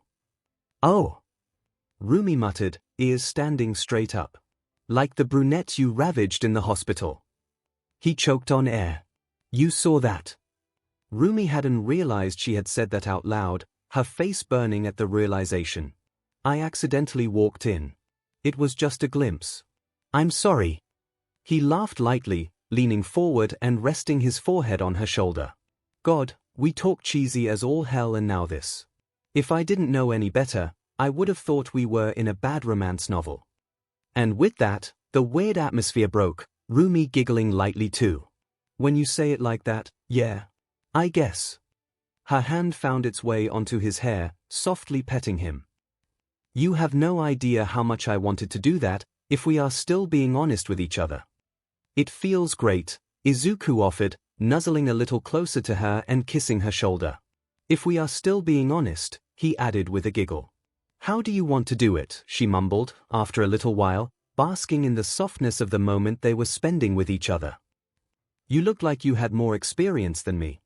He hummed softly, hands rubbing her exposed back, resting over the rest of her costume pulled around her waist. "I think what comes naturally feels the best, why don't you take the lead?" You just want to watch me fumble around, she hissed without any bite to her voice, her lover just shrugging with a smirk against her neck. I trust you, he mumbled, echoing her instinct's feelings for him too. She didn't really know what to do with the paradox of trusting the man that caused them to flare up with fear for her life mere hours ago. Love was weird, she decided. Still petting Izuku's head. She breathed out slowly, cutting short with a little embarrassment, before powering through. I've always wanted to try, 𝐤. Oh. Izuku mused against her neck, his breath tickling the sensitive flesh, his hair feeling so very soft against her skin when he started moving again, pushing her on her back and creating another trail down her body with a content hum on his lips. No need to be so shy, Rumi God, hearing him say her name like that was really doing things to her. Her breath hitched, fighting back a giggle when he kissed her stomach softly, seemingly entranced by her muscles showing through whenever they clenched under his ministrations. You need a moment with my muscles there, she blurted out, a giggle escaping her lips. Sorry, he huffed with a smile. Leaving one last kiss on her abs, causing her body to shiver with excitement. Your body is just so attractive, he explained, slowly tugging at her costume to pull it down her legs and reveal her. Is that lace? He breathed out, voice full of wonder, but along with so much lust. Maybe wearing white lace regularly was a good idea, besides the comfy feeling they provided. Rumi thought, enjoying the look Izuku was giving her. You like? Yeah, 𝐤𝐤𝐽𝐻. His hand gently rubbed over the fabric, causing her legs to stiffen and stars to form in the corners of her vision, ruined with how wet you are. You like it more like this, don't lie, she mewed softly. I never said I didn't, Izuku corrected, lifting the hand he had teased her with, letting her see him like the digits clean. God, she whimpered and chuckled softly. Stop turning me on and do the thing already. Fine, he huffed jokingly, grabbing her thighs and resting her legs on his shoulder, pulling both her panties and her leotard off her body completely. There we go, the gym air felt cold on her exposed PP, but before she could even voice that, her thighs were tickled by the green locks of the soul man of 1A. The person she had found herself falling for. I'll be gentle, just relax, Izuku offered, even his breath against her moist lips causing a shiver to run up her spine. And, try not to pop my skull with your thighs, he added with a chuckle, adjusting the grip on her thighs, one hand going on her lower back to get her more comfortable in the position. You can take it, Miruko huffed with a smile, gripping his head with her uncovered hand, gloved hand pushing against the rough concrete, trying to alleviate the weight on his hand, slightly worried about how weird their pose was. Her worries were dashed when Izuku slowly kissed her inner thighs, letting her adjust to the htmltn just that brought about before he even attempted anything against her more sensitive parts. Part of her appreciated it, another. Well, that part got her to tug on his hair gently, grinding against his face needily. Please stop teasing me already. He breathed out a soft sorry against her, gently kissing her LBA with a tenderness she didn't know how he managed to have with her grinding on his face. But God, did she love the sensation of it all. The warm feeling of his tongue lapping against her core got her body to tense again, body pushing her head against the hard ground as she let out another happy, needy whine escaping her lips.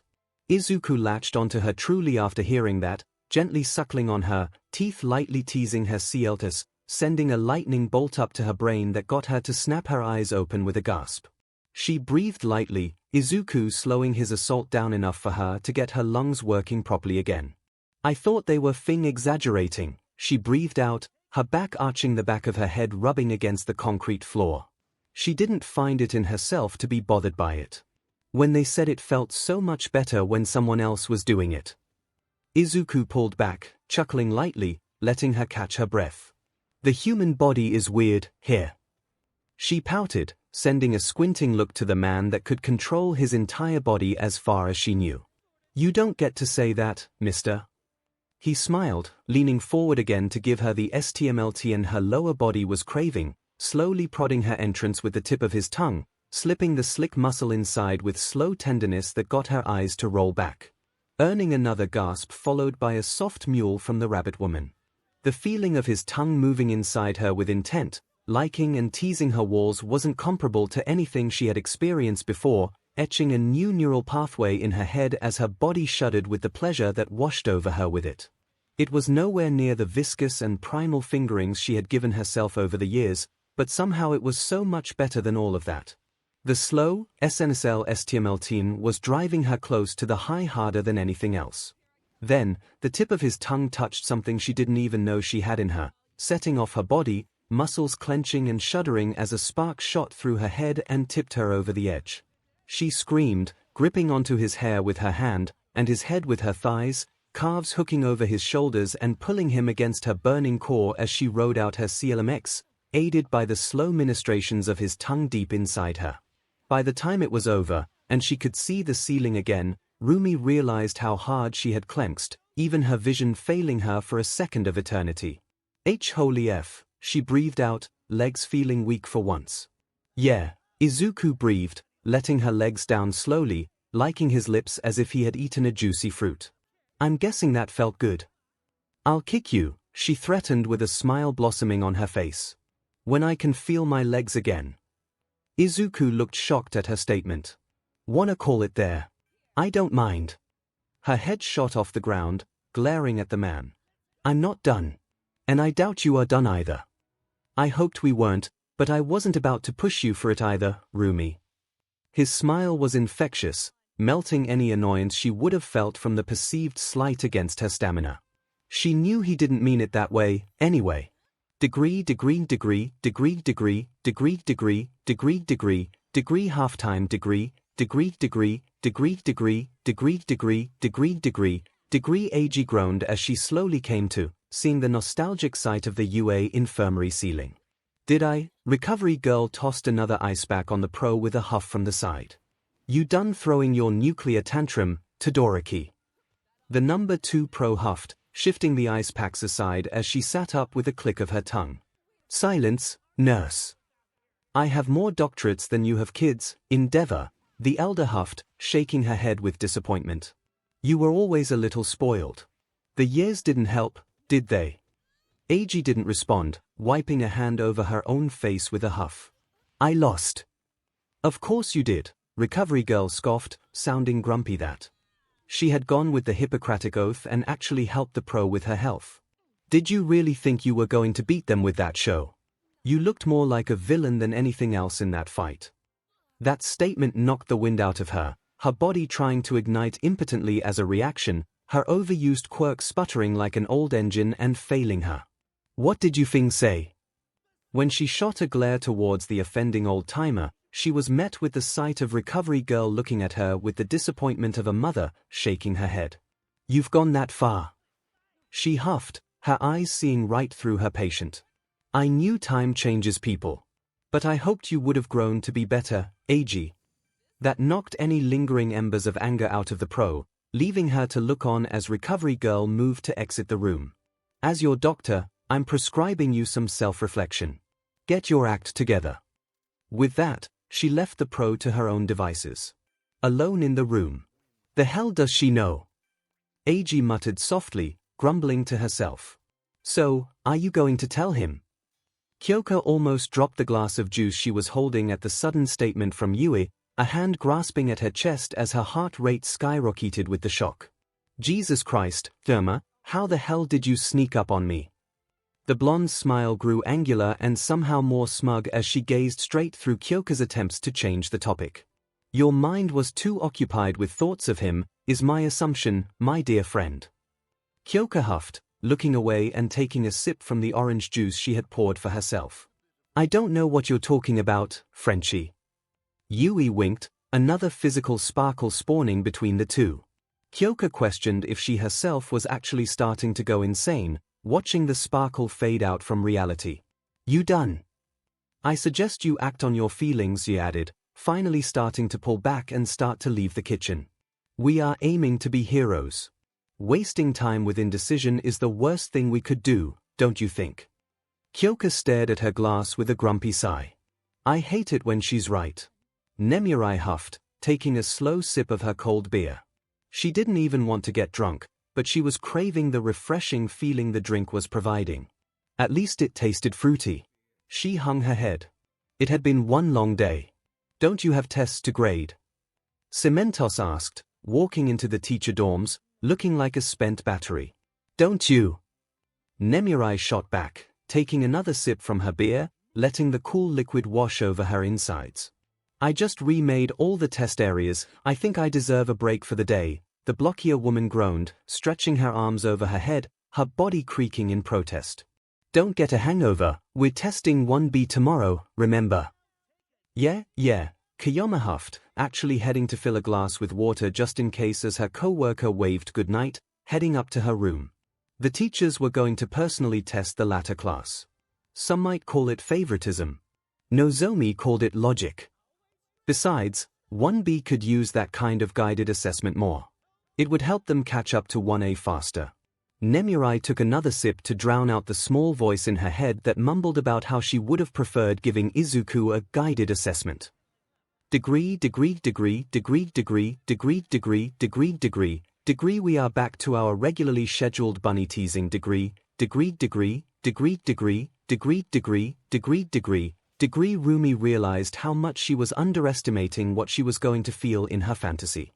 Izuku had a hand on her calf, pinning it against her shoulder, his other hand supporting her weight under her other shoulder, keeping her level with himself pinned against the wall. Needless to say, her foot wasn't even getting close to the ground. How did you? She whispered breathily. Her body and mind still in shock from the 𝐒𝐽𝐽, the pose from her fantasies was just salt on that wound. Sorry, he gasped, hands almost releasing her but not having the will to do it just yet. Is it uncomfortable? She smirked. Of course, he would worry about that even with. Her eyes slipped down to look at the thing resting over her stomach, pulsing and throbbing almost hungrily. Yeah, 'cause you still haven't stuck that in. His eyes hardened with determination at that, the lust he was pushing down leaking out of his features and washing over her. It might. I've had a DLD before, she cut him off, her hand grabbing his cheek and caressing it slowly. Stop stalling and take me. He nuzzled her hand, causing her heart to do a front flip, even in the moment of raw SXL passion they were sharing. Okay then. She bit her lip as the warm member slid back, her body starting to burn with expectation, shuddering when his tip prodded her lower lips. Here we go, he breathed, and pushed in. She wasn't lying when she said she had experience with toys before. But she didn't know how different it would have been with the real thing. Her lungs evacuated the air they had, a shuddering gasp escaping her lips as her body buzzed with joy, the feeling of being stretched equating to pleasure in every meaning of the word. Izuku preoccupied her mouth with his, checking another aspect of her fantasies off her list. She had half a mind to shake her head, disengaging from the kiss and looking into his eyes, scared. Is this a dream? She mumbled, not believing how much everything was matching up.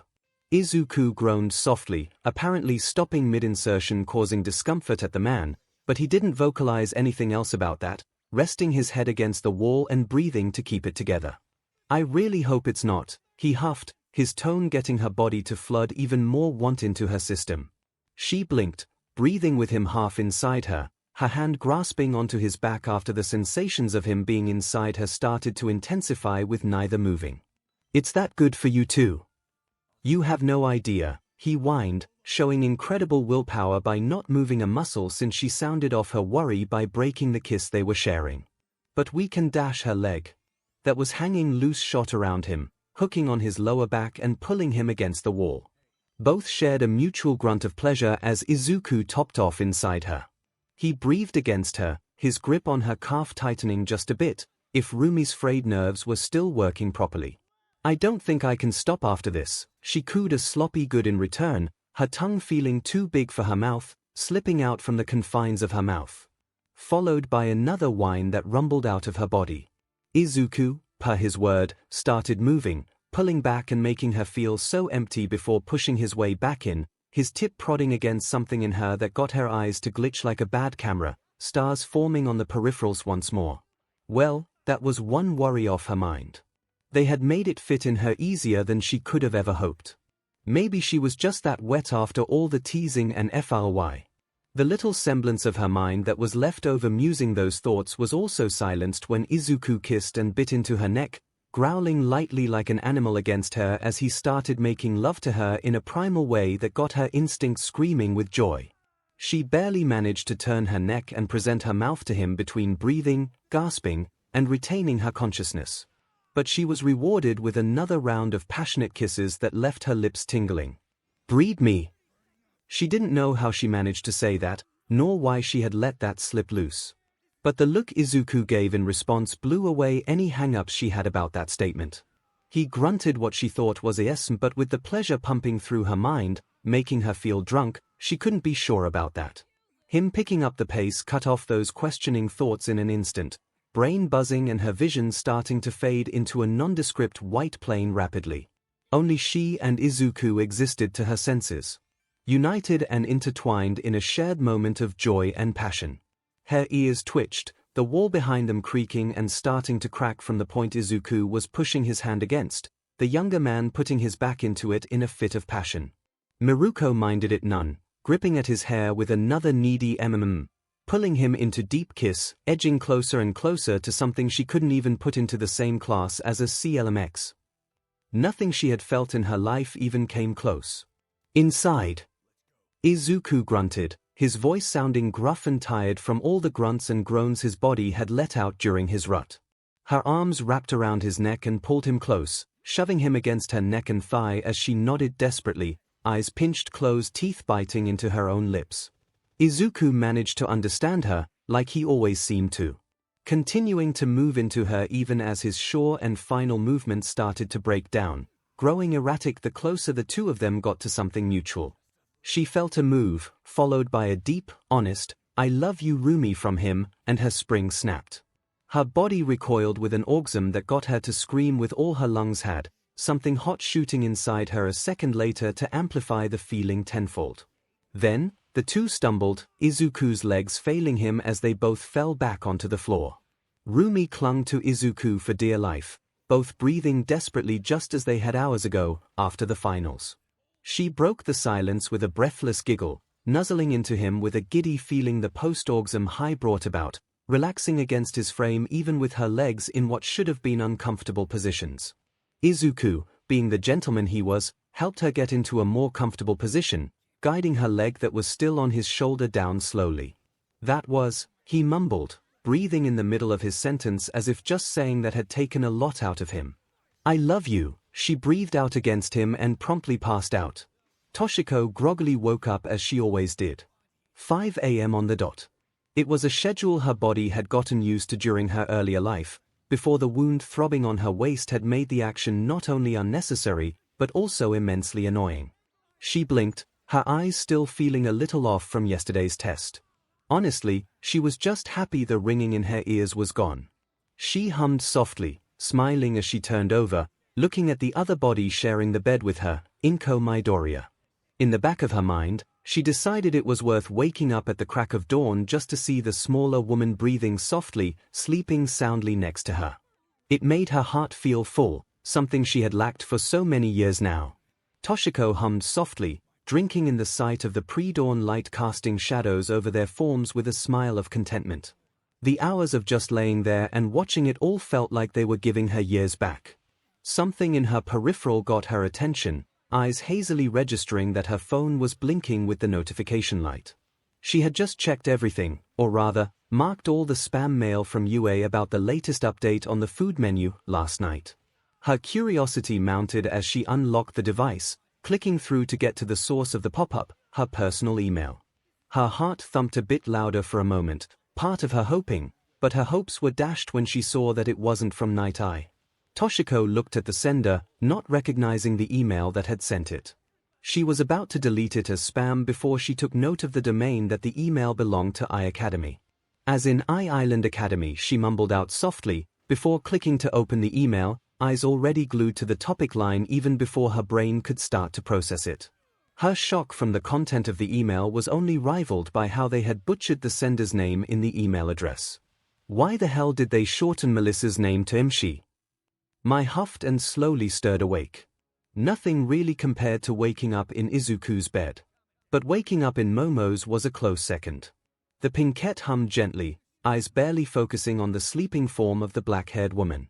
She had learned, or rather heard in the chatter during her support classes, that sharing a man with multiple people was unusual, even if it was getting more and more common with.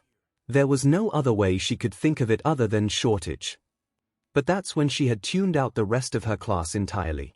She had decided, months ago, that she was okay with sharing Izuku, especially with people like Momo.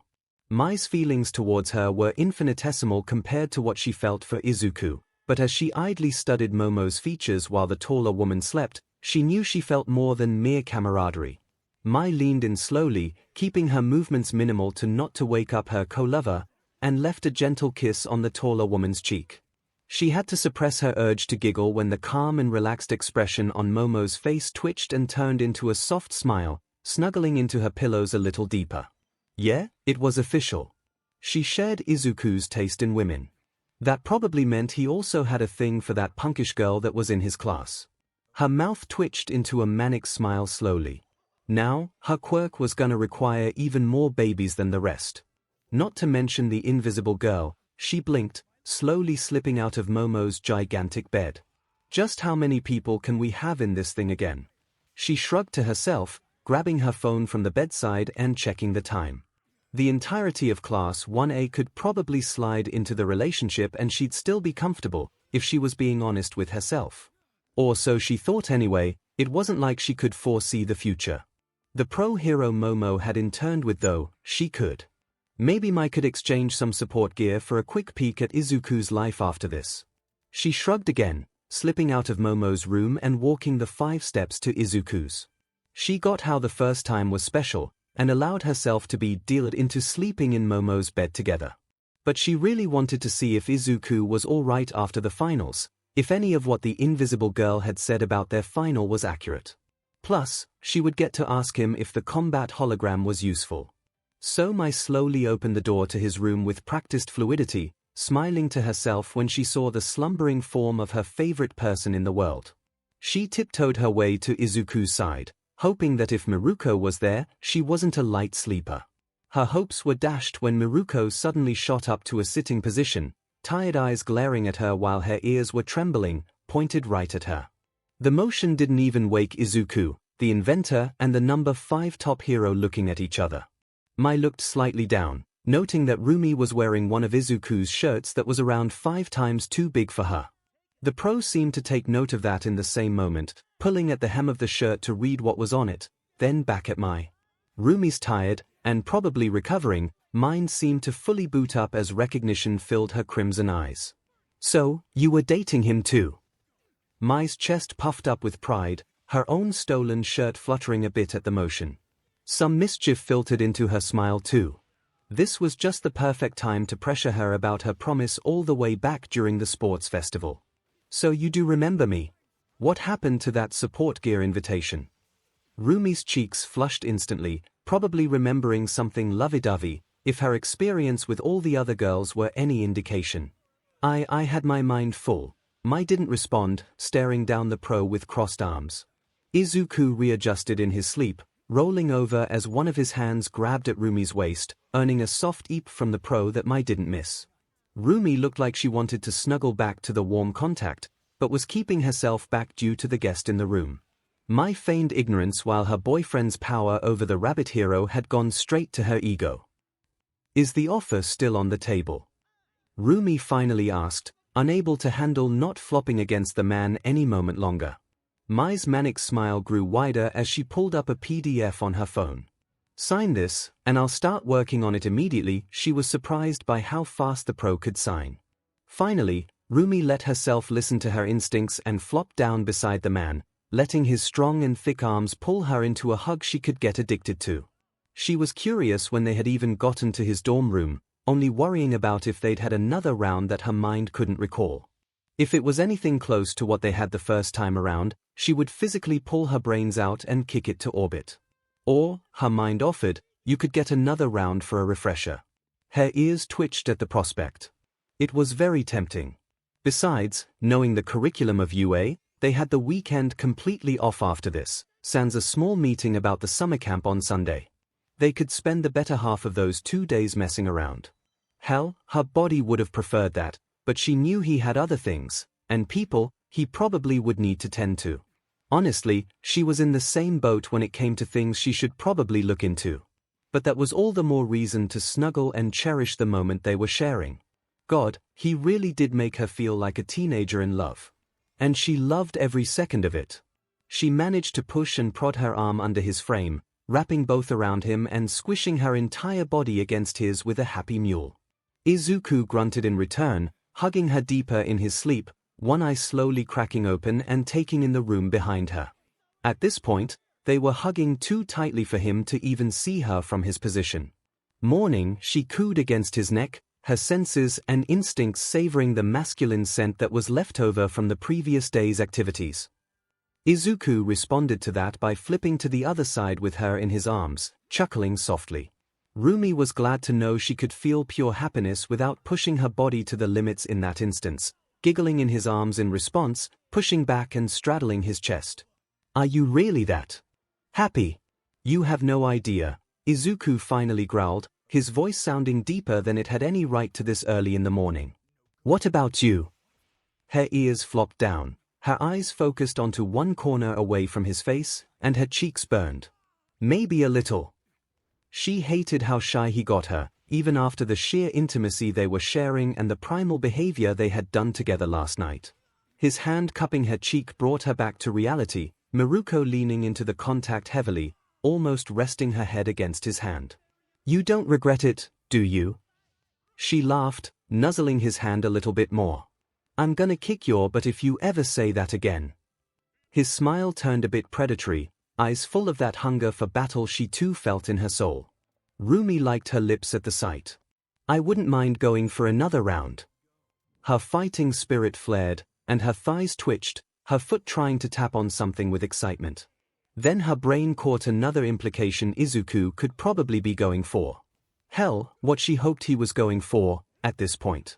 She moved her head slightly, capturing his thumb in her mouth, hoping he would get the implication and she wouldn't have to beg for it out loud. Degree round 2, my corny friends, degree. Rumi allowed herself to be pulled into another kiss by the man.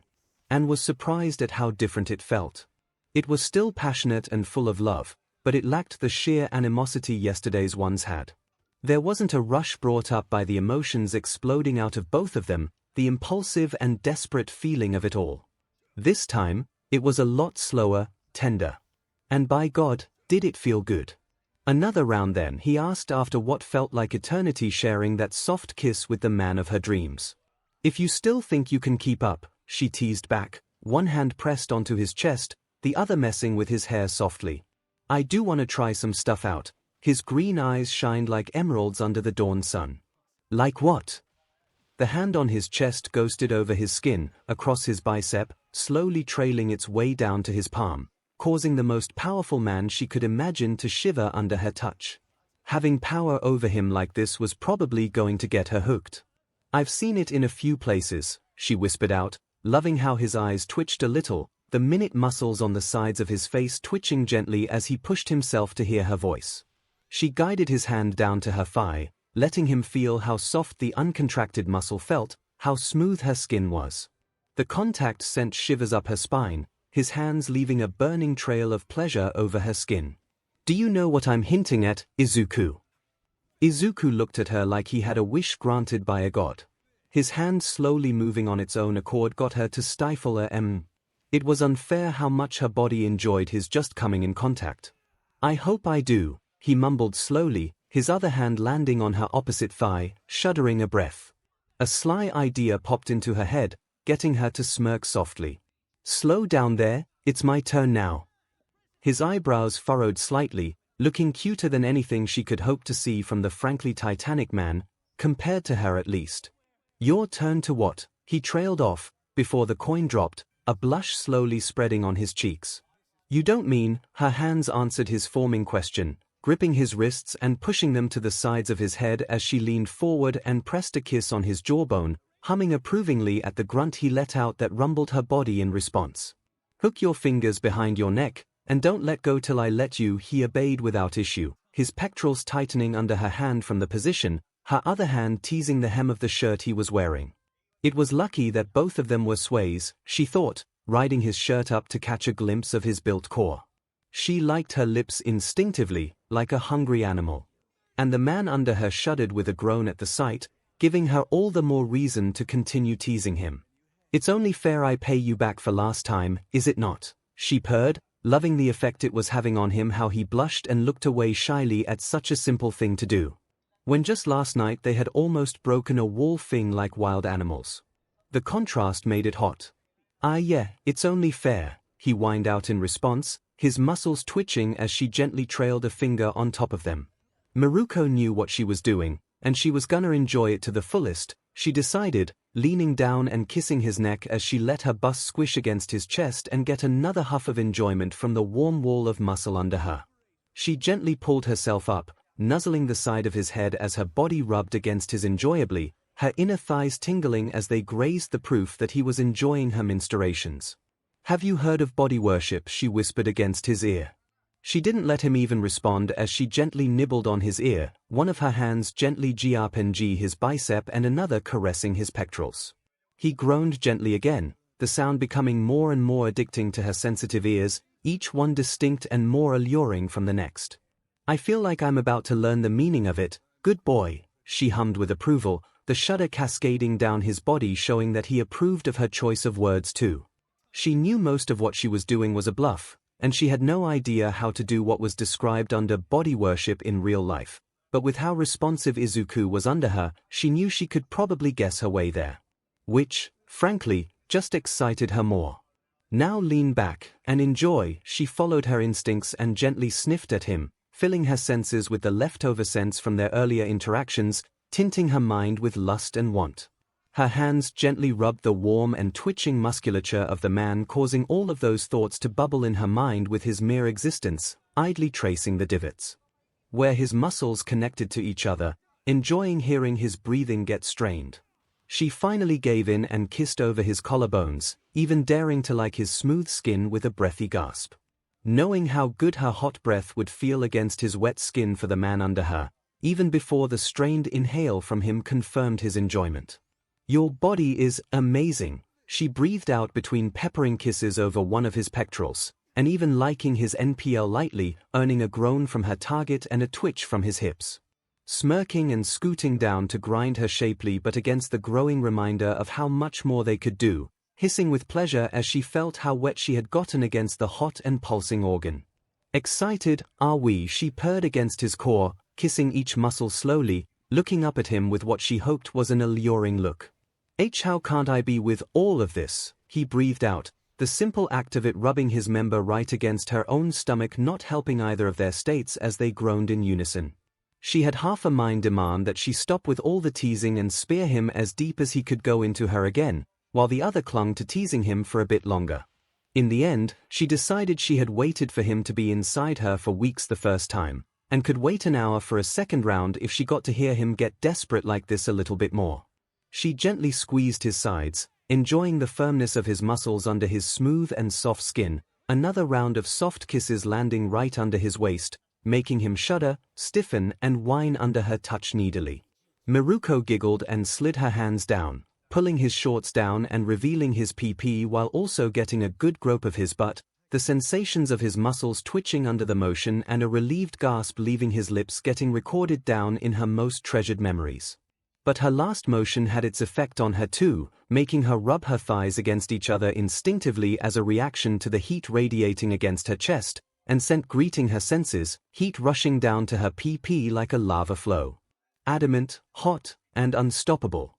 She smirked one last time, crawling down enough to feel the urge to shift, letting his massive bner rest against her neck and shoulder as she kissed the side of his PP, causing him to leak just a little bit more pre-cum from his pulsing tip. "I barely touched you there and you are like this already," she cooed, gently grazing his tip with a finger, spreading the bead of pre-cum all over his tip. "And I thought you were all dry after yesterday." She could hear him grit his teeth from up above, but still holding his hands behind his head like she had ordered him to. "I'm productive," he strained out, hips shifting slightly under her as he did so, clearly wanting more.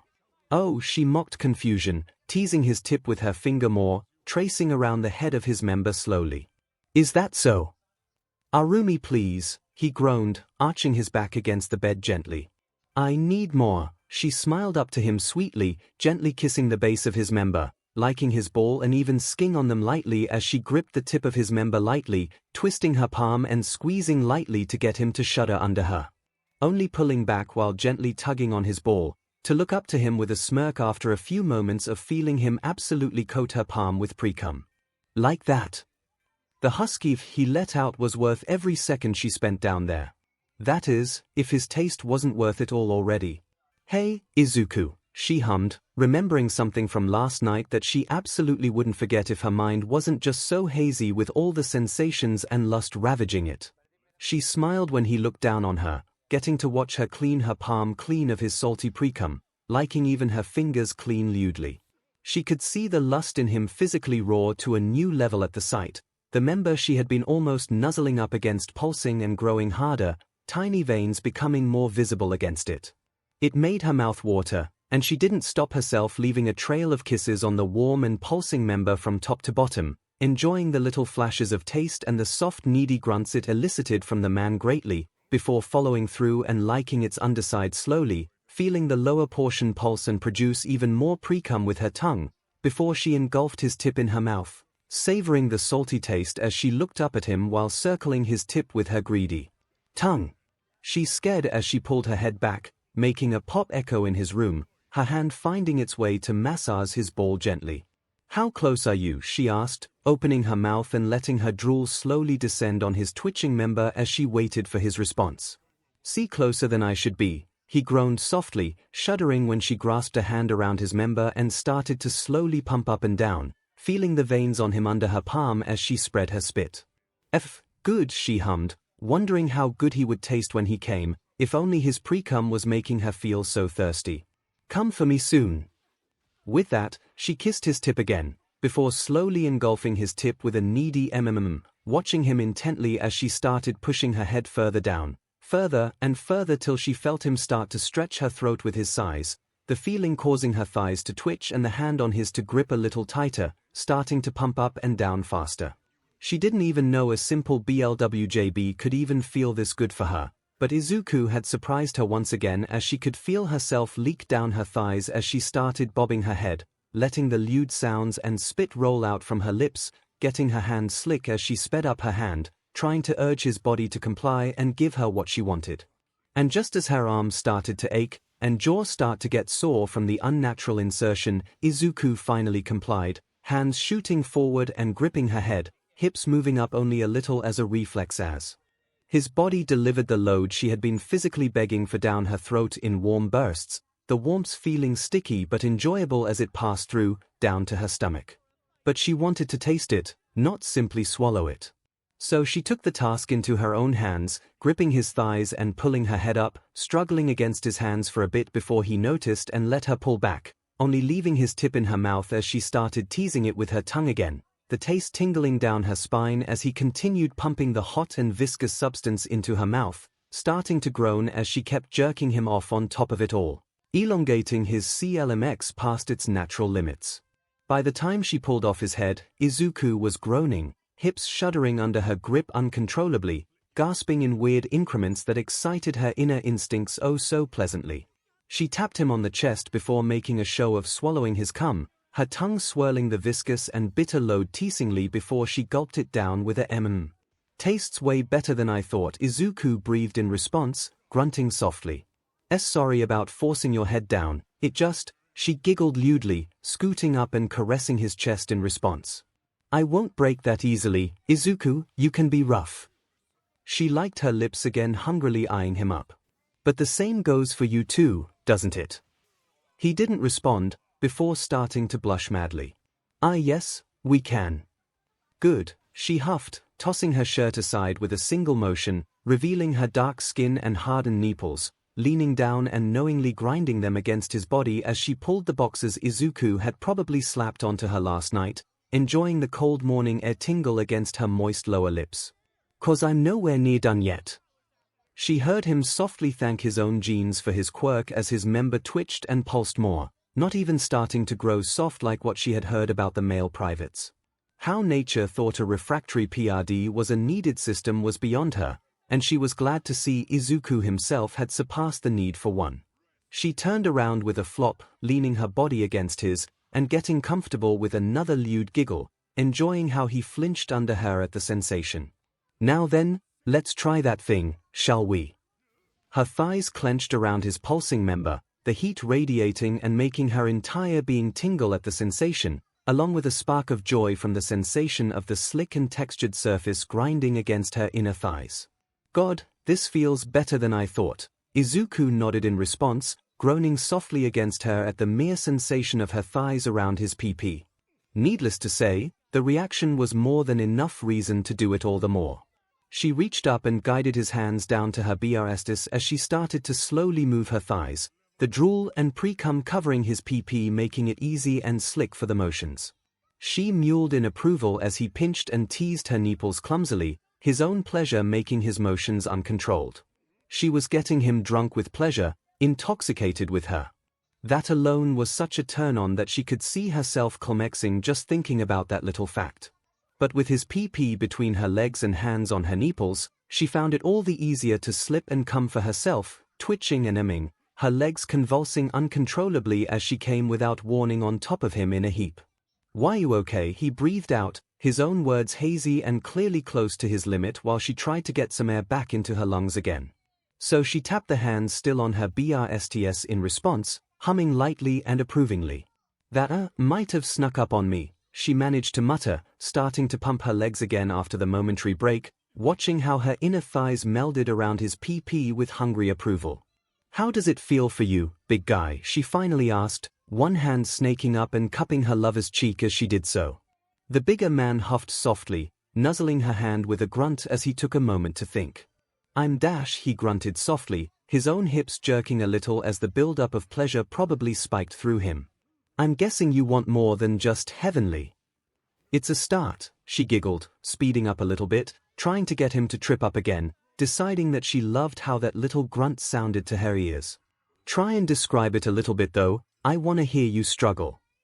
"Oh, you are evil," he breathed out with a laugh, shaking her entire body in the process, and getting her to feel suddenly very empty inside. "Your thighs feel really, really soft," he managed to grunt out after calming down. "And really, really warm against me, and all the rubbing is making me feel like I'm about to start melting."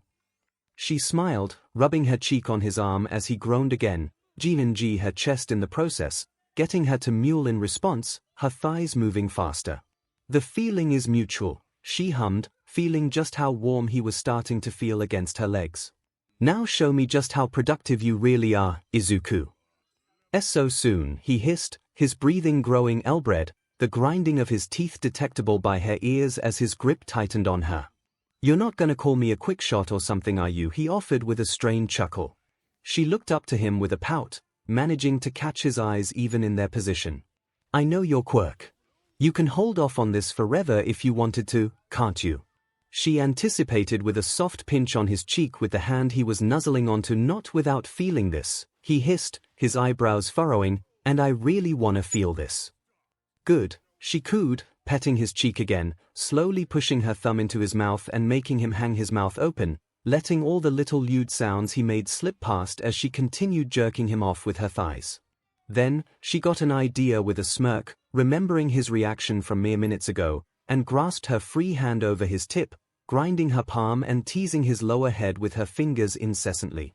She grinned evilly when that caused the man to huff out all the air in his body in a drawn-out and harsh that shuddered with pleasure before he caved and exploded against her palm-thick semen gushing out from the minute gaps between her hand and his PP, coating her thighs in a torrent of warmness that only made her feel warmer to her core. "Good boy," she cooed one last time, slowly pulling her hand from his tip and watching him pulse under her, PP still pumping come out softly with each twitch. "You weren't lying about being productive," she offered, liking her palm clean slowly. "Yeah, a byproduct of my quirk," he hissed, breathing a little before he flipped them over, pinning the woman face first against the bed. "My turn." Rumi gulped, her ears twitching, and tail wiggling slightly in anticipation. "Had enough of me teasing you?" "Nope," he hummed, hands rubbing her back and pulling her butt up, gently kneading the soft flesh that only felt so much softer under his touch, spreading easily as he pinched slightly, revealing her warm lips to the cold morning air freely. Had enough of not directly giving you pleasure. She mewed desperately at that, having the power to fight back and take the lead again but really loving the turn of roles too much to even move, gripping the bed sheets tightly. You made me come already, isn't that dash? You know that's not enough, he hummed, shocking her with how close his breath was against her butt, the warm air tickling her skin and making her ache needily for something inside. Regretting how long she had taken to tease the man instead of her brain blared in white noise as he prodded his tip against her, her lower lips greedily accepting the slick member in with ease, stretching her walls apart and satiating her urges a little. That was easier than I thought, Izuku breathed, one hand slamming right next to her head onto the bed as she bit into the covers to stop the massive escaping her lips. It almost scared me in, Rumi, she grunted with a pout at that, before slamming her hips back, her butt clapping against his PP, making both of them grunt with joy at the same time. Quit dash, she hissed, having to stop to swallow the spit in her mouth. He had managed to get her to drool with the pleasure ravaging her brain, stalling and F me. That clicked something in Izuku as she felt him clasp a hand on her other shoulder, pinning her firmly on the bed as he exhaled through his teeth. On it. The next moment was a blur as he pulled back and slammed back into her. Her nerves screamed with pleasure as her mouth attempted to echo them, only barely blocked by her pulling a pillow against her face to silence the outcry with what was left of her brain power. Izuku seemed to be only further turned on by her muffled mmms and gasps, starting to really PND against her, making her back arch and cause his PP to grind and slam against spots she didn't know she needed to have touched, the angle adding all the more to the sensations. She could barely register her own ears twitching and cheeks burning before her peripherals went white as her second orgasm of the day rolled through her, her insides convulsing and twitching against the large member ramming into her, recording the texture and the shape of it deep into her lust-soaked brain. The part of her mind that could still think recorded that she was, at this point, addicted to the feeling of him being inside her. And that she would need to manage her schedule so she could come by every now and then. Then something she didn't account for happened. Izuku leaned down to gently nibble on the tip of one of her ears, the sensation causing something in her brain to short-circuit, feeling an actual spark of pleasure arc between lobes as her body crashed, melting against the mattress as he continued pounding into her, the sensation feeling all the more pleasurable. She couldn't tell whether it was because her muscles were relaxed now, or because of the combination of the sensations of him being inside her and the gentle teasing on her ear. And honestly, she didn't care at all. All she knew was that she loved every second of it. As if to prove her point, she felt herself stumble over the edge again, climaxing weakly under him, legs twitching lightly, spasming with the aftershocks of pleasure as he continued ravaging her just the way she wanted him to, only her core aching with the sheer power of her muscles working as hard as they could under the circumstances, flaring with the sensations of pleasure and passion. At that moment, she knew her legs wouldn't feel the same for a long while, even with no weight on them. She also knew he was getting closer and closer to his third orgasm, even as her body raced up to another high itself, as his hands left her shoulder and the bed, gripping onto her waist and pulling her into his moves as he groaned and grunted loudly, his member pulsing and shaking her entire core along with it. Inside, he barked out between gasps of air, less of a question and more of a statement to her ears. But she didn't stop herself from weakly adjusting her chin over the pillow she was hugging against her face to mewl out a sloppy and drunken please. Izuku gave her what she asked at that sound, filling her with so much that she could feel her walls pull apart slightly, making her feel her lower stomach bulge as her WMB got filled to the brim. The last of her consciousness crumbled as she felt herself start climaxing one last time, flickering between consciousness and unconsciousness with each convulsion of her lower muscles. Finally, her body grew lax against the bed, a happy whine escaping her lips as she felt him collapse against her back gently as the darkness took her. Degree that should be enough for now. Degree as if a system was rebooting. Miruko snapped awake next to him, shooting up to a sitting position urgently before she hissed, clenching her lower stomach. God, I feel like I got a week's worth of AB workout. Izuku laughed, rolling to a seated position next to her, gently running a hand up and down her back at that. I mean, it's basically what we did, isn't it? His heart soared when she flopped against his frame, ears twitching as she looked up to him with love in her eyes. Aches just right like it, too. Then she stiffened and started blushing as if figuring something out just a minute too late. Nana groaned, piping up from the depths of his brain again, ghosting a hand over the back of his head. 𝐂𝐢𝐲𝐵𝐻𝐻 𝐔𝐬𝐚𝐠𝐞 𝐁𝐸𝐷 I need so much BRTH control, the rabbit hero mumbled to her horror, placing her hand over the slight bump on her stomach, where her WMB would be. Looks like it. You don't need to worry about that, he hummed, nuzzling against her softly. Quirk lets me be sterile. She offered, relaxing again. Should have guessed with how freely when you asked like that, how could I not? He offered, even as his cheeks grew warmer. The effect seemed to be mutual as Rumi's ears flopped, the pro hiding her face against his shoulder. Shut up before you make me want more, I doubt my legs could take it. Fair, he hummed out, smiling lightly. Can't feel my hip anyway. That got her to chuckle softly. Now what? I guess brunch. He offered, turning around to look at his clock. Unless you need to go or wanna hide this, he suggested, gesturing to her leaning on him.